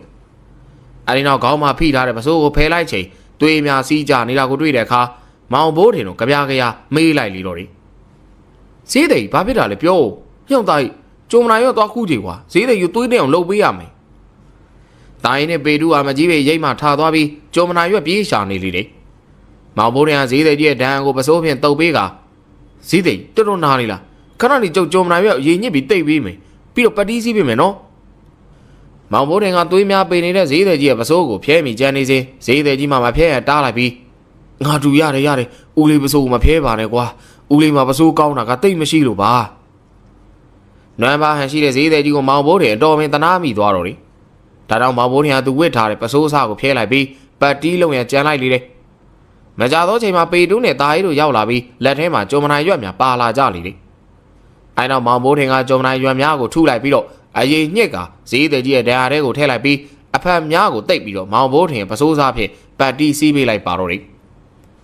ဈေးသည်ကြီးကသူ့ဟာတနာကျင်လာစွာကူညီပေးနေတော့မောင်ဘိုးထင်တို့ကကျေးဇူးတင်လို့၍သူ၏ဈေးတောင်းထဲမှာကြံပွားများစားရန်ပေးလေတယ်ခေါင်းလေးတွေကြံပွားအလကားစားကြကွာငါကြွေးပါတယ်မစားပါဘူးဗျာဈေးသည်လည်းနေဘူးဈေးအောင်တာဘယ်တက်တာမလဲမစားရပါဘူးကဲဟိုကောင်းနေမင်းတို့စားခြင်းငါဝယ်ကြွေးမယ်ဈေးသည်ကိုငါတို့အားပေးလိုက်အောင်မောင်ဘိုးတင်ကဈေးသည်ကြီးကိုငွေ2ချက်ပေးကကြံပွားအကြီး2ချက်ယူလိုက်လေတယ်ဈေးသည်ကြီးကအသေးတစ်ချက်အတင်းပို့ပေးလေရညင်းမရပြီယူလိုက်ရပြီလေအဲဒီနောက်မောင်ဘိုးတင်ကဈေးသည်ကြီးဟာဈေးသည်တန်းနဲ့ဒဏ်ရာကဘလို့ဖြစ်ပြီးရလာတာလဲဗျငါရှုံမလေးတွေပေါ့ကွာငါစီကကြံပွားဝယ်ပြီးသူတို့အိမ်ရောက်တော့မဝယ်ဘူးညင်းလို့ပြီးအိုးချမ်းမဲနဲ့ပေါက်တော့တာပါပဲကွာဟင်သူတို့ပုံစံတွေကဘလို့တွေလဲဈေးသည်ရဲ့ကြံပွားတဲ့ကြီးကလည်းမောင်ဘိုးထင်တို့ဟာမဲလာတို့ပုံမှန်တရံတို့ဟာပြောပြလိုက်ရာတာအေးမှာကောင်းချိန်ပြီးတော့စကားဆိုလာလေတော့တယ်အဲ့တော့မဲလာတို့ကသိကြတယ်ဒီလိုလုပ်တာတော့ငါလက်မခံနိုင်ဘူးတာအေးနဲ့ပေတူမင်းတို့ကကိုဘိုးရေးအပေါ့အချိုးချောင်းသွားပြော့ကွာငါဈေးတဲ့ယူအိမ်ခေါ်သွားမယ်ထမင်းကျွေးပြီးတော့ဈေးလဲရောင်းမရောင်းလို့မင်းတို့ရွာလူကြီးကိုတိုင်ပြီးငါ့ရီလာခဲ့ကြကြားလားမောင်ဘိုးတင်ကပေတူးနဲ့တာအေးကိုသေချာမာနေလေတယ်ဥပါကြီးကမောင်ဘိုးတင်ကိုကြည့်ကခေါင်းလေးရပါပြီငါဈေးလဲရောင်းပြီးညနေပြန်တော့မှာပါညနေပြန်ကမှပြန်ပြကျုပ်ရင်လိုက်ခဲ့ထမင်းစားပြီးတော့အိမ်မှာတီးမောအိပ်ပြီးစောက်ကျုပ်တို့ဈေးရောင်းမိမယ်ဈေးတဲ့ရဲ့ဒဏ်ရာမသေးဘူးဗျနေရာလဲပူနေပြီကျုပ်ပြောစကားနားထောင်မှာဗျနော်မောင်ဘိုးတင်ကဥပါကြီးရဲ့ကြံပွားတောင်းအားဓဘိုးနဲ့ခြီထားတဲ့ကျိုးကိုတိုးလိုက်ပြီးတော့ဈေးတောင်နှလုံးကြားထဲဝင်၍ထန်းတဘိုးကိုထန်းက ဈေးသည်ကြီးကိုသူ့နောက်ကိုလိုက်ပါဈေးပါလီတော့တယ်မောင်မိုးထင်ဟာရှေ့မှဈေးတောင်း2000ကိုချိုထမ်းပြီးတော့နောက်မှာတော့ဈေးသည်ဥပွားကြီးမှာပတ်တီးကြီးနဲ့ဖြစ်ပေးတယ်မောင်မိုးထင်ရဲ့ပစိုးအောက်နားစာတော်တော်များများသည်ကရှိမနေတော့ပါဈေးသည်ကြီးကသွေးပိန်နေတဲ့သူ၏ပစိုးလေးဟာနှံ့မျောနေတာကြောင့်မောင်မိုးထင်မှာနွမ်းပါသောဈေးသည်ကြီးကိုထင်ကားသူ၏ပစိုးကိုဖျဲပြီးတော့ဈေးသည်ကြီးခေါင်းဟာပတ်တီးစီးပေးထားခြင်းဖြစ်တော်တယ်ဦးအောင်ကအိမ်ရှိတန်းရမှာထိုင်နေနဲ့အိမ်ဝိုင်းထဲကိုလူစိမ်းတယောက်ကိုခေါ်လာပြီးဈေးတောင်း2000ကိုထမ်းလာတယ်မောင်မိုးထင်ကိုမြင်တဲ့အခါကောင်းလေးဘာလို့ထမ်းလာတာလဲကွာအော်ဧည့်သည်လေးပါလာတာကိုဟုတ်တယ်ဗျာရွာထဲကကမြင်းမလေးတွေပေါ့ဈေးသည်ကြီးရဲ့ကြံပွားဝယ်စားပြီးတော့ကြံပွားအဖို့မပေးချင်တာအိုးချမ်းမဲနဲ့ပေါက်လို့ဈေးသည်ခေါင်းကွဲသွားတယ်ဗျာအဲ့ဒါဒီမှာခဏနာဖို့ခေါ်လာခဲ့တာဟောအေးကဲလာဒီမှာထိုင်ကြကျုပ်ကမထိုင်တော့ပါဘူးဗျာဈေးသည်ယူထမင်းကျွေးပြီးဟိုကောင်လေးရောက်มาတဲ့အကိုက်ပဲအဖဘိုင်းချက်လေးဗျာကြက်သားကောင်လေးရဲ့ထမင်းကတော့မင်းတယောက်စားပဲရှိတော့မယ်ထင်တယ်ရတယ်ဗျကျုပ်ကဈေးသည်ကြီးကကြံပွားစားခဲ့ပြီးခဏဗျာကျုပ်ဒီတန်းရောက်ပဲထမင်းယူလာခဲ့လိုက်မယ်မောင်မိုးတင်ဟာထမ်းထားတဲ့ကြံပွားကိုအောက်ကိုချလိုက်ပြီးမိဘကြောင်ဘက်ကိုအလင်းမြန်သွားကထမင်းနဲ့ဟင်းကိုယူပြီးတော့ဈေးသည်ဥပွားကြီးကိုထမင်းစားစီတော့တယ်မကြတော့ချိန်တာရင်နဲ့ပေတူးတို့ရောက်လာတာမဟုတ်လို့ဦးကြီးဟာကြံပွားဈေးကိုမေးက3ယောက်သားဈေးတောင်းကိုတာအေးကိုထမ်းခိုင်းလိုက်ပြီးဦးအောင်အိမ်မှာထွက်သွားကြလိမ့်တော့တယ်ကြံငယ်သောဦးအောင်ကထမင်းစားနေတဲ့ဈေးသည်ဥပွားကြီးကိုတေချာကြည့်လိုက်ပြီးအင်းဝိဇ္ဇာဘလို့ဖြစ်တာလဲဗျာဈေးသည်ဥပကြီးကဦးအောင်စကားကိုမြည်သည့်ခွန်းတုံပြန်မှုမှမလုပ်ထမင်းကိုသာအားရပါရစားနေပါလီတော့တယ်ဟျောင်းနေရွာလူကြီးကိုအကျိုးကြောင်းပြောတာဘလို့လဲရွာလူကြီးမရှိလို့မပြောခဲ့ရပါဘူးကွာအေးကွာတိုင်မနေပါနဲ့တော့ငါတို့ဒီတိုင်းပဲကူညီလိုက်ကြတာပေါ့ကြံပွားတယ်ဗျို့ကြံပွားတယ်အကြီးတစ်ချက်အသေးတစ်ချက်ပြား90မောင်ဘိုးထင်ပေတူးနဲ့တာရီတို့ရွာထဲကိုလှည့်ပြီးကြံပွားရောက်နေကြလိမ့်တယ်ကြံပွားမှာရောင်းမကောင်းပြီအဲ့ချိန်မဲလာတို့အိမ်ဝိုင်းသားကိုရောက်လာကြလိမ့်တယ်အိမ်ဝိုင်းဝါမှာရက်နေတဲ့မဲလာတို့3ယောက်ဟာမောင်ဘိုးထင်တို့ခါထောက်ကြည့်ကအတန်ခက်ဆာဆာနဲ့အော်ခေါ်နေလိမ့်တယ်ကြံပွားတယ်လောင်းဘာလဲလူလိမ်မတွေနင်တို့ကဈေးတဲ့ယူအိုးကြမ်းနဲ့ပေါက်တာအားများလို့ငါတို့ကပေါက်အောင်မလို့လားမသိဘူးဟမ်မလာဘူးမောင်ဘိုးထင်တို့ကမဲလာတို့နားကိုမသွားပဲလှဲလန်တိုင်းသူမတို့ကိုကြော်သွားရာမဲလာတို့လည်းစိတ်တို့ဒေါသထွက်ပြီးတဲ့နောက်မှာကြိမ်စဲနေကြလိမ့်တယ်မောင်ဘိုးထင်တို့ဟာဈေးဝယ်သူတိတ်မရှိတာကြောင့်အကြံအိုက်နေကြလိမ့်တယ်ဘိုးထင်ဘာလို့လူတွေကဈေးမွေတာလဲကွာမသိဘူးလေကွာငွေမရှိလို့နေမှာပေါ့ငွေမရှိလဲဆန်နဲ့လဲရနေအောင်အဲ့တော့မောင်ဘိုးထင်ကခေါင်းကိုညှိတ်ကငါသိပြီကွာရွာတွေကအကြီးတောင်းရဲ့မုတ်လက်နှိမ့်နဲ့ဒွေးလေးမြိုင်မုတ်လက်ဆောင်တော့မွေတာဖြစ်ရမယ်အေးဟုတ်တယ်အဲ့ဆိုငါဘယ်လိုလုပ်ကြလာပေတူငါပြောပြမယ်ဈေးတဲ့ကြီးကိုတို့ရွာသူတွေကအနိုင်ကျင်တာဆိုတော့ငါတို့ကူညီမရမယ်ကွာဘာဖြစ်ဈေးတဲ့ကြီးကြံပွားတဲ့ကုံမှုအရေးကြီးတယ်အဲ့တော့မောင်ဘိုးနေဟာပေတူးနဲ့တာရီကိုလမ်းလျှောက်ရင်းသူတို့ပြုတ်လို့ရမယ်အရာများကိုပြောပြတိုင်ပင်နေကြပါလိမ့်တော့တယ်အကြီးတောင်းကသူ၏အိမ်မှာထညက်ကြီးကျိုးနေလေတယ်အိမ်ရှိစပွဲမှာတော့မုတ်လက်နှိပ်ဘန်းကြီးဟာဝါအုပ်ဆောင်ဖြင့်အုပ်ထားလေတယ်မောင်ဘိုးထင်တို့ကကြီးတောင်းအိမ်ကိုရောက်လာကြပြီးတော့သူတို့ရဲ့ကြံပွားတောင်းကြီးကိုလမ်းမှာဆုံတဲ့ဖိုးထွေးကခဏပေးလိုက်ပြီးဖိုးထွေးအိမ်မှာတိန်းထားစီကခဏနေမှလာယူမီကိုပြောခဲ့ကြလေတယ်မောင်ဘိုးထင်ကမီးကျွင်းလေးတူးထားတဲ့ထဲမှာထညက်ကြီးကျိုးနေတဲ့အကြီးတောင်းသားကိုသွားပြီးအကြီးတောင်းမဟုတ်သွားရောက်တော့မှလားဗျဟုတ်တယ်လေနင်တို့ဘာလာလောက်တာလဲမဟုတ်ဝယ်ကြမလို့လားမဟုတ်ပါဘူးဗျာအကြီးတောင်းရဲ့ထညက်ကြီးကျုံလေးလေးသိကျင်လို့လာကြည့်တာပါအေးထညက်ကြီးကျုံရင်ကောင်းတဲ့ထညက်300ကွယ်ဟုတ်ကဲ့ကြီးထညက်ကြီးကိုတန်ရှင်းအောင်ပိတ်စားနဲ့ခံရသေးတယ်ဟဲ့ရေးစစ်သဘောပေါ့မောင်မိုးတင်ကအကြီးတောင်းကိုသူမသိတာများမေးမြန်းပြီးတော့အဲ့ဒီချိန်မှာပေတူးနဲ့တာကြီးဟာဝါအုပ်ဆောင်နဲ့အုပ်ထားတဲ့မုတ်လက်နဲ့ဘန်းကြီးကိုလစ်ပြေးသွားပြီဖြစ်တော့တယ်အကြီးတောင်းကသူ့မုတ်ဘန်းကြီးမရှိတော့တာကိုမသိမောင်ဘိုးထင်အန်ဝရကြီးဖြစ်ပြနေတာကိုပဲကျေနပ်ပီတီဖြစ်နေလေတော့တယ်အဲဒီနောက်မောင်ဘိုးထင်ဟာအကြီးရဲ့တညက်ဂျုံကြီးကိုကြည့်နေရတယ်အဖခိုင်းတာအလုပ်ကတော့မေ့ကုန်ပြို့ဩဖြေးရတယ်ဘိုးထင်ရဲ့မောင်ဘိုးထင်ကအကြီးတောင်းကချီးမွမ်းစကားတွင်ပြောကအကြီးတောင်းအိမ်မှာထွက်သွားလိပါတော့တယ်အကြီးတောင်းကတညက်ဂျိုလျက်ကြံနေခဲ့ပါတော့တယ်တိုင်းနဲ့ပေတူကမုံလက်နဲ့ဘန်းကြီးကိုကန်ရင်းနဲ့မောင်ဘိုးထင်ဟာစောင့်နေကြလိမ့်တယ်မကြတော့ချိန်မှာမောင်ဘိုးထင်ဟာသူတို့နားကိုရောက်ချိန်ပေတူးမှစကားဆိုလိုက်လေတဲ့ဘိုးတင်မုံဝင်းတို့ရပြီဘဲသွားထားကြမယ်ငါတို့ယူမှန်သိရင်လည်းတားအပြစ်မဖြစ်အောင်ရွာထဲကနတ်စင်သွားတင်ထားကြအောင်ကွာအေးအဲ့ကြံကောင်းတယ်လာသွားကြမယ်မောင်ဘိုးတင်တို့ကရီးတောင်းရဲ့မုံလက်နှိပ်ဘန်းကြီးကိုရွာထိပ်မှာရှိတဲ့နတ်စင်မှာတည်ထားလိုက်လေတဲ့အဲ့နောက်သူတို့ခြေဦးလဲမိနေရာဒီကရွာတော်ပိုင်းမှာရှိတဲ့ဒွေးလေးမြိုင်အိမ်တို့ဖြစ်ပါတော့တယ်မိုးလက်ဆောင်ပိုင်များရေးစိန်နေတဲ့ဒွေးလေးမြိုင်နားကိုမောင်ဘိုးတင်တို့ရေဦးတစ်လုံးထိုင်းပြီးတော့ရောက်လာကြလေတဲ့အဲ့နောက်ပေတူးကဒွေးလေးမြိုင်ကိုစကားဆိုလိုက်လေတဲ့ကျွေးလေမုန်းလက်ဆောင်မရသေးဘူးလားဘာဝဲခိုင်းလိုက်လို့ဗျအေးပေတူရေခဏဆောင်ဟေးဒါနဲ့ဘာတွေးလေးရောမရှိဘူးလားန နေဘာတွေကဘယ်တော့မှရှိဘူးလို့တော့အော်ဟုတ်ကဲ့အဲ့ဒါကျုပ်တို့ဟိုနားမှာစောင့်နေမယ်နော်အေးတွေးလေးများပေတူးနဲ့ဆွေမျိုးတော်ဆက်သူဖြစ်ပြီးတယ်သူဤတူတော်မောင်ပေတူးဟာထညက်ရီအိုးနာမှာသွားဆောင်မှုခွင့်ပြုလို့ရမောင်မိုးထင်တို့ဝမ်းသာသွားကြလေတယ်အဲ့တော့ပေတူးဟာသူတို့တည်လာတဲ့ရေအိုးကိုတွေးလေးများရင်ထညက်ရီအိုးနေရာမှာအစားထိုးပြီးတော့ချပေးထားလိုက်ကထညက်ရီအိုးကိုပတ်ထားတယ်ပစိုးအားသူတို့တည်လာတဲ့အိုးမှာပတ်ပေးလိုက်ပြီးထညက်ရီအိုးကြီးကိုမပြီးတော့တွေးလေးများတို့အိမ်မှာထွက်သွားကြပါလိမ့်တော့တယ်ထညက်ရီအိုးထမ်းထားတဲ့ပေတူးဟာမောင်မိုးထင်တို့ကြီးကဓာတ်ကြီးကိုဘယ်နာထားမလဲထူးပေါက်ကွာရွာဝင်ညောင်မင်းအောက်ကရေဦးစင်မှာသွားတင်ထားအောင်အေးအဲ့ဒါပဲကောင်းအိုင်နောက်စိတ်တူကိုတူမောင်မိုးတင်တို့ဟာထညက်ရီအိုးကြီးကိုထမ်းကရွာဝင်ညောင်မင်းမှရေဦးစင်ပေါ်ကိုတင်ထားဖို့ထွက်သွားကြပါလိမ့်တော့တယ်မောင်မိုးတင်တို့ကဖိုးထွေးတို့အိမ်မှကြံပွားများကိုပြန်ယူကထမ်းပြီးတော့ဈေးပြန်ရောက်နေကြပြန်နေကလေးများမုတ်လက်နှိပ်လည်းမရမုတ်လက်ဆောင်လည်းမရသဖြင့်ငိုယုံနေလေရာမောင်မိုးတင်တို့ကြံပွားကိုသာခေါ်ပြီးတော့ဝယ်ရလေသည့်အတွက်အတော်ကိုဈေးရောင်းကောင်းနေပြီးတော့တယ်ကြံပွားတယ်ဗျို့ကုံတော့မယ်နော်မြန်ဝယ်မရတော့မယ်မုတ်လက်ဆောင်လည်းမရဘူးမုတ်လက်နှိပ်လည်းမရဘူးကြံပွားပဲရှိတယ်နော်ကြံပွားတယ်ဗျို့ဟျောပြီးသူဘော်ဒီလျှောက်အောင်နေတယ်တော်ကြောင်ငါ့ကိုလှုပ်ထားတဲ့ဟာတွေရိပ်မိသွားအောင်ဟိုအေးမိသွားလို့ပါကွာလာကြံပွားတွေလည်းကုံတော့မယ်ဆိုဈေးသိအချိန်မီပြန်လို့ရအောင်သွားတော့ကွာ၃ချက်ကြံသေးတယ်ကွာအဲ့ဒါတော့ကိုဘိုးလေးနဲ့ကိုသားရောက်ဝယ်ခိုင်းအောင်ကြီးကိုဘိုးလေးတို့အိမ်သွားကြမယ်အဲ့ဒီမှာကိုသားလည်းရောက်နေမယ်ထင်တယ်အဲ့ဒီလိုနဲ့မောင်ဘိုးတင်တို့၃ယောက်ကိုကြံတဲ့ကြံပွား၃ချက်ကိုရောင်းဖို့အတွက်ဘိုးတွေတို့အိမ်ကိုခြေဦးလှည့်လိုက်ကြပါလေတော့တယ်မောင်ဘိုးတင်တို့ရွာလူကြီးအိမ်ဝိုင်းထဲကိုဝင်လိုက်ချိန်ရွာလူကြီးနဲ့စကားပြောနေတာကိုတွေ့လိုက်ရတဲ့လူနှစ်ယောက်ကြောင့်နောက်ကျောင်းပြန်လှည့်ပြီးပြုနေစင်းမှာရွာလူကြီးရဲ့အတန်အော်ကြီးကထွက်ပေါ်လာလေတယ်ဟေးကောင်လေးဘယ်ကိုပြန်လှည့်မလို့လဲမင်းတို့ကောင်လေးဘိုးတွေကိုရှာခေါ်ခိုင်းနေတာအခုတော့စိုက်တဲ့မြမြငါးစီရောက်လာတာပဲဟန်ကြတယ်ဟေ့ဒီကနှစ်ယောက်ကဘသူတွေလဲလို့ကြည်စမ်းမအောင်ကွာရွာလူကြီးကသူ့မျက်နှာချင်းဆိုင်တန်းရမှာထိုင်နေတဲ့သူနှစ်ဦးကမျက်စာပြစ်ပြပြီးမေးနေလေရာဈေးတောင်း2000ကိုတဘိုးနဲ့ထမ်းထားတဲ့ပေတူးကဟိုဒွေးလေးမြိုင်နဲ့အကြီးတောင်းပါဩဟုတ်လားအေးငါတော့မင်းတို့ပြောမှသိတယ်ဟမ်လာခဲ့ကြရေကောင်နေဒီဟုတ်လားမောင်မိုးတင်ကကိုကုန်းနဲ့ရွာလူကြီးနားကိုသွားလိုက်ကပေတူးကရွာလူကြီးကိုမျက်နှာချိုသွေးရိပ်ဘိုင်းဟိုလေးကြံပွားလေး၃ချက်ကြံတာအားပေးမလို့လားယင်မင်းမေကြီးတော့အားပေးရမှာဗမာလဲမတောင်းရဲ့လက်နှိပ်ပန်းနဲ့မှတ်မြရဲ့ထညက်ရီအိုးဗမာတို့ဟာကျုပ်တို့ဘယ်သိမလဲဗျာအကြီးတောင်းရဲ့မုတ်လက်နှိပ်ပန်းကိုကျုပ်တို့ကရွာထိန်းနေစင်တင်စရာလားဗျာ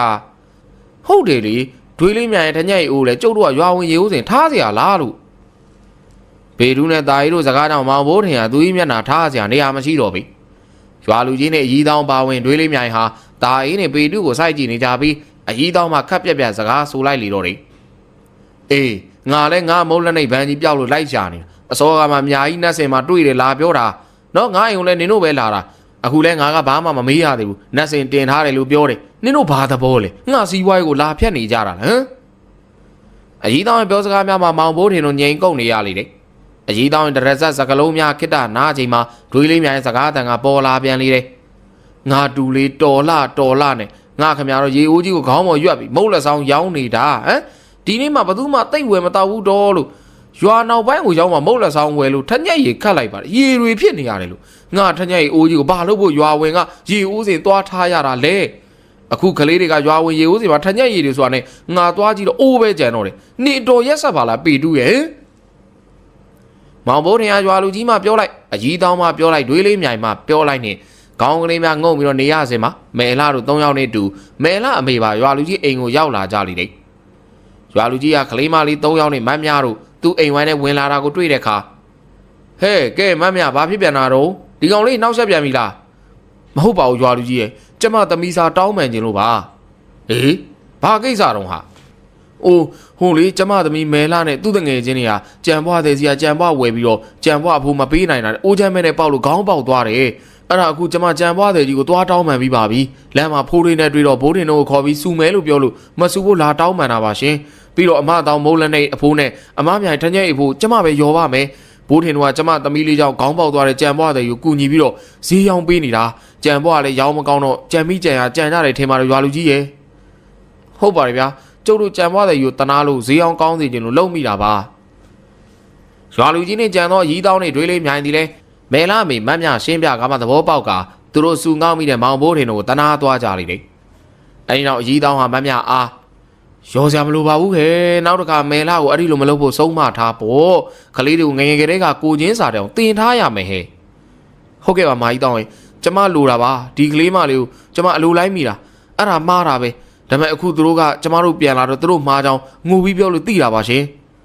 အေးငါထက်ညက်ရီဖို့လဲရောစရာမလိုပါဘူးအေးဘိုးထင်တော့မကောင်းတာလုပ်တာမှမဟုတ်တာကိုဒီလိုနဲ့မောင်ဘိုးထင်တော့ချီးမွမ်းကနေကြလေတော့တယ်ကြံနဲ့ကြံဘွားသုံးကြရွာလူကြီးမှဝယ်လိုက်ပြီးကဲမင်းတို့စိတ်ဓာတ်ကိုတော့ကြီးကျူးပါတယ်ကွာနောက်တစ်ခါဆိုသူများပစ္စည်းတွေတော့ရှောက်မဖွက်နေပေါ့ဟာတခြားနည်းနဲ့ကူညီနိုင်အောင်ကြိုးစားကြမင်းတို့လောက်ရကမှန်တယ်ဆိုပေမဲ့အပြေးကတော့မှန်သေးဘူးမင်းတို့ကြီးလာမှသိပါလိမ့်မယ်ကဲပြန်ကြမင်းတို့ကြံဘွားတွေကြီးလဲစောင့်နေရောပေါ့အဲဒီနောက်မောင်ဘိုးထင်တော့ကြံဘွားတော်လွတ်များကိုထမ်းကပြုံးပြော်ရွှေပြီးအိမ်တို့ပြန်လာခဲ့ကြပါလိမ့်တော့တယ်မောင်ဘိုးထင်တို့ဦးအောင်အိမ်ကိုရောက်တဲ့အခါဈေးသည်ဥပွားကြီးကဦးအောင်နဲ့စကားပြောနေလေတယ်ဦးအောင်ကဈေးသည်ကြီးကိုတရိုတသေးစကားပြောနေလေရာမောင်ဘိုးထင်တို့အံ့ဩနေကြတယ်အဲဒီနောက်မောင်ဘိုးထင်တို့ကြံဘွားရောင်းလို့ရတဲ့ငွေများကိုဈေးသည်ကြီးကိုအပ်လိုက်ရာဈေးသည်ကြီးမှမောင်ဘိုးထင်တို့ငွေချို့ပြန်ပေးတဲ့အခါဘလို့ပေးမယူတာကြောင့်ဈေးသည်ကြီးကသူ့ဈေးတောင်းထဲမှာရှိတဲ့ငွေထဲ့တဲ့လွယ်အိတ်ကလေးထဲမှာစီစိန်ဆက်ကူ၃ချက်ကိုယူပြီးကဲကောင်လေးတွေဒီဟာကိုတော့မင်းတို့မငင်းနဲ့ယူထားကြဒီဆက်ကူလေးတွေထဲမှာလောင်းကစားနိုင်တဲ့အင်းဆွဲထားတယ်မင်းတို့ပေးခဲ့မယ်ဒီအင်းကိုအသက်သွင်းပြီးမင်းမဦးအောင်ကိုသာမေးကြတော့ကဲငါသွားပြီဟဲ့မင်းတို့ကျေးဇူးငါမမေးပါဘူးကွာအင်းကိုမင်းတို့အလိုရှိတာသုံးကြတော့ကောင်လေးတွေနော်ဈေးသည်ကြီးကအဲ့ဒီလိုပြောပြီးတော့အားလုံးကိုနှုတ်ဆက်လို့ပြန်သွားပြီဖြစ်တော့တယ်ပေတူးနဲ့တာကြီးကအင်းများကိုမယူမောင်ဘိုးထင်ကိုသာတိတ်ခိုင်းထားပြီးသူတို့လည်းပြန်သွားကြလိမ့်ပြီဒီလိုနဲ့မောင်ဘိုးထင်မှာလောင်းကစားနိုင်အင်းရှိသည်ဆိုသောသတင်းဒီကပေတူးနဲ့တာကြီးစီမှာတစ်ဆက်လောင်းကစားကိုအင်မတန်ခုံမင်တဲ့ရွာမြောက်ပိုင်းမှာမတ်လေးရွှေနဲ့မတ်လေးငွေညီမနှစ်ယောက်စီတို့ရောက်ရှိသွားရမှာတော့အဲ့ဒီညီမနှစ်ယောက်ကမောင်ဘိုးထင်အားအကူညီတောင်းဖို့ဖြစ်လာပါလိတော့တယ်ဟုတ်ကဲ့ပါဒီနေ့မှာတော့အောင်လန်းဘိုးထင်နဲ့ကြံပွားတယ်မှုဆွဲဇလန်းကိုကျွန်တော်မြန်မာ Ghost Story Channel ကနေတင်ဆက်ပေးကြတာဖြစ်ပါတယ်ဆိုတော့မကြမီမှာလည်းအောင်လန်းဘိုးထင်နဲ့လောင်းကစားအင်းဆိုတဲ့ဝတ္ထုလေးကိုဆက်လက်ပြီးတော့တင်ဆက်ပေးသွားမှာဖြစ်ပါတယ်ဆိုတော့ဒီနေ့မှာအချိန်ပြီးတော့နားဆင်တဲ့အတွက်လည်းအားလုံးကျေးဇူးတင်ပါတယ်နောက်နေ့မှာလည်းလာပြီးတော့နားဆင်အားပေးကြပါလေတပါးလေးဖိတ်ခေါ်ပြစီခင်ဗျအားလုံးပဲရွှေလန်းချမ်းမြေ့နိုင်ကြပါစေခင်ဗျာကျွန်တော်အန်ခင်မူပါ